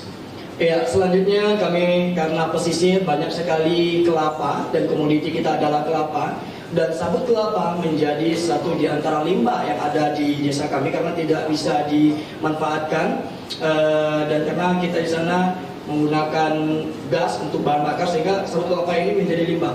Sehingga di sini kami dan teman-teman berupaya bagaimana mengolah limbah sabut kelapa ini menjadi media tanam kokopet dan bekerja sama dengan pemerintah untuk proses penjualannya, sehingga untuk pemasarannya sudah siap melalui KPH Kabupaten Kuburaya. Dan tidak hanya itu, dari produksi kokopet sabut kelapa ini mempekerjakan kurang lebih 6 pemuda yang putus sekolah di desa kami, sehingga mereka tidak tergantung lagi dan tidak mencari pekerjaan di luar. From organic waste of coconut husk that are abundant, we also produce coco peat for planting media, and the government also purchase it directly from us within a partnership scheme. Ya, selanjutnya yaitu kegiatan ibu-ibu dengan adanya wisata, dengan adanya masyarakat dan wisatawan yang hadir, akhirnya ibu-ibu berinovasi untuk mengembangkan UMKM yang ada di desa kami untuk membuat produk-produk olahan dari mangrove, dan juga untuk setiap kegiatan di desa kami sudah tidak menggunakan styrofoam ataupun plastik lagi untuk makan. Jadi untuk nasi kotak kita sudah menggunakan anyaman bakul dari daun nipah terkait styrofoam nasi kotak tersebut, dan ini sudah diperbukkan oleh Bupati kami, Bupati Kabupaten Kuburaya, terkait setiap kegiatan yang ada di Kabupaten Kuburaya harus menggunakan anyaman dari daun nipah ini, sehingga kita tidak menggunakan styrofoam lagi. Women, especially the mothers in Sungai Kupang, have a lot of creativity in producing added value products with mangrove leaves and fruits as the main ingredients or materials. For example, you can see the food and also the food packaging itself. Kuburaya has made this as the official food packaging. Ya, selanjutnya yaitu kami menginovasikan karena kita sudah menggencarkan penanaman, karena pada saat ini bisa kita ketahui karena menanam itu sangat mudah sekali, tetapi untuk menjaga tanaman itu sendiri sangat-sangat sulit. Sehingga kami berinovasi bagaimana bisa menarik wisatawan yang telah menanam di desa kami itu akan kembali lagi dengan metode digitalisasi, yaitu penanaman mangrove digital, yang mana penanaman mangrove digital ini bisa dipantau secara online ataupun di rumah wisatawan itu sendiri. Sehingga untuk perkembangan pohonnya kita akan berikan secara update. Untuk perkembangan pohonnya 3 bulan sekali update terkait perkembangan pohon tersebut, sehingga yang menanam di sana merasa memiliki, dan setiap 1 tahun sekali kita akan undang lagi orang yang telah menanam tersebut untuk merayakan Hari Mangrove Dunia bersama-sama dan menjadikan event kami juga di sana, sehingga ada apresiasi yang diberikan kepada wisatawan tersebut, karena kita memberikan satu bendera yang itu disematkan oleh mereka bahwasanya mereka bangga telah menghidupkan 1 tahun, 2 tahun, 3 tahun, dan 4 tahun mangrove. Jadi ini satu di antara trik kami juga bagaimana menarik wisatawan hutan mangrove yang ada di desa Sungai Kupang untuk datang lagi dan datang lagi ke desa kami dengan cara digitalisasi. In terms of innovation, we've also developed an application that enable the planting of mangrove in Sungai Kupang to be done digitally regardless of the locations. And it also retain the user because there is the tracking of the mangrove growth that the user can follow up. Nah, dari kegiatan yang telah kami lakukan, dari upaya yang telah kami lakukan untuk lingkungan dan juga sumber daya alam serta pariwisata, akhirnya kami disupport juga oleh pemerintah Provinsi Kalimantan Barat melalui Dinas Lingkungan Hidup, Kehutanan dan Kehutanan yang ada di Provinsi Kalimantan Barat untuk mengupgrade kembali ataupun membuat kembali aplikasi tambahan ataupun aplikasi terkait penanaman ini, sehingga tidak hanya bisa dipantau, tidak hanya bisa dilihat lokasinya, tetapi pengembangan dari aplikasi yang diberikan ataupun yang disupport oleh pemerintah Provinsi Kalimantan Barat ini, yaitu kita bisa melihat berapa jumlah karbon yang kita hasilkan di mangrove yang telah kita tanam. Tidak hanya itu, di pengaplikasian ini juga ada barcode penanaman mangrove kita dan sertifikat pemilikan pohon. Sehingga untuk pengaplikasian ini akan di-launching pemerintah Provinsi Kalimantan Barat di acara BIMEGA di tanggal 26 November 2022 ini, yaitu penanaman serentak bersama Menteri ASEAN yang lokasinya di Desa Sungai Kupang. This innovation has also been adapted by West Kalimantan government with additional feature to track any type of tree planting activities and their carbon absorption. Through Sipohon, in 26th of November, we also host the mangrove planting activity by the minister across ASEAN in BIMEGA 2022. Iya, selanjutnya yaitu ini beberapa penghargaan nasional yang kami dapatkan dari 2017 sampai dengan saat ini, yaitu pemuda pelopor di bidang sumber daya alam, lingkungan dan pariwisata dari Kemenpora, 6 nominasi ekowisata terbaik dari Kementerian Pariwisata, dan juga 300 besar desa wisata Indonesia, serta nominasi mendapatkan penghargaan Kalpataru tahun 2020. With all the programs and activities that we did, Sungai Kupang Village has been chosen as one of the nation's best ecotourism site. The Indonesian government has also awarded me as the National Conservation Champion and also National Pioneering Youth.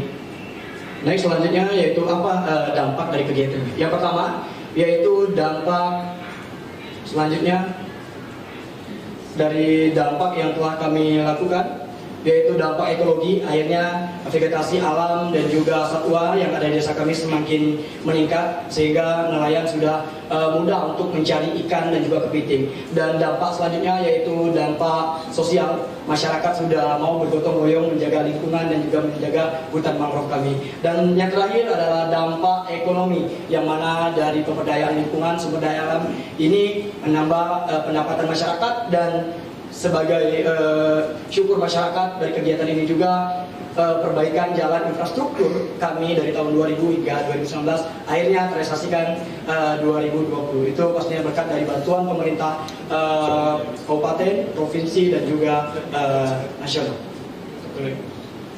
The impacts that we felt recently is that more fish species are appearing in Sungai Kupang Sea, and also the tidal floods have been mitigated.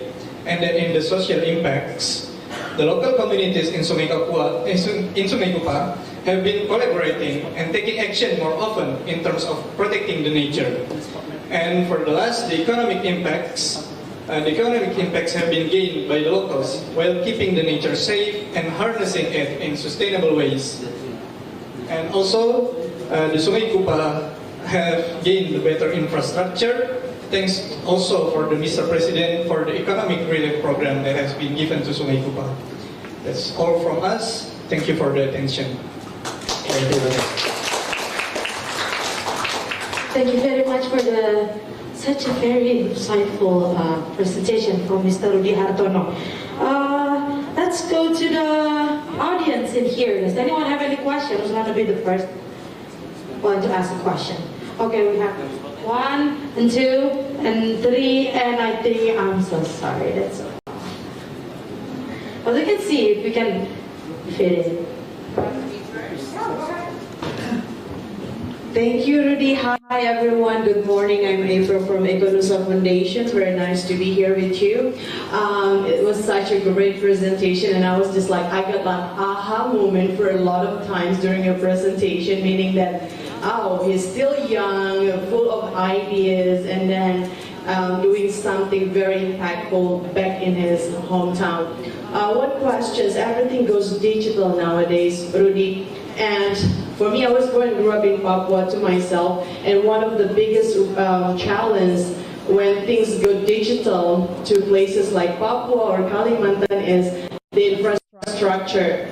So how you deal with it, the challenges that you face to make mangrove goes digital back in your hometown? Is there any support to provide proper connections to big data or anything else that you do with stakeholders to make the infrastructure to put your data or digital mangrove information accurate on the apps? Thank you. Thank you very much, Apple, for the question. Do you want to answer the question first, or you want me to? collect all the answers. I mean, the questions. Do you want to answer the question, right? Okay. Nah baik, terima kasih Kak pertanyaannya. Jadi bagaimana kami mengupayakan terkait tentang update data ini, terkait perkembangan pohonnya secara digital. Jadi memang di sini kita udah ada plotting Kak. Dalam artian plotting per kawasan. Jadi setiap 2 hektar itu 1 orang yang akan memantaunya, sehingga setiap 2 hektar itu ada orang masing-masing yang memantau dan juga menginformasikan perkembangan pohon tersebut. Nah, jadi sistem untuk penginformasian ini itu secara update-nya yaitu menggunakan APK. Jadi sehingga yang 2 hektar tadi, misalnya saya sendiri kan, itu akan ke lokasi, tinggal menyocokkan terkait tentang koordinatnya, setelah itu memasukkan dan memfoto pohon tersebut, sehingga dari 2 hektar ini yang pribadi saya ini itu akan kita masukkan ke dalam aplikasi langsung. Jadi tidak lagi dari foto langsung masuk ke aplikasi, tapi dari aplikasi inilah tadi langsung kita foto, karena sinyal sana juga baik, jadi sehingga untuk data update-nya juga lebih mudah. Jadi langsung bisa kita masukkan ke dalam aplikasi tersebut. Nah, jadi sehingga untuk proses ini kita memang ada evaluasi, terkait 3 bulan sekali kita evaluasi di mana nih yang ada yang mati, dan itu juga kita untuk perkembangannya kita informasikan melalui aplikasi. Dan pastinya yang telah mati pohon tersebut tidak kita bahasanya udah mati selesai, tidak, tetapi kita akan sulam kembali. Maksudnya kita mengucapkan permohonan maaf karena mungkin ada terjadi bencana alam ataupun air besar atau terkena balok, jadi perkembangannya karena mati, dan kita akan sulam kembali dan akan diinformasikan kembali. Jadi seperti itu kan. Jadi kita pakai plotting. Nah, untuk per kawasan. Okay, so to make it easier to follow up the progress of growth, we for us of the plot, and then we divided for the youth of Sungai Kupa to supervise the growth, and then they collect the data through the phone and then upload it so that the planters of the tree can follow the progress by using the phone. And in Sungai Kupa, it already have a kind of good signal, so it's not a big problem for us. But the big problem for us is to make sure that it is consistent and done routinely. Yeah. Does it answer your questions?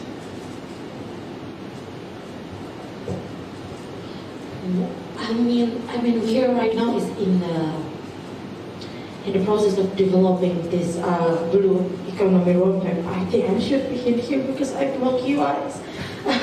So I think, we are talking about the development of Indonesia's blue economy roadmap. I mean, we are planning to adopting these activities from you and then from the other speakers in some other places in all over the Indonesia. What if, I mean, it's the worst case scenario if in that areas they don't have a good connection, they have bad connection with the satellite and all the things. How is it to keep it digital but applicable to the places where they don't really have the connection?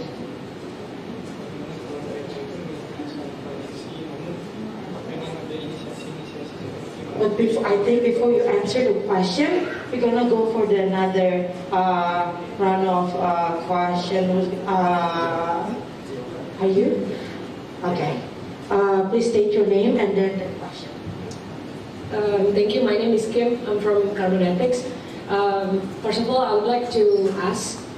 I'm very interested in the presentation, especially the application that you made, because Carbonetics actually also has a monitoring system, on our website, but it's kind of different because we do not have like a day-to-day application like you have. So first, I would like to ask about you said about sertifikat kepemilikan pohon. Yeah, just curious, what is that, and is it given to the owner that planted the mangrove, and then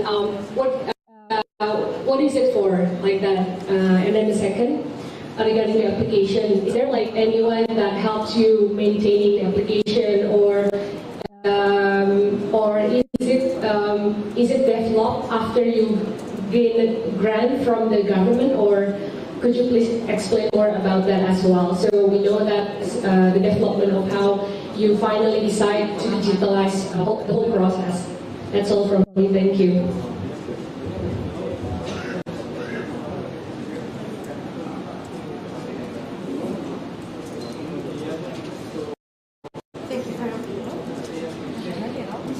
Thank you very much for the question. You want to answer the question first, or should we hear from another person?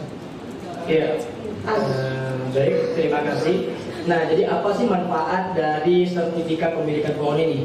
Yang pertama, mestinya dari sertifikat pohon ini, di situ ada koordinat ataupun barcode, sehingga kalau kita men-scan barcode tersebut, itu bisa menuju ke lokasi mangrove kita. Nah, itu informasi dari sertifikat itu. Yang kedua, juga sertifikat kepemilikan, bahwasanya ini bukan hanya ditanam, setelah itu milik kita pribadi, tapi ini adalah milik yang punya pohon, sehingga untuk melegalkan pohon ini sendiri, kita akan memberikannya sertifikat kepemilikan, sehingga pohon ini tidak akan kita tebang, tidak akan kita alihfungsikan, karena untuk lokasi wilayah sudah diatur dalam peraturan desa Sungai Kupah untuk menjaga dan juga merawat dan mengembangkan hutan mangrove serta tanaman-tanaman orang yang ada di area sana. Sehingga dari kepemilikan sertifikat itu adalah untuk kepemilikan. Dan terkait tentang pertanyaan kedua,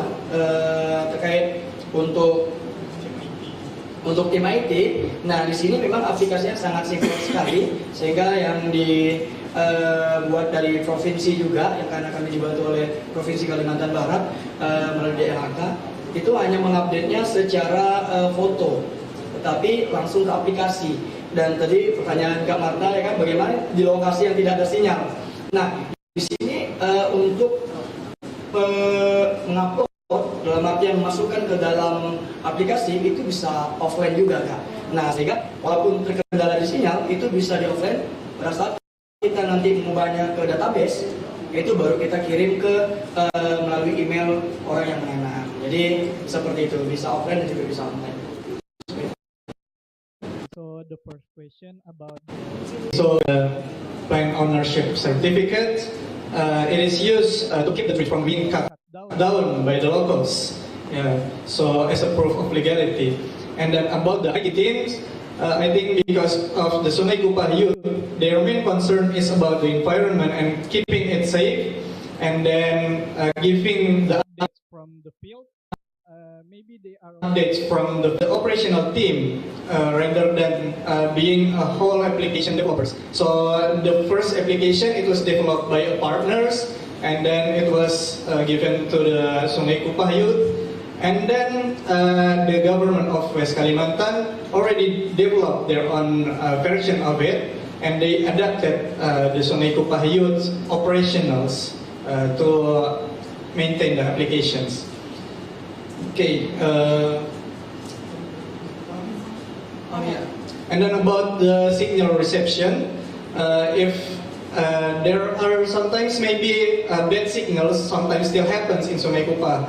So maybe the youth still can upload the photo into the application, but the uploading process can be delayed until later on. So it can be a bulk uploading rather than uploading it one by one. Thank you very much. So the photos of the mangrove can be uploaded offline, and then once you get the good connection, it's gonna send right away. Okay, awesome. Thank you very much for the question. And then does it answer your question? Awesome. I see another hand over there. Okay.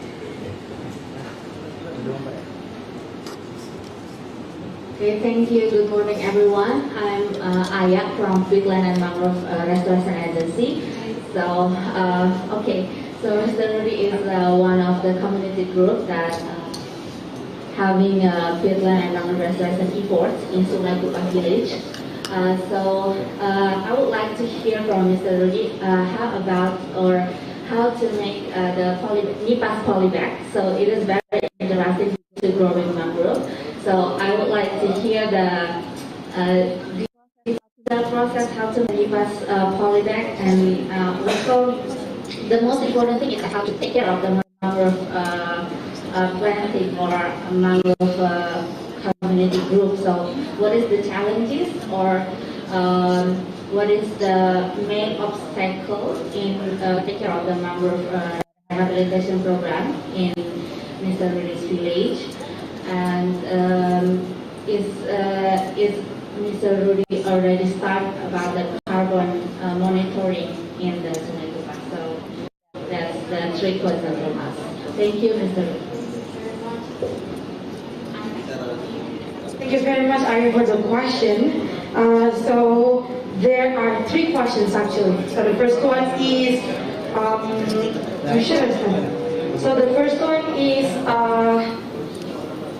one is about the NIPA polybag that you created. I mean, it used to be from plastic, and then now it's from NIPA leaves. So how do you make it? How the women created that handcraft, and then also the second one, the obstacles during the plantation of the mangrove itself, and then lastly is the carbon content.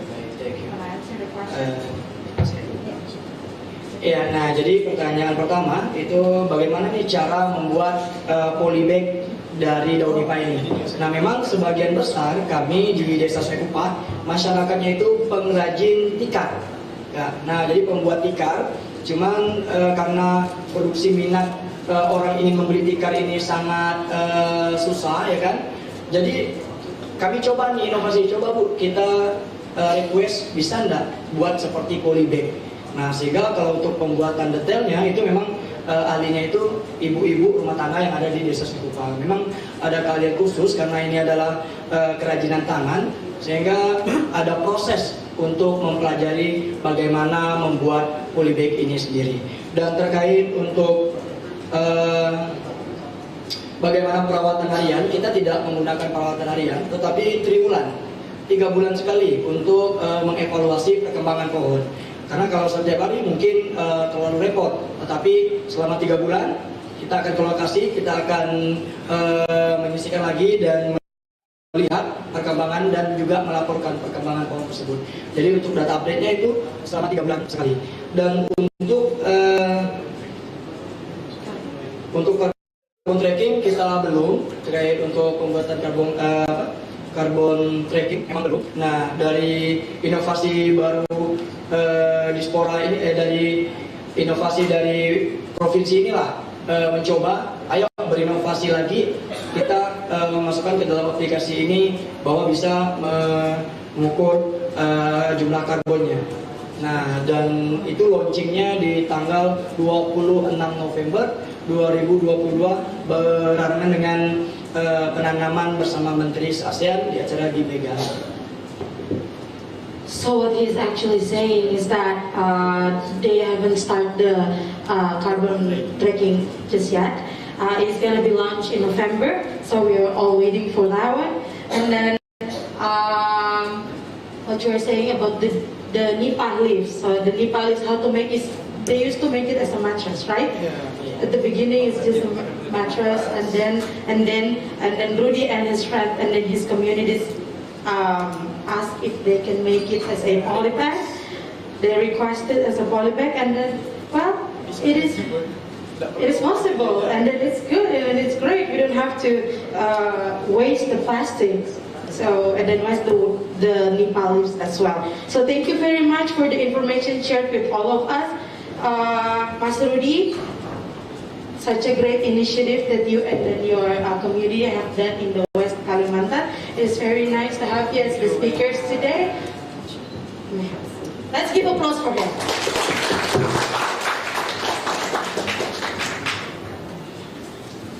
Well, if Mas Rudy comes from the West Kalimantan, our second speakers today is from the West Papua province. So before I call him to join me in the stage, let us watch another short video. I think he has a video prepared already. We're gonna have a video, we're gonna watch a video from him, and then I'm gonna call him to come up to the front.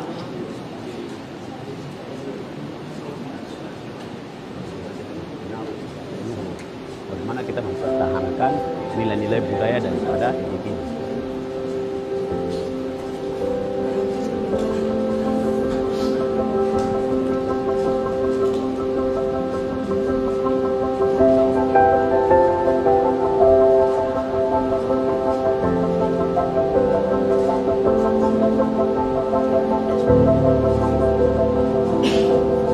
Semua generasi berikut itu bisa memahami bahwa ada pengetahuan yang dikembalikan untuk kita bisa belajar dan kemudian pengetahuan itu berguna bagi generasi berikutnya.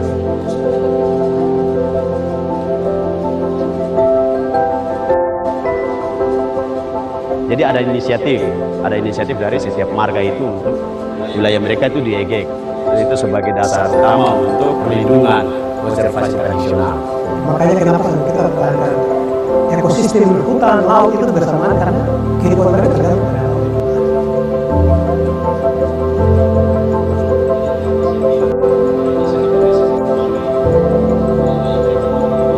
Ini adalah tempat kita yang pertama ini setelah kasasi di Kampung Malawaka. Ini dia adalah jadi harus kembali. Kami visit Malawaka. Jadi masyarakat lihat lob lola itu pada saat bukan egek saja masyarakat bisa solusi.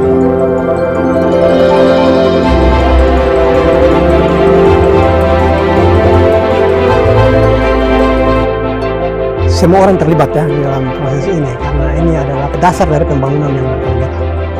Kita di Malomkarta yang pertama kali punya peraturan bupati tentang kawasan egek tradisional, itu baru pertama kali.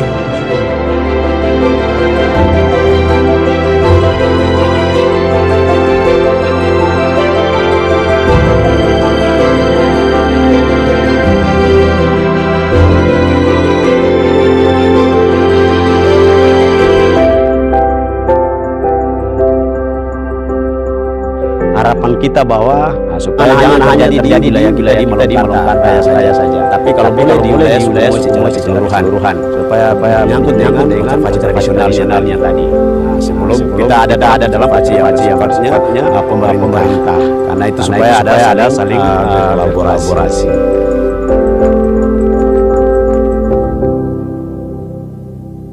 Come and join me on the stage, Mr. Jeffrey Mobalen. Give him applause. Halo Kakak Jeffrey, how are you today?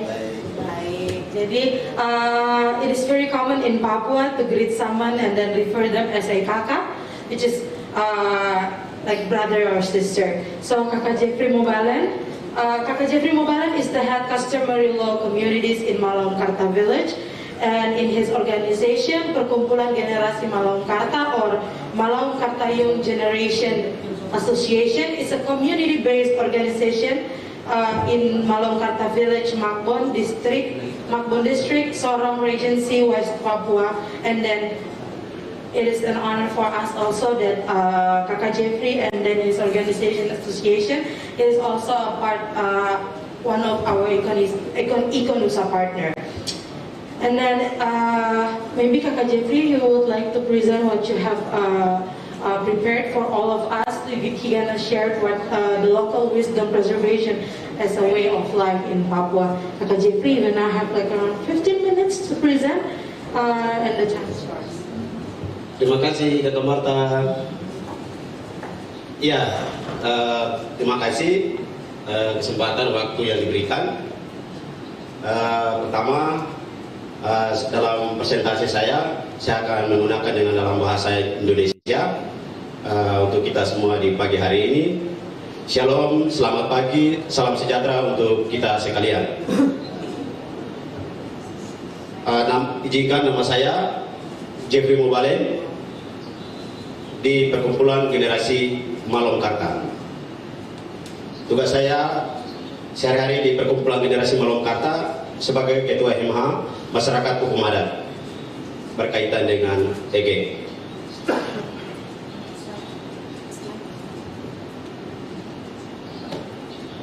Ya, ini materi sesuai dengan terkait dengan video tadi tentang bagaimana proses daripada pembukaan EG di Kampung Malongkarta.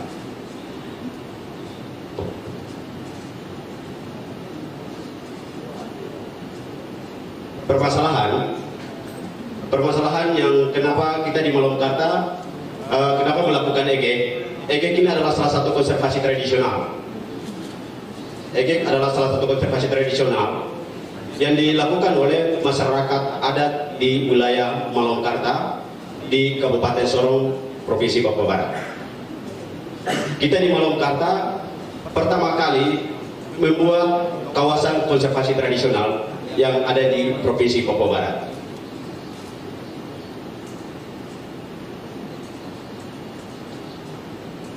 Ada permasalahan. Kenapa permasalahan? Sehingga kawasan kita ini harus GG yang menjadikan konservasi tradisional itu. Karena pertama, di tahun 90-an itu ada kerusakan-kerusakan terumbu karang yang dilakukan oleh pihak-pihak yang tidak pernah bertanggung jawab terhadap ekosistem laut. Jadi kenapa kita harus melakukan EG atau konservasi tradisional itu? Karena konservasi tradisional itu sama dengan konservasi atau tempat untuk kita melakukan perlindungan terhadap kawasan ekosistem yang ada di laut. Jadi di dalam kawasan ekosistem kita di laut, yang kita larang atau EG itu adalah tripan, udang, dan lain-lain yang kita lindungi. Bahkan juga kita EG juga alat penangkapan yang merusak ekosistem laut. Itu ada jaring, ada potasium yang kita larang sehingga kawasan kita ini bisa terjaga oleh masyarakat adat yang ada di wilayah kita. Lebih khususnya kita yang ada di wilayah Papua Barat, khusus di Kabupaten Sorong. Karena wilayah kita akan menjadikan wilayah ini sebagai wilayah ekowisata yang ada di wilayah kita khusus di Kabupaten Sorong.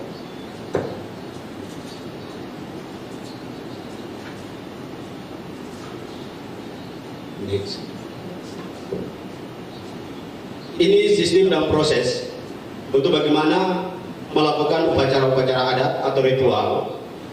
Ini yang dilakukan oleh masyarakat adat di wilayah Kampung Malongkarta. Ini prosesnya, ada satu kapal dari Ekonusa, dia berlabuh di tengah-tengah wilayah EG itu untuk bagaimana melihat komoditi-komoditi yang ada di wilayah kita. Maka harus adanya proses adat atau ritual itu kepada kapal yang berlabuh di wilayah kita. Next. Ini juga mempersiapkan alat-alat untuk bahan-bahan untuk ritual atau budaya kita. Ini bahan-bahannya kita siapkan sebelum kita ada dalam sebuah proses pembukaan EG itu. Next. Ini kita telah ada dalam sebuah proses. Dalam proses pembukaan EG itu bukan hanya melibatkan kami selaku masyarakat saja, tapi di dalamnya juga ada stakeholder. Ada pemerintah daerah, ada juga masyarakat adat sendiri, ada juga LSM atau NGO-NGO yang kita libatkan, ada juga tokoh-tokoh agama dan lain sebagainya yang kita libatkan, dan juga lebih kepada TNI Polri. Jadi kita melibatkan semua stakeholder sehingga bagaimana kita berbicara tentang kawasan perlindungan EG atau konservasi tradisional itu, kita sama-sama menjaga tentang ekosistem laut. Next. Ini hasil dari penangkapan dari pembukaan EG itu. Ini hasil tangkapnya. Dari hasil tangkap ini ada udang, ada tripan, dan juga ada ikan. Jadi udang dan tripan ini yang dikelola oleh masyarakat adat yang di kawasan Ege Kitu. Kenapa ini kita harus wilayah kita kenapa di Ege? Karena di dalam ada potensi sumber daya alam yang ada di laut. Bukan karena udang, bukan karena tripan, tapi ada hal lain juga yang perlu kita jaga. Terumbu karang dan sekitarnya yang kita bisa lindungi dari konservasi tradisional itu. Next. Ini juga ada sistem penanaman terumbu karang. Ini juga ada sistem penanaman terumbu karang yang dibantu juga dari KKP. Kerjasama masyarakat adat dan juga KKP dan juga ada kelompok konservasi. Ada kelompok konservasi yang dibentuk di wilayah kita untuk bagaimana kita menanaman terumbu karang. Kita menanam terumbu karang yang ada di wilayah kita. Karena dari awal dari 90-an karena ada situasi kondisi yang kita temui di lokasi kita terkait dengan sistem bom dan juga potasium yang alat-alat penangkapan yang merusak, sehingga ada identifikasi jenis-jenis terumbu karang yang ada di wilayah kita, sehingga di mana terumbu karang kita yang mungkin tidak berfungsi itu kita bisa melakukan penanaman ulang kembali terhadap terumbu karang.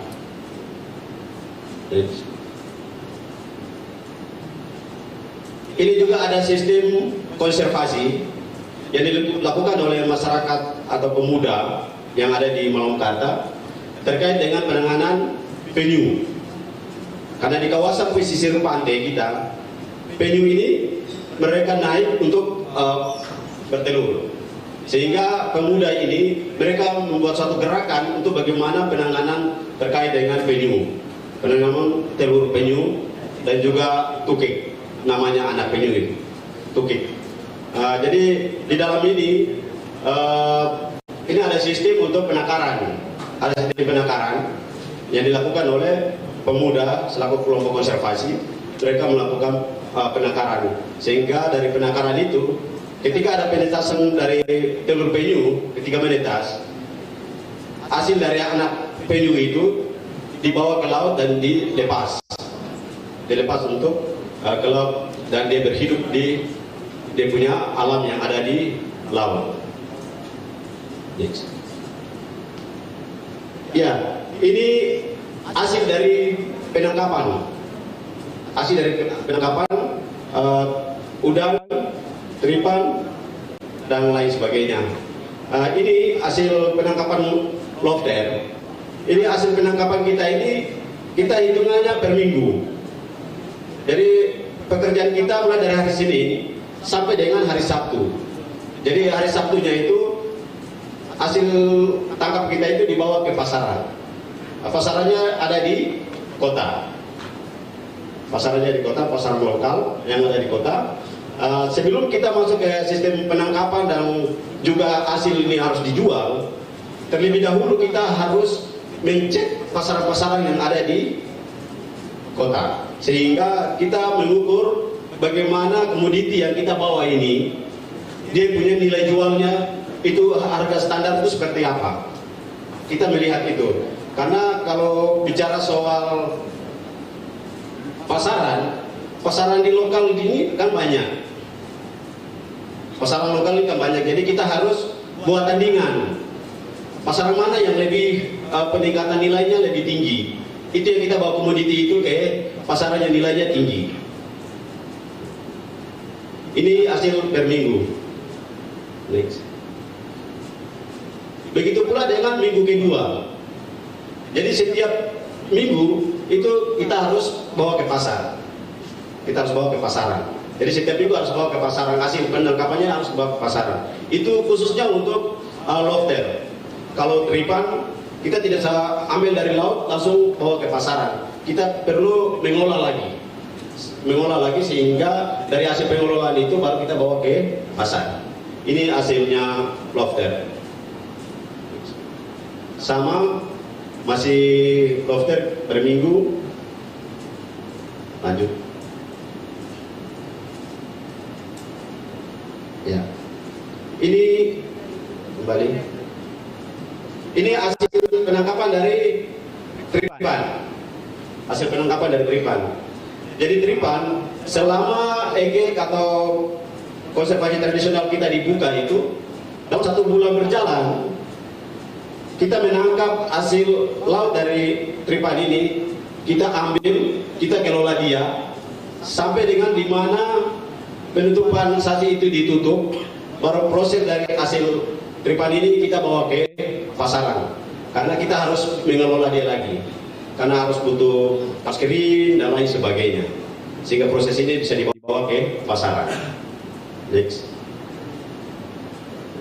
Ya, ini bukti praktek-praktek baik yang dilakukan oleh masyarakat hukum adat terkait dengan pengawasan konservasi tradisional. Ini bukti yang dibangun oleh masyarakat hukum adat yang ada di Malomkarta. Jadi tidak hanya mengharap soal ke pemerintah, tapi ada masyarakat swadaya, gotong royong masyarakat terhadap ekosistem laut yang kita jaga dari konservasi itu, sehingga hasilnya dibangun sebuah bangunan yang namanya bangunan gereja untuk dipakai dalam ibadah. Ini rekomendasi karena kita melihat bahwa laut kita, karena laut kita ini, kita hidup di saat-saat ini, karena hidup dengan banyak situasi global dunia, jadi bagaimana kawasan kita ini harus dijaga, dipetakan, sehingga lokasi kita ini bisa terjaga dari ancaman. Lokasi kita terjaga dari ancaman. Ancaman ini banyak. Kalau ancaman yang dari alam, kita sebagai manusia tidak bisa membatasi itu. Itu ancaman dari alam. Tapi ancaman yang dari manusia, ancaman yang dari yang lain, itu kita bisa harus mengatur bagaimana menjaga ancaman ini. Nah, ini yang dilakukan oleh praktek-praktek baik yang dilakukan oleh masyarakat adat yang ada di wilayah Kampung Malomkarta Raya, Distrik Makbon, dan juga Kabupaten Sorong di Provinsi Papua Barat. Sekian dan terima kasih. Thank you very much, Mr. Jeffrey Mobalen, Kakak Jeffrey. Thank you very much. In short, for your guys' information, is that EGEK is actually an indigenous maritime tradition that supports sustainable ocean. It's actually a tradition agreement to regulate and protect the management of natural resources in Moi tribe, Suku custom areas in traditional way. It is actually almost similar to Sasi. If you are familiar with that word, they close the Sasi and then they open it and then they it's just like EGEK, but it's just in different termination. In Malomkarta village, in Sorong Regency, they call it EGEK. So it is just one of many local wisdom in that village to protect the sustainable ocean. And then it's not only ocean ya, Kakak Jeffrey, it's also in the forest, itu juga di hutan, bukan hanya di laut saja. Jadi itu bukan hanya di laut tapi juga di hutan. So it is not only for ocean sustainability, but also they have EGEK or Sasi as well in the forest. Not only EGEK as their program, they also have coral reef planting, turtle conservation, and also mangrove restoration program. So maybe Mas Rudy and everyone in here would like to join with Kakak Jeffrey to collaborate with the mangrove digital program. It is very cool to we can have it in Papua as well. Does anyone in here have any question for Kakak Jeffrey today? Oh, 1 and 2. Then let's just have this 2 first. Assalamualaikum warahmatullahi wabarakatuh. Nama saya Lela dari Dinas Energi dan Sumber Daya Mineral Provinsi Kepulauan Bangka Belitung. Terima kasih Pak Jepri sudah mempresentasikan tentang konservasi ya dengan kebijakan di local wisdomnya gitu. Nah, dari yang tadi semua sudah dipaparkan, target besarnya sendiri seperti apa? Apakah hanya tetap di daerah itu atau nanti akan berkembang membina daerah-daerah lain juga? Karena kan Papua luas sekali ya, gitu. Apalagi di sana kan kalau dari segi pertambangan kan Papua sangat kaya ya dengan tambang gitu. Karena saya dari dinas SDM, jadi kesannya masih boleh nggak kalau misalnya ternyata ditemukan ada cadangan di situ? Kira-kira gimana? Karena emasnya lumayan itu satu Papua. Terima kasih. Assalamualaikum warahmatullahi wabarakatuh. Thank you very much for the question. It's very interesting. I'm like, oh. Kakak Jeffrey, would you like to answer the question? Yeah. Okay, the time is yours. Ya baik, terima kasih untuk Ibu atas pertanyaannya berkaitan dengan target apa yang bisa dilakukan oleh masyarakat di sana. Target utama kita supaya intinya itu adalah kawasan kita terjaga. Itu target kita pertama. Kawasan kita harus terjaga. Karena kalau kawasan kita terjaga, maka dampak dari kawasan terjaga itu akan menjadikan salah satu ekonomi masyarakat. Kenapa target kita punya lingkungan yang harus dijaga, bukan hanya soal laut, tapi hutan kita pun dijaga. Dari EGK itu, dari konservasi tradisional. Jadi berkaitan dengan target-target kita di 2017 itu juga ada aturan yang dikeluarkan oleh pemerintah daerah terkait dengan konservasi tradisional yang dikeluarkan oleh pemerintah daerah, sehingga dari praktek-praktek baik yang dilakukan oleh masyarakat ini ada regulasi yang dikeluarkan oleh pemerintah daerah. Kalau tidak ada regulasi yang dikeluarkan oleh pemerintah daerah, maka pasti masyarakat akan hidup seperti yang masyarakat lakukan dalam kehidupan mereka sehari-hari di wilayah mereka masing-masing. Lebih khusus untuk kita di wilayah Kabupaten Sorong, secara umum adalah masyarakat suku Moe yang mendiami di Kabupaten Sorong. Kita ingin supaya target praktek kita yang baik di Malongkata Raya ini bisa terpenuhi untuk wilayah kita secara keseluruhan bagi suku Moe sekalian. Mungkin itu yang mungkin bisa saya jawab.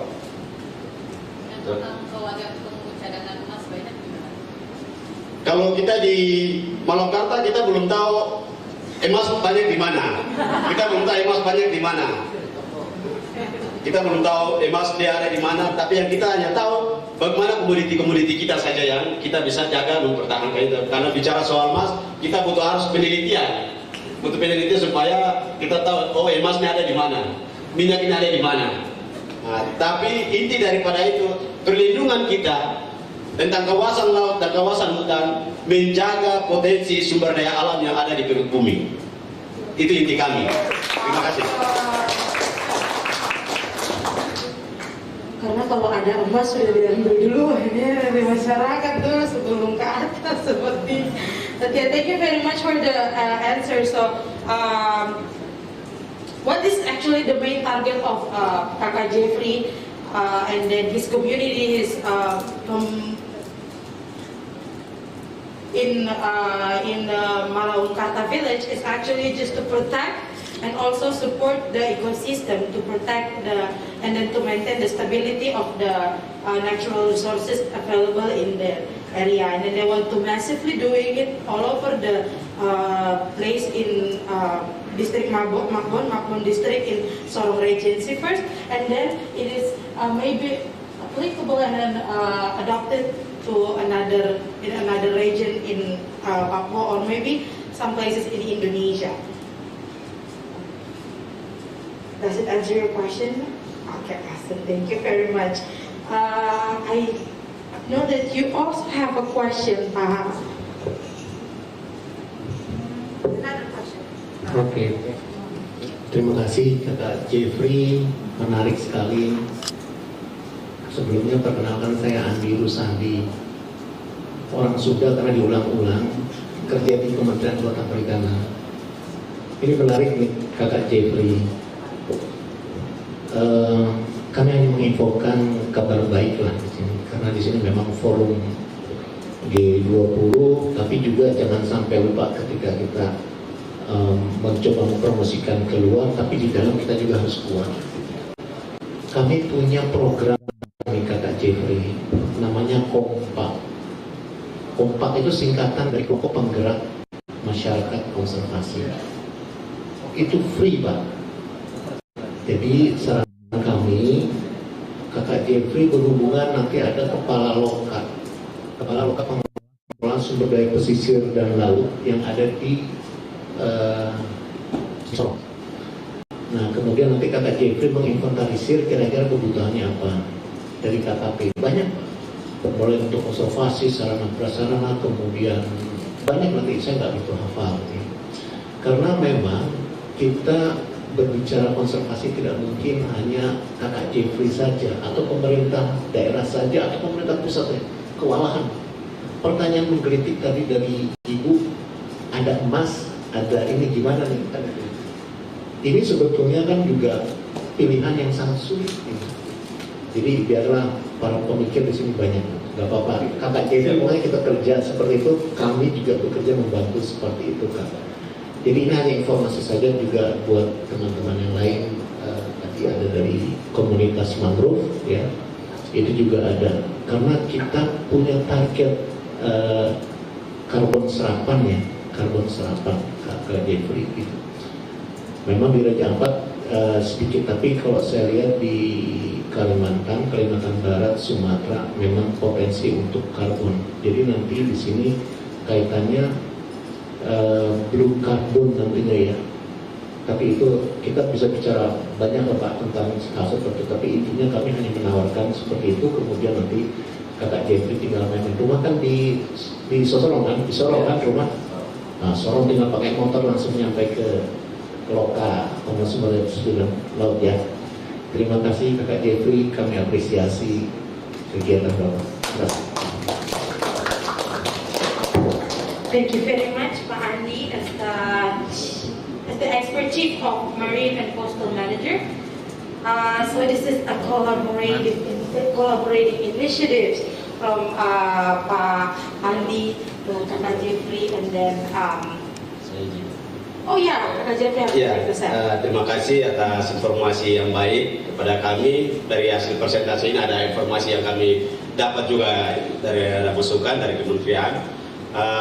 Jadi untuk PSPL lokal Sorong, kami sudah bekerja sama, kolaborasi dengan masyarakat adat, sehingga muncullah aturan dan dikeluarkan dari Menteri KKP, itu di bawah pimpinan Pak Ismail, tentang penerbit MH-nya masyarakat hukum adat di kawasan kita, sehingga peta ruang laut itu sudah dibuat oleh KKP. Jadi itu saja informasi juga, kalian dikasih informasi balik. Begitu, terima kasih. Sharing information. Just another information about the regulation Pak Jeffrey has mentioned is that in 2017, PGM initiated the regional regulation number 7 in 2017 about customary law and local wisdom in the management and protection of marine resources in the village of Malangkarta. So there is a regulation, there is a legal basis already in Kakak Jeffrey and in the village already. Izin sebelum saya akhiri dari presentasi saya perkenalkan dulu nama kampungnya, supaya jangan ada bertanya-tanya ini Malangkartanya apa. Malangkarta itu terbagi dari 3 subkata. Jadi dalam bahasa ibu itu Malaumi itu adalah gunung, Mala itu gunung, Umnya itu adalah sebuah pulau yang berhadapan di wilayah Malangkarta. Kenapa harus ada kartanya? Karta itu diambil dari ibu kota Jakarta. Kata itu diambil dari ibu kota Jakarta, sehingga muncullah Malangkarta. Jadi mungkin itu yang bisa saya perkenalkan kampung Malangkarta. Terima kasih. It's very nice to have you as the speakers. Let's give another applause for Kakak Jeffrey. What he was actually saying is that Malau Karta consists of 3 words. Jadi from Mala, it's from Malau.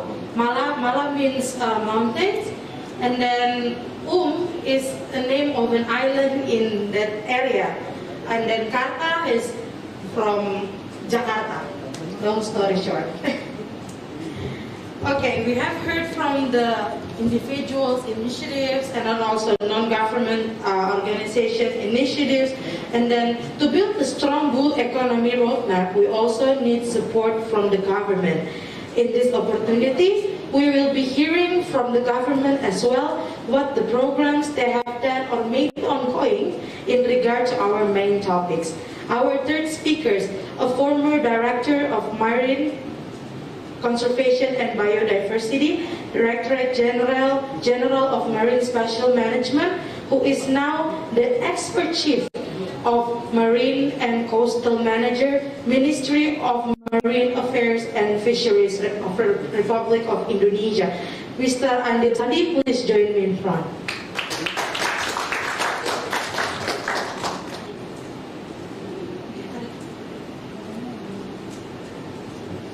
I'm sorry, Mr. Andi, do you have any videos to play?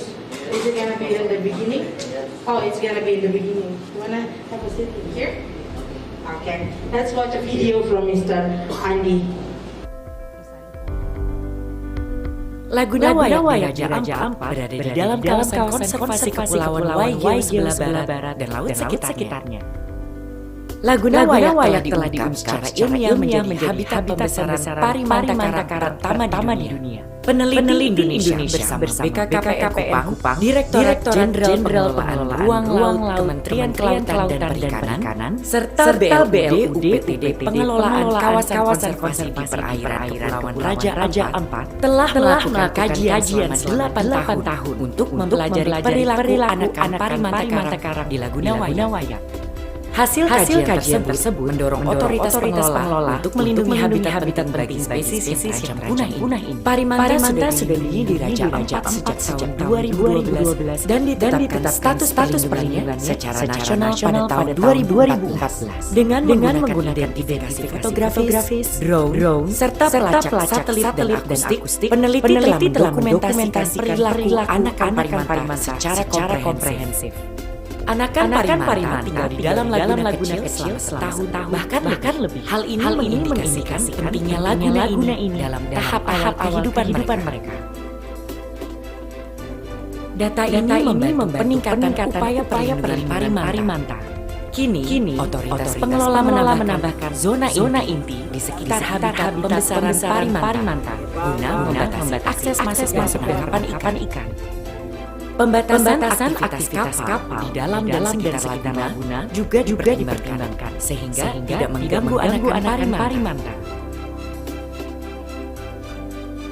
Kementerian Kelautan dan Perikanan saat ini telah menetapkan zonasi kawasan konservasi nasional Waigeo sebelah barat termasuk kawasan Laguna Wayak yang telah menjadi habitat pembesaran parimanta karang pertama di dunia. Sebagai bentuk komitmen pemerintah dalam melestarikan kawasan ini, Kementerian Kelautan dan Perikanan sedang menyusun suatu rencana pengelolaan untuk mengakomodir strategi tata kelola, perlindungan serta pelestarian Laguna Wayak. Upaya ini merupakan bagian daripada rencana pengembangan ekowisata parimanta secara berkelanjutan dengan tetap memperhatikan keseimbangan ekosistem laut dengan mengedepankan ekologi laut sebagai panglima guna mendorong terwujudnya ekonomi biru di Indonesia.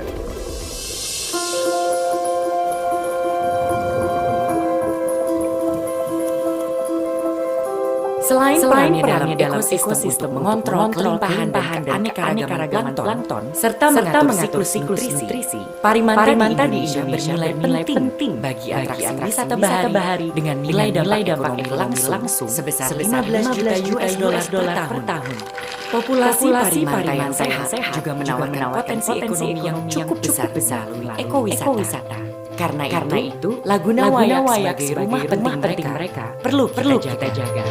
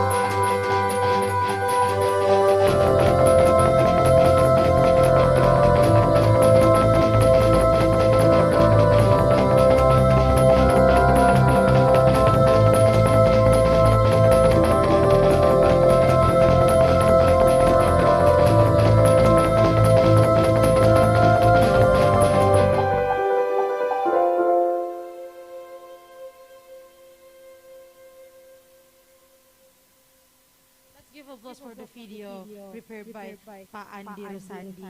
Andy, would you like to come join me in front? You have 15 minutes to present what you have. Now the time is yours.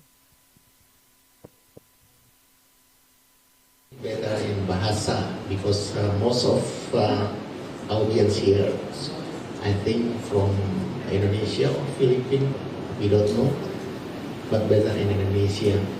Bapak Ibu sekalian, ketika Bapak Ibu melihat tadi beberapa menit video tadi sengaja memang di awal, tentunya akan berpikir ketika laut itu tidak biru, it is not blue, you can imagine bahwa tidak mungkin manta berada di sana.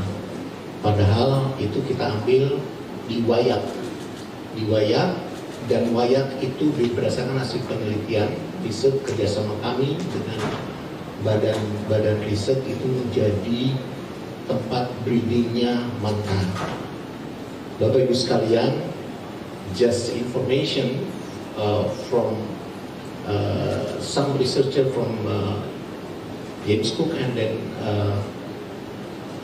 WWF regional Australia, bahwa Indonesia itu mempunyai status daya lenting yang lebih tinggi dan pertama yang paling tinggi di dunia. Jadi hasil riset diambil dari Indonesia, Amerika, kemudian Eropa, diambil beberapa sampling, kemudian untuk mengukur terumbu karang. Jadi ibaratnya gini, kalau terumbu karang itu dihajar sama climate change, itu menjadi pemutihan, kemudian rusak, kemudian dia akan merecover sendiri itu lebih cepat dibandingkan yang lain. Jadi Bapak Ibu sekalian jangan kaget ketika Bapak Ibu presentasi di luar negeri atau di mana selalu dikerubuni oleh NGO internasional yang mau bekerja sama dengan Indonesia. Why? Karena mereka sudah berpikir bahwa ketika Indonesia terumbu karang yang akan di-replant di negara mereka, itu source yang paling bagus itu adalah di Indonesia. Jadi kalau ngambil karang di Indonesia kemudian ditanam itu lebih original dari Indonesia. Apakah ini ada pengaruh dua benua dan dua lautan Samudra Pasifik? Kita belum tahu, tetapi hasil riset daya lenting itu lebih di atas 10% dibandingkan negara-negara yang lain. Negara lain malah ada yang 1 terus 0, sekian, sehingga kita perlu menjaga laut. Oleh karena itulah Menteri kami, Pak Menteri Trenggono, itu sangat mensupport blue economy. Jadi kita berpikir blue, tapi juga harus berpikir juga ekonomi yang seperti Ibu Dinas dari ESDM tadi ngobrol-ngobrol juga tadi, Pak gimana tuh Pak? Kami butuh makan, kami butuh ekonomi, tapi juga gimana nantinya lingkungan juga bagus. Nah, Bapak Ibu sekalian, ladies and gentlemen, so we are going to presentasi tentang ini. Jadi ini kami akan membagi di dalam 5 bagian ya. 5 bagian. Kita akan berbicara mengenai ocean, blue economy, kemudian MPA in Indonesia, kemudian Conservation Initiative in Raja Ampat. Why di Raja Ampat? Kenapa nggak di Belitung? Kenapa nggak di Sumatera? Kenapa nggak di Kalimantan dan sebagainya? Ya tentu ada pertanyaan-pertanyaan seperti itu.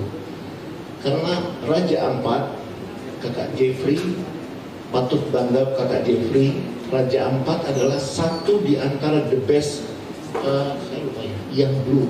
Selain Apo Island di Filipina dan satu lagi saya lupa, tapi Indonesia itu hanya di Raja Ampat. Jadi kita mencoba case study case-nya itu adalah di Raja Ampat untuk menerapkan blue carbon. Kemudian juga kita akan bertanya, kenapa sih why we need blue economy? Kenapa kita butuh blue economy? Karena kita harus berpikir tadi di awal paparan kami bahwa Di satu sisi kita butuh ekonomi, tapi di sisi lain kita butuh yang namanya blue-nya, laut birunya. Seperti yang disampaikan oleh Pak Dirjen bahwa kita harus menjadi panglima laut. Nah ini kita harus punya posisi di mata dunia, jangan di mata dunia. Kita harus punya posisi di G20. Nah, kemudian kenapa? Itu sudah terbukti dari hasil-hasil riset yang tadi kami sampaikan. Itu salah satu dari sekian riset yang saya tahu waktu itu. Kami bekerja sama kemudian dengan WWF Australia, bahwa kaget juga kami bahwa terumbu karang yang ditanam di Indonesia sama terumbu karang ditanam di Thailand, Malaysia dan sebagainya itu lebih cepat tumbuhnya di Indonesia. Kemudian daya lentingnya, kalau misalnya daya lenting itu kalau kita sakit itu pulihnya cepat gitu, nggak pakai obat-obat gitu, kira-kira seperti itu. Jadi kita harus bangga bahwa kita hidup di Indonesia, dan itu kita harus sama-sama, kami bertugas mengajak segala stakeholder, baik pemerintah daerah maupun juga NGO maupun juga kayak kakak Jeffrey. Kita bisa muncul kakak Jeffrey di mana-mana, ataupun kakak Rudi tadi, Abang Rudi. Saya pernah di Pontianak, Pak Rudi, saya kepala balai di Pontianak dulu. Makanya saya ngobrol sama Pak Bupatinya itu dulu waktu Pak lupa saya. Tapi saya sebut keburu keluar waktu itu karena 2 tahun saya di sana, kemudian saya promosi di Jalan. Nah, why blue economy? Karena ini kan sudah umum ya. 17.500 kita punya island. Kemudian coastline-nya paling besar nomor 2. Ini udah umum. Semua negara tahu. Tapi bagaimana kita memanage wilayah negara yang seluas ini?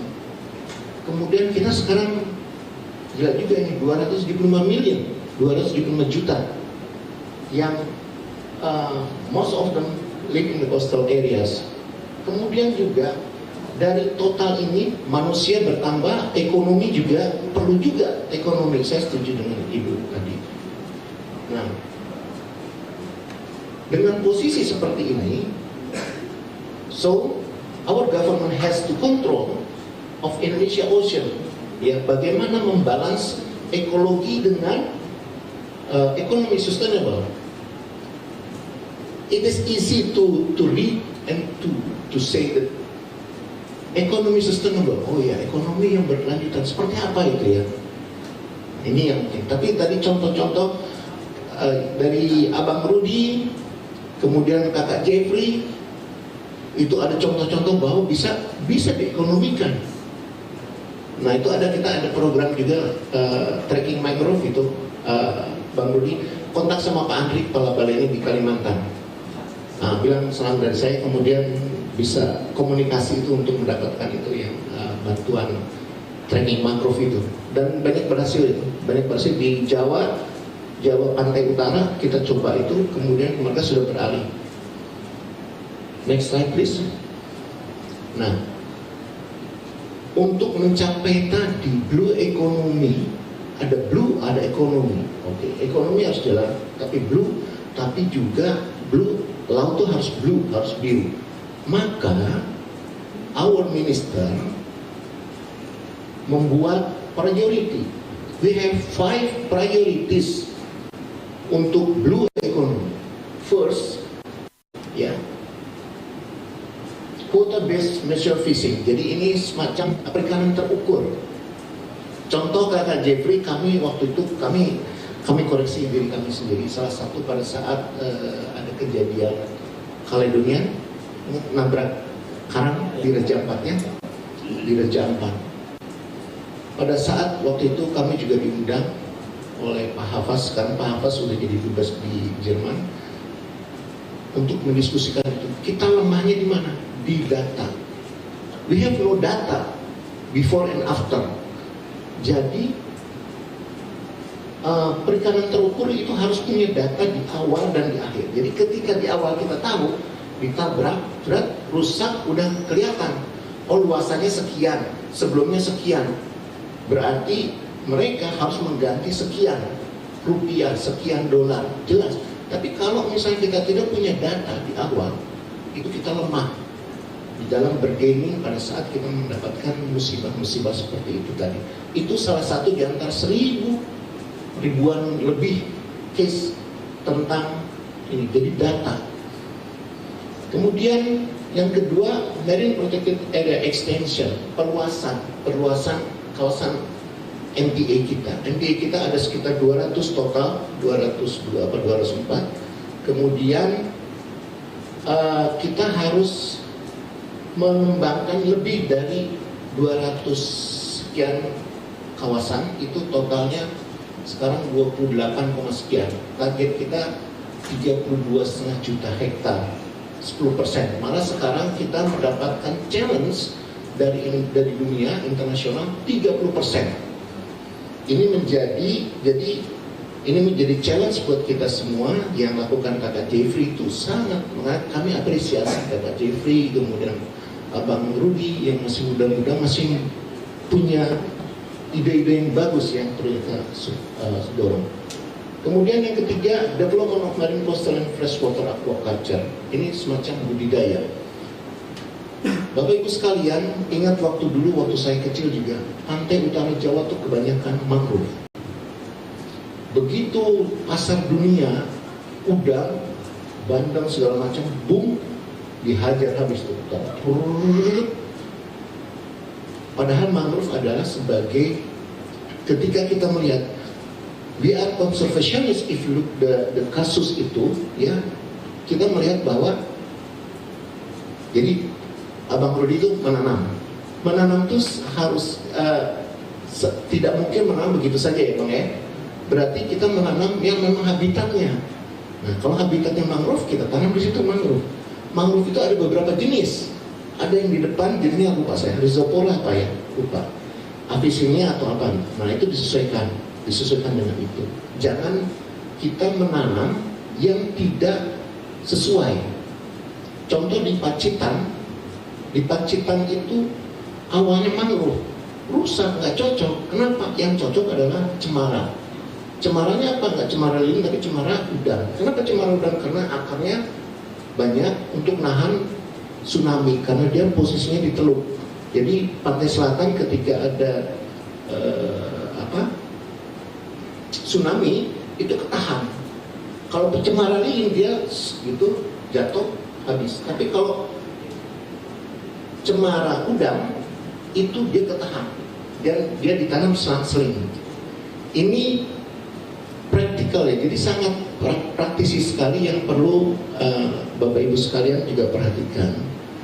Nah, yang terkait aquaculture tadi, ketika pasar meminta, langsunglah berbondong-bondong itu, padahal harusnya diatur. Di sini government harus hadir. Mungkin pada waktu itu kan karena masih baru ya main ini aja kan mungkin.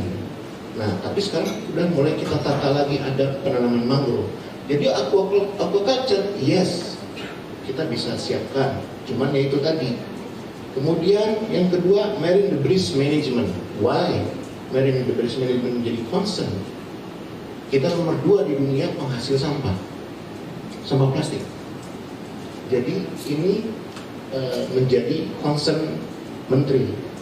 Kemudian yang ketiga, coastal and small island sustainable management. Bagaimana memanage pulau-pulau kecil yang lebih dari tadi 17.500 tuh mungkin sekitar 15.000 itu more less ya. Ya 15.000 atau 16.000 itu pulau kecil yang di bawah 200 km persegi yang kecil. Kenapa yang harus di-manage? Karena ketika dia tidak di-manage, dia akan habis tenggelam. Ya. Nah, this is 5 priorities. Oke, next slide. Bagaimana kita mengembangkan MPA extension meluas? Nah, we have challenge. Nah, berdasarkan based on data, di sini adalah kasus untuk mangrove. Mangrove itu sudah 19,6 ribu hektar per year itu rusak. Jadi tentu kayak Abang Rudi yang lain itu harus ditumbuhkan ini. Bayangin lu Bang Rudi ini setiap tahun tuh kita harus bisa menjawab 19,6 ribu hektar itu rusak. Sementara Bang Rudi nanam lagi. Jadi kita harapkan Bang Rudi tidak hanya di Kalimantan Barat, Kalimantan Timur, Sumatera, Sulawesi, dan seterusnya, Papua. Dan teman-teman NGO pasti sini banyak juga, mudah-mudahan bisa bantu juga. Kemudian yang kedua adalah Coral Reef. Coral Reef itu ada empat status, sangat baik, cukup, dan jelek. Ternyata yang paling jelek sama yang cukup itu di bawah 50% itu ada statusnya 71. Bisa dibayangkan 71%. Jadi ada laut 2,5 juta hektar terumbu karang, itu 71%-nya itu poor. Banyak hal. Jadi berdasarkan ini maka kita ada policy, ada kebijakan. Ya. Kebijakannya kita 30% oke, kita adopt. Ya. Kemudian untuk mencapai 32,5 kita berarti menambah. Kemudian sampai sekarang saya sampaikan kita sudah mencapai 28,4. Itu paper pak loh ya. Hanya di paper ditetapkan oleh menteri. So kemudian kita harus lihat apakah efektif apa enggak gitu. Ini menjadi tantangan kita, policy kita gitu. Kemudian we have to manage MPA for MPA close dan untuk mencapai high carbon value tadi. Lanjut. Sudah habis waktunya. Oke, this is nanti mungkin bisa diskusi. Maaf karena banyak waktu yang terbuang. Oke, terus saya kira ini saya kembali. Next slide please. Oke, ini MPA-nya, terus ini case di Raja Ampat. We have three kawasan konservasi ya. Ini satu Raja Ampat, Wagio sebelah barat, terus sama KKPD Raja Ampat. Nah ini ada next slide. Nah ini ada yang dikerjakan oleh kita. Sorry, I think that's it. So we can discuss further. Thank you. Sure, thank you very much for the presentation. Maybe you can stay in front to answer some questions from the audience. Okay. For Pak Andi Rusadi, does anyone have any question for him? Okay, we got 1, 2, okay, 3. Let's start from, you both have asked a question, so let's from the Terima kasih Pak atas presentasinya. Saya ingin tanyakan mungkin 2 atau 3. Pertama adalah tadi salah satu concern dari kementerian adalah memperluas protected area. Seberapa jauh? Karena saya juga melihat di beberapa tempat itu bisa digunakan pulang dari Manado. Itu agak sulit komunitas lokal untuk bisa memaintain livelihood-nya di sana atau memanfaatkan hutan itu untuk mata pencahariannya. Termasuk juga seberapa inisiatif dari kementerian cukup baik ya memperluas MPA. Yang kedua adalah persoalan, jadi pertama adalah seberapa komunitas lokal itu bisa terus dilibatkan. Karena itu kan menyangkut peraturan pemerintah, sementara di peraturan daerah itu juga kadang-kadang tidak ada koordinasi. Terus yang kedua adalah saya melihat garis pantai Indonesia termasuk yang paling besar Pak ya. Tapi justru investasi private ya, dengan tourism destinasi prioritas itu memblok itu untuk investasi swasta. Jadi justru mungkin MPA itu harus diperluas ke garis-garis pantai yang menjadi akses publik gitu. Karena ketika itu terjadi bisa di daerah Minahasa saya pernah lihat itu nelayan yang tadinya nelayan itu tercerabut karena memang nggak punya akses ke lautnya, ke pantainya, sehingga mereka justru harus merubah mata pencahariannya jadi tukang ojek yang barangkali kalau mereka punya akses itu mereka aman-aman aja gitu dengan lautnya yang mungkin bisa dimanfaatkan. Terus kemudian yang ketiga mengenai manajemen sampah, debris management.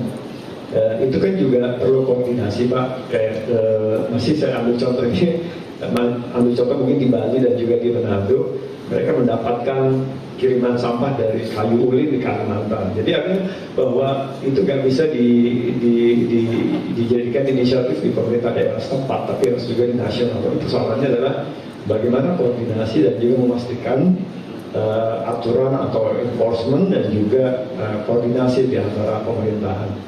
Terima kasih, Pak. Oh, Ahmad has already written the question. So the first one, yeah. So the first one is about the access extension of the MPA. It is kind of hard for the local community to maintain the livelihood. How do you alter that issues? And then for the second one, that one, yeah. Oke, thank you. Terima kasih Bapak. Menarik sekali Pak. Memang ini kami sangat harap bukan berarti pemerintah itu smart juga gitu ya. Kita perlu dengan artinya kadang-kadang try and error juga gitu ya.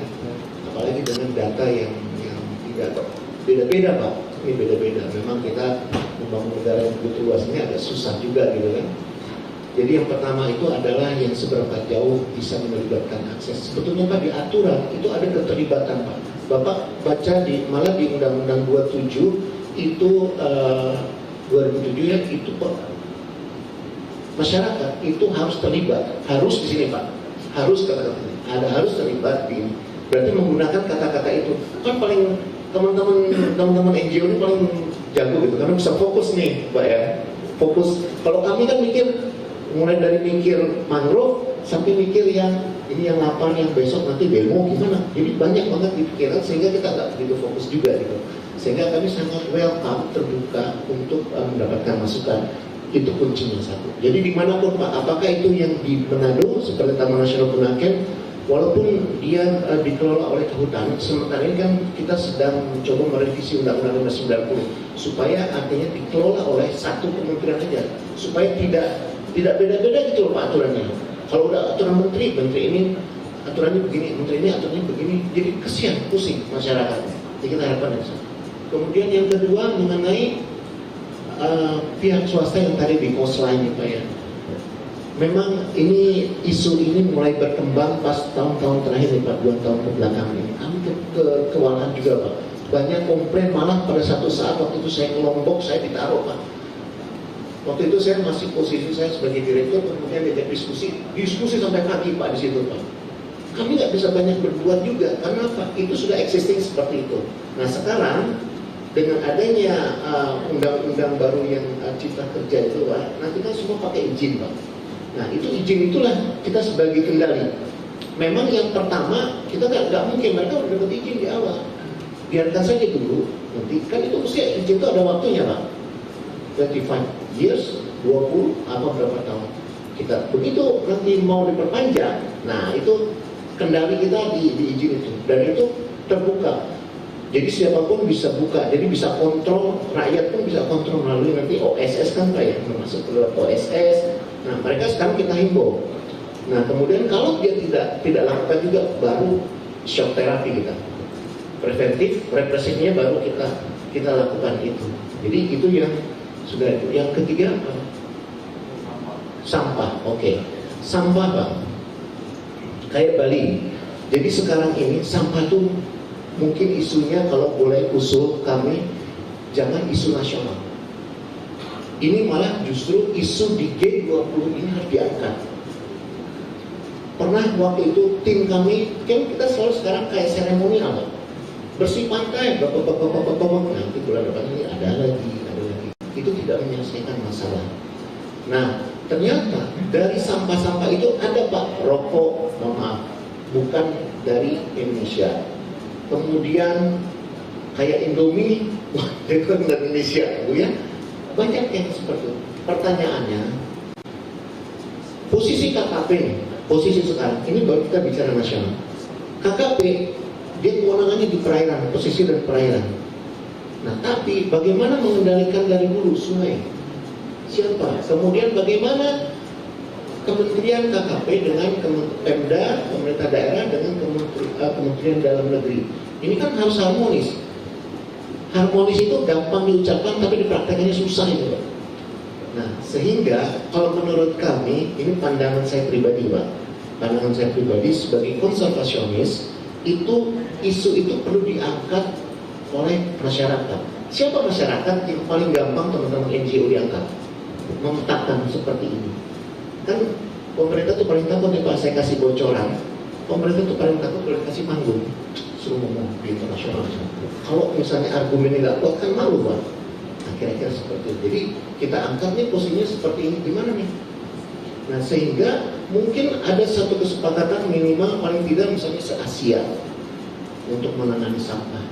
Asia kita punya sepakat nih.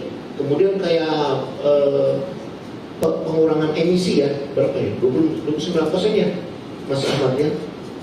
Kita udah sepakat dunia mengurangi 29% emisi untuk menekan efek dari rumah kaca.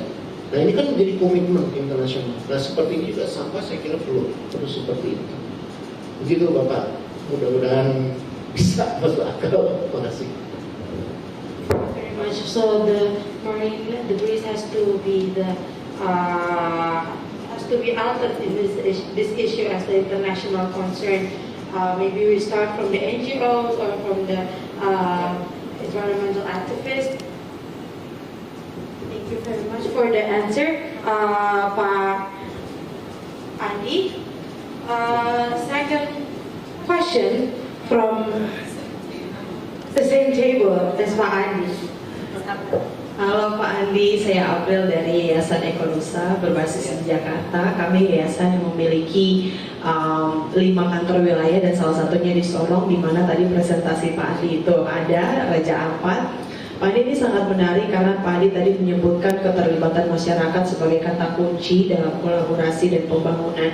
Nah, seperti yang kita tahu, blue economy atau ekonomi biru ini kan menjadi konsep yang sekarang lagi digadang-gadang ya, apalagi Bappenas juga sedang menyusun petanya bagaimana blue economy kemudian akan memberikan dampak tidak hanya secara ekonomi, ekologis dan juga sosial di Indonesia. Tapi ini Pak, terkait dengan Papua. Papua ini potensinya kan besar ya, tidak hanya hutan tapi juga laut. Let's say potensi mangrove sekitar 3 juta hektar mangrove di Indonesia, sekitar 400-500 ribu mangrove itu ada di wilayah Papua. Kita bicara fish stock di laut yang masih pristine di daerah timur, apalagi laut Maluku, Banda, kemudian ke Papua itu cukup besar. Tapi di Papua itu kita punya sejarah yang cukup kelam terkait dengan prosperity.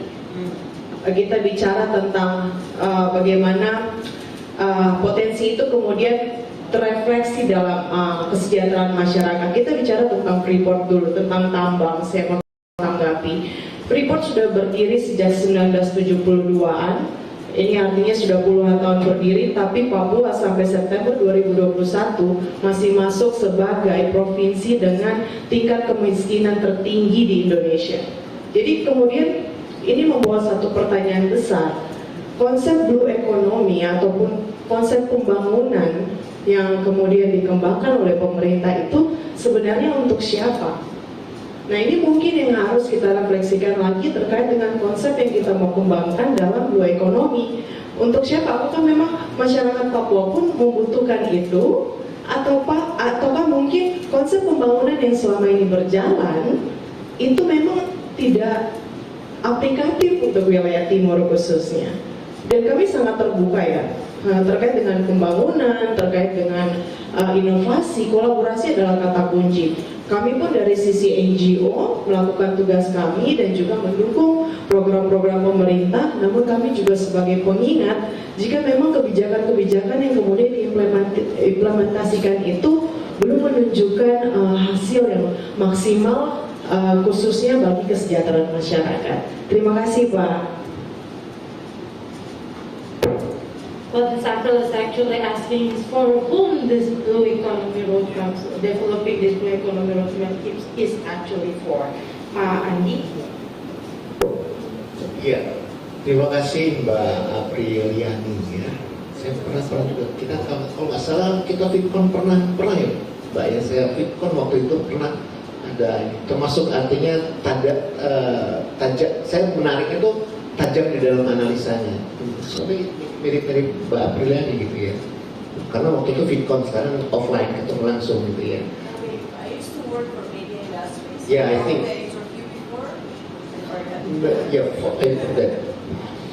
Jadi oke. Yang pertama tentu Bapak Ibu sekalian, ketika kita bicara blue economy, karena government di sini menteri itu seluruh Indonesia, buat seluruh Indonesia. Pertanyaannya, why di Raja Ampat? Apakah punya impact ke Raja Ampat? Sementara Raja Ampat dari sekian tahun kita tadi sampaikan. Mohon maaf, ini saya hanya sebagai menganalkan saja. Jadi ketika kita akan membuat satu program itu justru ditaruh di tempat case yang paling banyak. Case yang paling banyak. Kenapa? Kalau case yang sudah tenang-tenang aja enggak eagernya government enggak kurang. Tapi kalau misalnya udah Raja Ampat semua pada ngelirik gitu kan. Ya kalau misalnya kita mengutip dulu, mohon maaf ya Pak yang non Islam yang Muslim, dulu Nabi itu kenapa turunnya di Arab? Karena di sana banyak masalah di sana.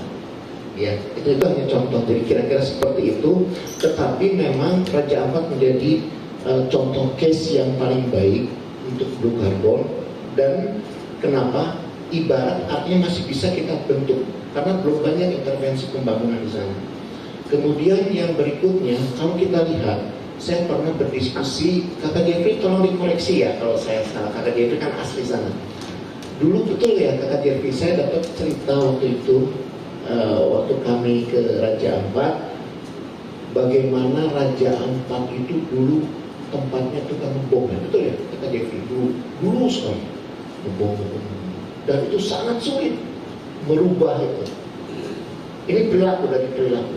Kemudian sedikit demi sedikit NGO masuk di sana membantu untuk meningkatkan kapasitas, awareness program dan lain sebagainya. Sedikit demi sedikit akhirnya berubah. Kemudian Kakak Jeffrey betul nggak? Ada ketika ada pemasukan ekonomi ya, belum ekonomi saya, ada pemasukan sedikit itu mulai memberikan susu ke puskesmas, bukan puskesmas, timbangan kotor, cuma timbang bayi ya gitu. Ya, jadi masuk ke situ sampai mama nanya ini dari mana ini?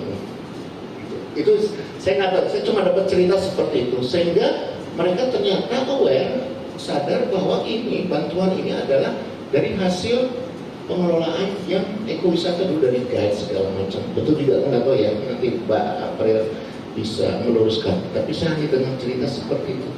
Ini sangat menarik, memberikan contoh yang langsung praktek di lapangan seperti itu. Ya. Jadi tentunya itu kita mempunyai niat di tempat yang banyak kasus itu bisa berubah gitu dibandingkan ke tempat-tempat yang lain dulu. Jadi kita lebih fokus di Raja Ampat. Demikian Mbak April, terima kasih. Thank you very much. Hopefully what Pak Ajay said stated answering your question, Ms. April. But sorry, actually the discussion session is done. Maybe you can answer the question individually with Andy after the session.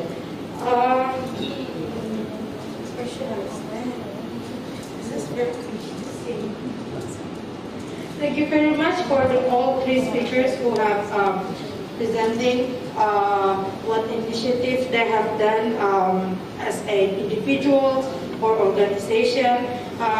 Maybe there are some key points that I will take from address from the speakers before the MC taking over my microphone away. Protecting the area, especially the coastal area, can be start with the young movement, the youth generation with local wisdom, as Kakak Jeffrey and his community has done in Malangkarta village, Makbun district, Sorong Regency, West Papua province. It is also can be individuals like Kakak with Mas Rudy, Mas Rudy, with the mangrove digitalization base, which is very interesting. Maybe we can apply it since this is about the development of Indonesia's blue economy roadmap. we're developing the roadmap. Maybe the digital planting of mangrove can be also adopted in another places, as well as what Andy have stated earlier also, because again, as an organization, as an individual activist in environmental, we are nothing with the government regulation as well. So thank you very much for the speakers that have presented the initiative in Blue Economy Roadmap. Let's give applause for 3 of them. And now I'm going to give the microphone back to the MC. Thank you.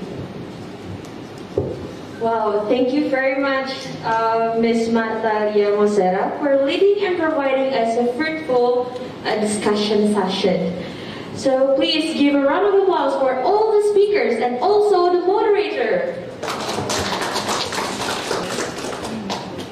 Distinguished guests, ladies and gentlemen, we would like to say thank you in advance for the speakers, moderator, and honorable guests for attending this morning's session. For the following moment, we will have a break for 15 minutes. And for the next session, discussion regarding initiative and the scope of Blue Economy Development implementation will start again after the break. Thank you, good afternoon, and see you at the next session.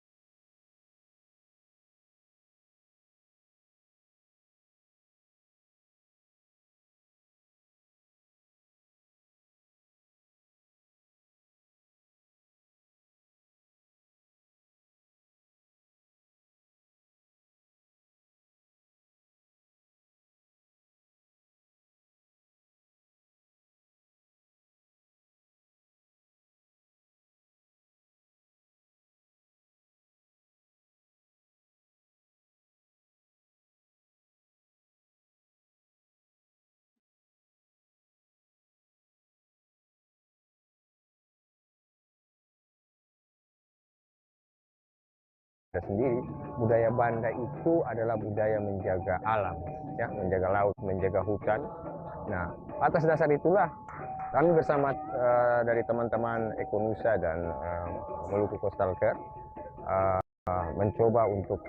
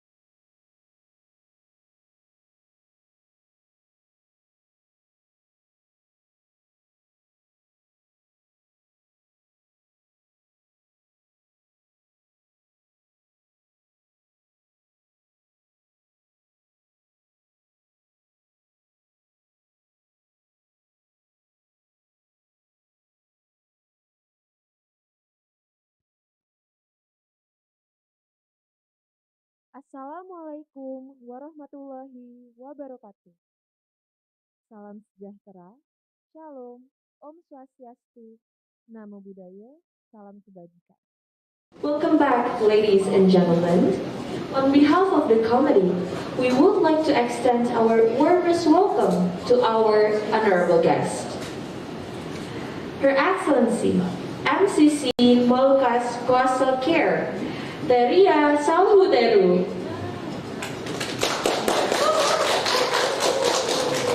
Her Excellency, from Carbon Ethics, Mrs. Jessica Novia.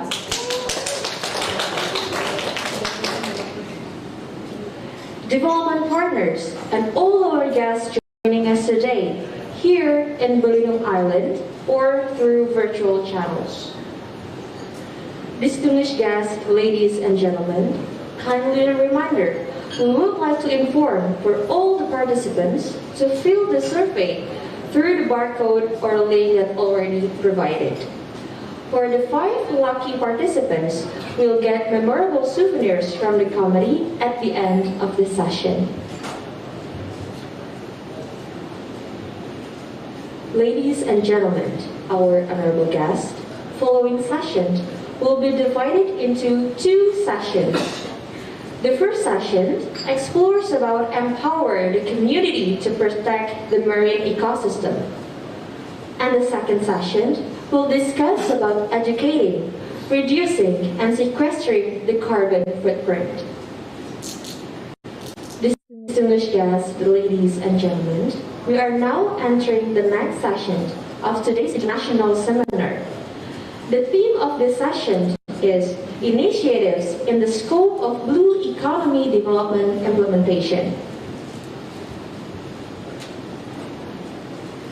This session will be led by part of expert team from Eco Nusa Foundation, Ms. Martalia Mosera as the moderator.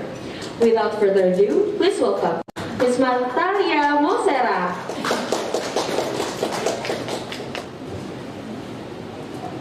Thank you very much. Ayu as the MC for today. Good afternoon, ladies and gentlemen, our honorable guests. Again, with me, Martalia. Hopefully you're not boring with my presence in front of you guys in here. It's not going to be that long. So we have only like 2 speakers. These 2 women right here, Teria and then also Jessica. So let's just jump into the next speakers. These speakers come from the eastern part of Indonesia as well, but not from Papua. She is from Maluku. After the presentation from the gentleman, finally we have a woman presenting as an activist in environmental in Maluku. But before we ask Ms. Teria to come and join me in front, there is going to be a video, or it's going to be at the end? Oh, it's going to be at the end of the presentation. So let's give applause for Teria Salhuteru from MCC.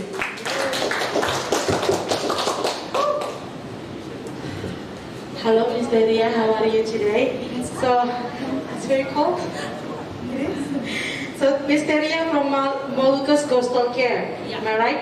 Okay, I'm going to give you the time, around 15-20 minutes for you to present. And then we're going to continue with the discussion later on. Ms. Teria, the floor is yours. Oke, terima kasih. Saya berbahasa Indonesia karena sebagian juga di sini bahasa Indonesia seperti sama Pandi. Oke, langsung saja ke slide-nya, Kak. Saya Teria dari Molucas Coastal Care, NGO. Saya kasih topik di sini best practice karena yang MCC lakukan ini banyak di Maluku ya. Oke, boleh lanjut Kak? Ini adalah tim saya. Kami juga sebagian besar adalah perempuan dan kami adalah anak asli dari Ambon, Maluku yang bekerja di Kepulauan Maluku dan juga Kota Ambon salah satunya dan Banda. Kami lebih fokus untuk menjaga ekosistem pesisir, terutama di sini mungkin agak berbeda dari teman-teman yang sebelumnya. Kami lebih fokus untuk mengedukasi anak-anak usia dini dan memperluas jaringan kami dan edukasi kepada pemuda yang ada di Maluku, bagaimana mereka harus menjaga pesisir dan pulau-pulau kecil. Dan kami sudah dari 2017 sampai sekarang, jadi sudah 5 tahun lebih kami bekerja di NGO, mulai dari komunitas sampai menjadi lokal, dan itu butuh proses yang lumayan panjang, karena mencari orang yang bisa konsisten bersama-sama dengan kami itu juga harus seleksi alam. Dan saya dapatkan teman-teman yang memang punya visi dan misi yang sama untuk membangun Maluku. Next, Kak. Ini area kerja, mungkin Bapak Ibu ada yang sudah pernah ke Banda. Ini Banda, kami bekerja di sana sudah 2 tahun terakhir, disupport juga oleh teman-teman dari Ekonusa. Kenapa Banda dan kenapa Ambon? Karena Banda mempunyai potensi yang sangat luar biasa. Kalau yang sudah pernah ke sana, lautnya begitu indah, terumbu karangnya, dan juga untuk palanya. Dan melihat hal ini, MCC itu punya pulau-pulau yang sebenarnya tuh rentan dengan perubahan iklim. Dan kami juga perlu untuk memberitahukan bahwa perubahan iklim ini sudah kena sampai di pulau-pulau kecil, dan itu terjadi di Pulau Run, di Pulau Ai, dan Pulau Hatta. Jadi ini yang membuat kami harus bisa melakukan sesuatu bagi pulau kami dan melihat tentang ketahanan pangan, sosial, ekonomi, dan ekologi yang ada di pulau kecil. Ini perlu dikelola, dan program ini yang membuat kami mengelola hutan dan pesisir yang ada di Banda. Ini potensi yang ada di Banda. Berdasarkan data terakhir tahun 2020 ada sekitar 900 ton. Kenapa saya taruh potensi pala di sini? Karena kita termasuk dalam 2000 km pulau kecil ukurannya. Jadi ini juga kalau bicara tentang blue economy, bukan saja tentang laut juga, tapi juga tentang potensi yang ada di darat. Jadi data terakhir itu Maluku menyumbang sekitar 900 ton pala per tahun. Kita sangat kaya. Dulu Run ditukar dengan Manhattan karena palanya. Begitu juga dengan ikan. Data terakhir ini bulan Januari sampai Juni ada sekitar 14.000 miliar US dollar yang keluar yang bisa didapatkan dari hasil ikan. Juga area mangrove Provinsi Maluku yang begitu luas. Kalau kita bicara tentang blue economy, Maluku bisa menyumbang begitu banyak nilai ekonomi dari sumber daya alam. Next, Kak. Tapi di sana ada masalah, Bapak Ibu sekalian. Ya, ini yang membuat kami tergerak untuk bisa mengedukasi banyak orang. Ini adalah mangrove, gambar mangrove di sebelah kiri. Mungkin kalau di Kakarudi, mangrove bisa dijadikan sesuatu yang bernilai, tapi di kami ini masih menjadi masalah karena pemerintah, mohon maaf, juga kurang peduli tentang mangrove. Padahal nilai ekonomi dari mangrove ini sangat besar, khususnya di Teluk Ambon di daerah Maluku, dan ini masih belum menjadi prioritas karena ketika terjadi tumpahan minyak di daerah Poka, ini juga tidak cepat direspon oleh pemerintah. Makanya kami kemarin juga sempat komplain di media bagaimana pemerintah harusnya cepat untuk bisa menangani kasus ini, karena kami sudah menanam ini dari tahun 2017 dan dia rusak karena minyak cuma 1 bulan. Jadi 5 tahun kami tanam dan hanya butuh 1 bulan dia rusak. Ini sampah juga bukan cuma di wilayah Jawa, tapi sekarang sudah sampai ke Maluku, Papua, dan ini jadi masalah utama. Kalau kita bicara tentang blue economy dan ekosistem mangrove dan pesisir itu dia rusak karena sampah, maka ada yang namanya blue economy karena ekosistem kita juga terancam. Yang terakhir ada yang saya bicara tentang pala, tapi di sini ada pala yang kulitnya itu tidak digunakan. Makanya kami mengubah itu menjadi sesuatu, nanti saya akan jelaskan hasilnya bagaimana untuk mendukung juga blue economy. Berikut, Kak. Ini yang sudah kami kerjakan berdasarkan dengan pengalaman dan masalah-masalah yang ada di Maluku. Kami sebagai anak muda, yang paling tua cuma 31 tahun dan sisanya semua anak muda, kami bekerja selama 5 tahun dan sudah menanam begitu banyak mangrove, melakukan clean up underwater, coral transplantation, dan juga yang paling penting adalah menanam pohon, karena darat dan laut ini koneksinya sangat kuat untuk tetap menjaga pulau-pulau kecil. Dan sebenarnya ekosistem yang kami jaga ini yang menyumbang nilai ekonomi bagi masyarakat di pulau-pulau kecil. Berikut Kak. Dan kami juga aslinya adalah anak-anak dari kota Ambon, tapi kami mau bekerja ke pulau-pulau kecil yang namanya Banda. Kami tinggal di sana dengan masyarakatnya, kami edukasi mereka tentang pentingnya menjaga hutan pala, hutan kenari, menjaga ekosistem mangrove, bagaimana mereka harus menanam bintang gor, dan juga untuk ketahanan pangan kami mengedukasi mereka kerjasama dengan pemerintah dan juga universitas untuk melatih mereka tentang ketahanan pangan.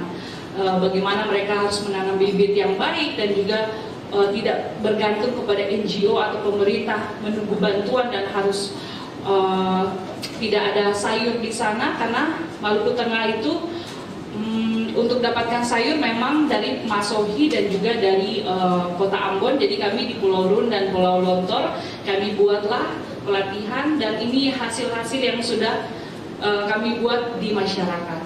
Dan yang paling penting MCC punya visi dan misi itu untuk edukasi anak-anak. Kami buat 3 rumah edukasi penting yang ada di Pulau Run, Pulau Gunung Api dan juga Hatta, dan satunya di Ambon. Kenapa sampai anak-anak? Karena kami dan teman-teman berpikir bahwa minimal kita sudah menginvestasi orang untuk kedepannya. Hasilnya bukan mungkin sekarang ya, kedepannya, tapi setidaknya ada satu generasi yang mereka sudah bisa mengerti bahwa menjaga pulau dan menjaga ekosistem itu lebih penting. Karena sebenarnya permasalahan dari semua problem yang ada sekarang adalah edukasi. Itu yang masih kurang. Makanya kami gencar untuk edukasi terus kepada anak-anak. Yang berikut, karena Maluku punya pulau-pulau kecil yang begitu besar, kami buat namanya itu, Kewang Muda Maluku. Kewang ini adalah, kalau di kakak Jeffrey mungkin yang eget, kalau di kami Kewang itu penjaga hutan dan laut. Kami juga punya Bapak Opai Eli namanya, kemarin dapat Kalpataru juga bersama-sama dengan kakak Rudi, dia sebagai pembina. Jadi kami meneruskan Kewang ini dari Haruku. Spiritnya sebagai Kewang itu adalah penjaga hutan dan penjaga laut. Kita transfer itu kepada anak-anak muda. Memang ini secara adat, tapi kami memberikan spirit itu untuk anak-anak muda yang di daerah lain. Sehingga pulau-pulau yang ada di Maluku, mereka punya minimal satu champion yang bisa mengedukasi juga orang-orang lain. Karena MCC tidak mungkin kita harus ada di semua pulau. Jadi kita regenerasi. Jadi itu memang visi dan misi kita seperti itu. Yang terakhir kita punya festival Lewetaka. Ini festival kebudayaan. Nanti videonya akan terakhir saya putarkan untuk Bapak Ibu lihat. Ini bagaimana di Banda itu menjaga hutan dan laut dengan tradisi lokal, yaitu kasih makan darat dan kasih makan laut. Nah, ini yang kami inisiatif membuat dengan masyarakat lokal, karena kebanyakan, mohon maaf, di Banda itu kebanyakan event-event dari luar, sedangkan event yang untuk lokal, untuk menjaga terumbu karang, laut, dan pesisir, pala dan lain-lain itu masih kurang. Makanya kami berinisiatif bersama dengan masyarakat yang ada di sana, ketua adat dan lain-lain, maka terlahirnya yang namanya Festival Lewetaka. Next Kak. Menurut kami MCC ini harus ada benang merahnya jika kita mau menuju ke blue economy, karena mulai kita harus melihat dari dasarnya. Ini contohnya ya, dasar kami menjaga ekosistem ini karena dari data Kementerian Koordinasi dan yang ada di depan ini, kalau misalnya kita bisa menjaga ekosistem dan kita bisa mengedukasi masyarakat, ini hasilnya dari nilai yang bisa didapatkan dari terumbu karang, dari mangrove, dari lamun yang begitu banyak per tahun, $36 per hektar. Nah, ini kalau misalnya kita tidak menjaga itu, berarti kita tidak akan punya ini, tidak akan mendapatkan nilai sebanyak ini. Makanya ini merupakan antisipasi yang kami lakukan kepada pulau kami di Maluku agar tidak merusak ekosistem yang sebenarnya punya nilai yang begitu besar untuk menyumbang juga ekonomi kepada kita semua. Lanjut Kak. Oke, tadi 4 slide terakhir saya bicara tentang laut. Nah, ini saya bicara tentang pala karena memang kami juga bekerja di darat.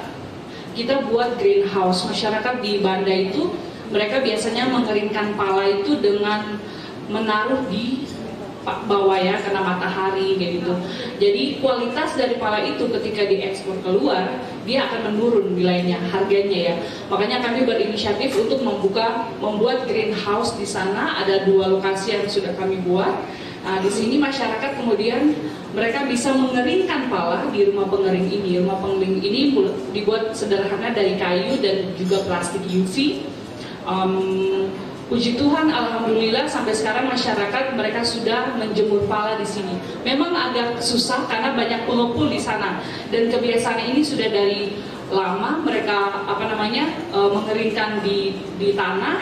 Jadi susah untuk merubah, tapi lama-kelamaan mereka bisa tahu gitu bahwa memang penting juga kalau misalnya taruh di rumah pengering, karena kalau musim hujan itu mereka kesulitan untuk bisa menjemur pala. Ini inisiatif yang kami bikin di sana. Nah, untuk daging yang tadi saya bilang, daging pala ini tidak digunakan, hanya 2% yang digunakan oleh masyarakat yang ada di sana. Makanya kami merubah itu menjadi sesuatu yang bernilai ekonomi. Ke next slide Kak. Ini produk diversifikasinya. Kami buat menjadi wine. Mungkin kita sering minum wine dari luar ya, tapi bagi kami di Maluku, kenapa kita tidak buat sesuatu yang dari rempah yang ada di alam? Nah, ini makanya kami masih belajar sampai sekarang bagaimana untuk bisa membuat wine. Dan ini juga prosesnya mudah. Cuman ada dari bahan dasarnya itu air, yeast dan juga gula. Nah, kemudian difermentasi selama 6 bulan. Ini hasilnya. Jadi maksudnya ini inisiatif-inisiatif yang sudah kami lakukan di masyarakat. Dan puji Tuhan, alhamdulillah ini sudah berjalan dengan baik. Walaupun untuk perizinan di Indonesia memang agak sulit karena ini. Tapi saya bilang ke BPOM, kenapa kita bisa minum minuman dari Korea yang udah masuk dari mana-mana, kenapa kita nggak punya inisiatif untuk ini gitu, untuk mengembangkan minuman lokal. Contoh kemarin saya dari Bali, saya juga lihat arak Bali. Maluku memang mungkin terkenal dengan sopi ya, jadi agak susah juga gitu karena sudah dari lama tidak ada izinnya dan lain-lain. Makanya ini perlu dikembangkan juga dan merubah cara berpikir dari masyarakat untuk mengkonsumsi sesuatu dengan tepat yang benar supaya ada nilai ekonomi dari bahan-bahan yang sudah kita buang itu, ternyata dia masih punya nilai. Oke, begitu Kak. Next. Ya, ini rekomendasi kami. Pulau-pulau kecil di Maluku memiliki laut yang luas, mungkin Bapak Ibu juga bisa baca lagi. Jadi kami ingin mendorong agar pengolahan hasil-hasil hutan dan perikanan yang tujuannya untuk meningkatkan kesejahteraan masyarakat. Jadi kami juga membutuhkan untuk teknologi sehingga ikan yang biasanya dibuang itu bisa diolah, dan daging-daging pala atau ekosistem yang lain itu juga bisa terolah. Memang butuh teknologi yang baru sih sebenarnya. Kemudian setelah 5 tahun ini kami bekerja di lapangan, MCC menyimpulkan bahwa perlunya edukasi bagi anak usia dini sampai kepada orang dewasa, bagaimana mereka harus menjaga lingkungan dan tetap mempertahankan kebutuhan ekonomi dari sumber daya alam. Dan kami juga membutuhkan bantuan dari KKP dan juga Bappenas untuk membuat juga bekerja sama untuk rencana-rencana strategis ke depannya untuk pulau-pulau kecil yang tidak bisa terjangkau dan masih butuh banyak dorongan bagi kabupaten atau bagi provinsi agar mereka juga bekerja cepat, karena perubahan iklim ini akan terus terjadi dan banyak hal di pulau-pulau kecil yang akan hilang seperti itu. Next Kak, harapan kami ke depannya ada kerjasama dengan pemerintah terkait yang saya sampaikan sebelumnya, dan program-program ini bisa dicapai jika kita berkolaborasi, karena kami tidak mungkin bekerja sendiri. Kami butuh juga teman-teman dari pemerintahan, dari pemerintah, dan juga dari NGO yang lain. Setidaknya kita punya aturan yang ada di pemerintah itu bisa tersampaikan kepada masyarakat, sehingga apa yang mau kita kerjakan itu bisa sinkron, jadi benang merahnya tidak ada yang terputus. Jika mau blue economy berarti kita harus mengedukasi, menjaga ekosistem, kemudian itu akan tercapai. Jadi ini yang yang kami dorong ke depan, mengedukasi, merubah cara berpikir masyarakat dan juga generasi muda untuk bisa menjaga ekosistem supaya ada nilai ekonomi dari situ yang bisa dihasilkan bagi keberlanjutan masyarakat di pulau-pulau kecil. Yang terakhir ini ada video.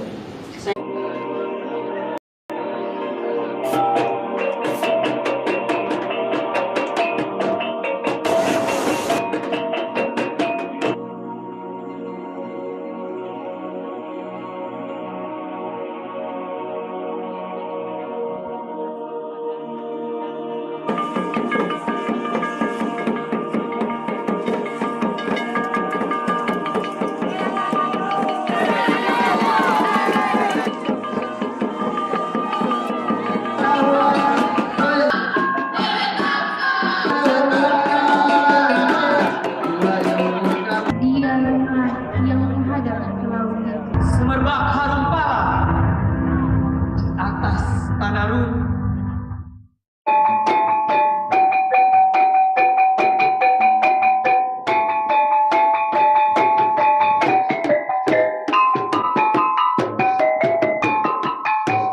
Ya, Festival Lewetaka ini berawal dari sebuah keinginan anak-anak Banda untuk mewujudkan kembali sebuah pentas yang berdasarkan kultur dan budaya Banda.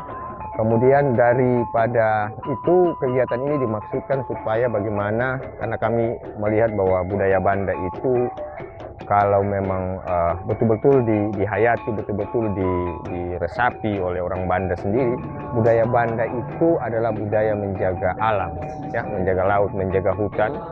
Nah, atas dasar itulah kami bersama dari teman-teman Ekonusa dan Maluku Coastal Care mencoba untuk membuat rangkaian acara ini, dan tujuan selanjutnya adalah bagaimana kegiatan ini nantinya memberikan nilai edukasi terhadap lingkungan, ya. Tujuan utama kami adalah jaga Banda lewat kultur dan budaya.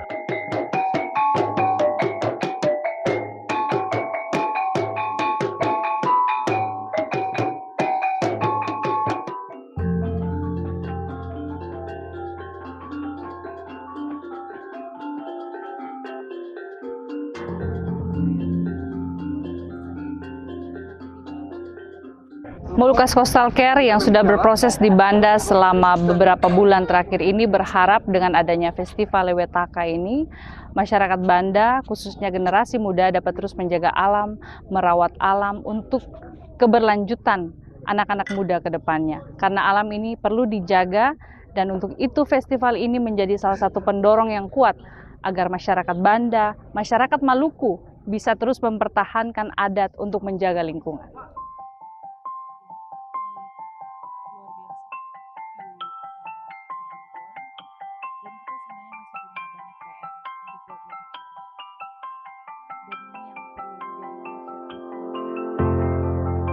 Jagalah adat negeri ini, lestarikanlah budayanya, peliharalah kehormatan perempuannya, bimbinglah mereka dengan agamanya. Beta terima risalah ini dari Kerajaan Lewetaka. Assalamualaikum warahmatullahi wabarakatuh.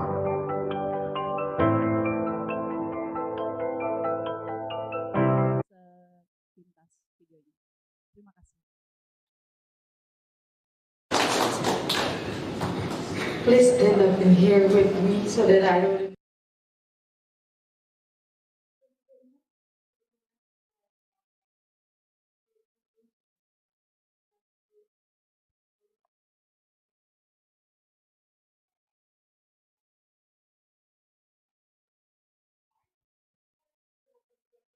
Open for the first three. State your name and then your question, and then I will give it to Deria to answer the question.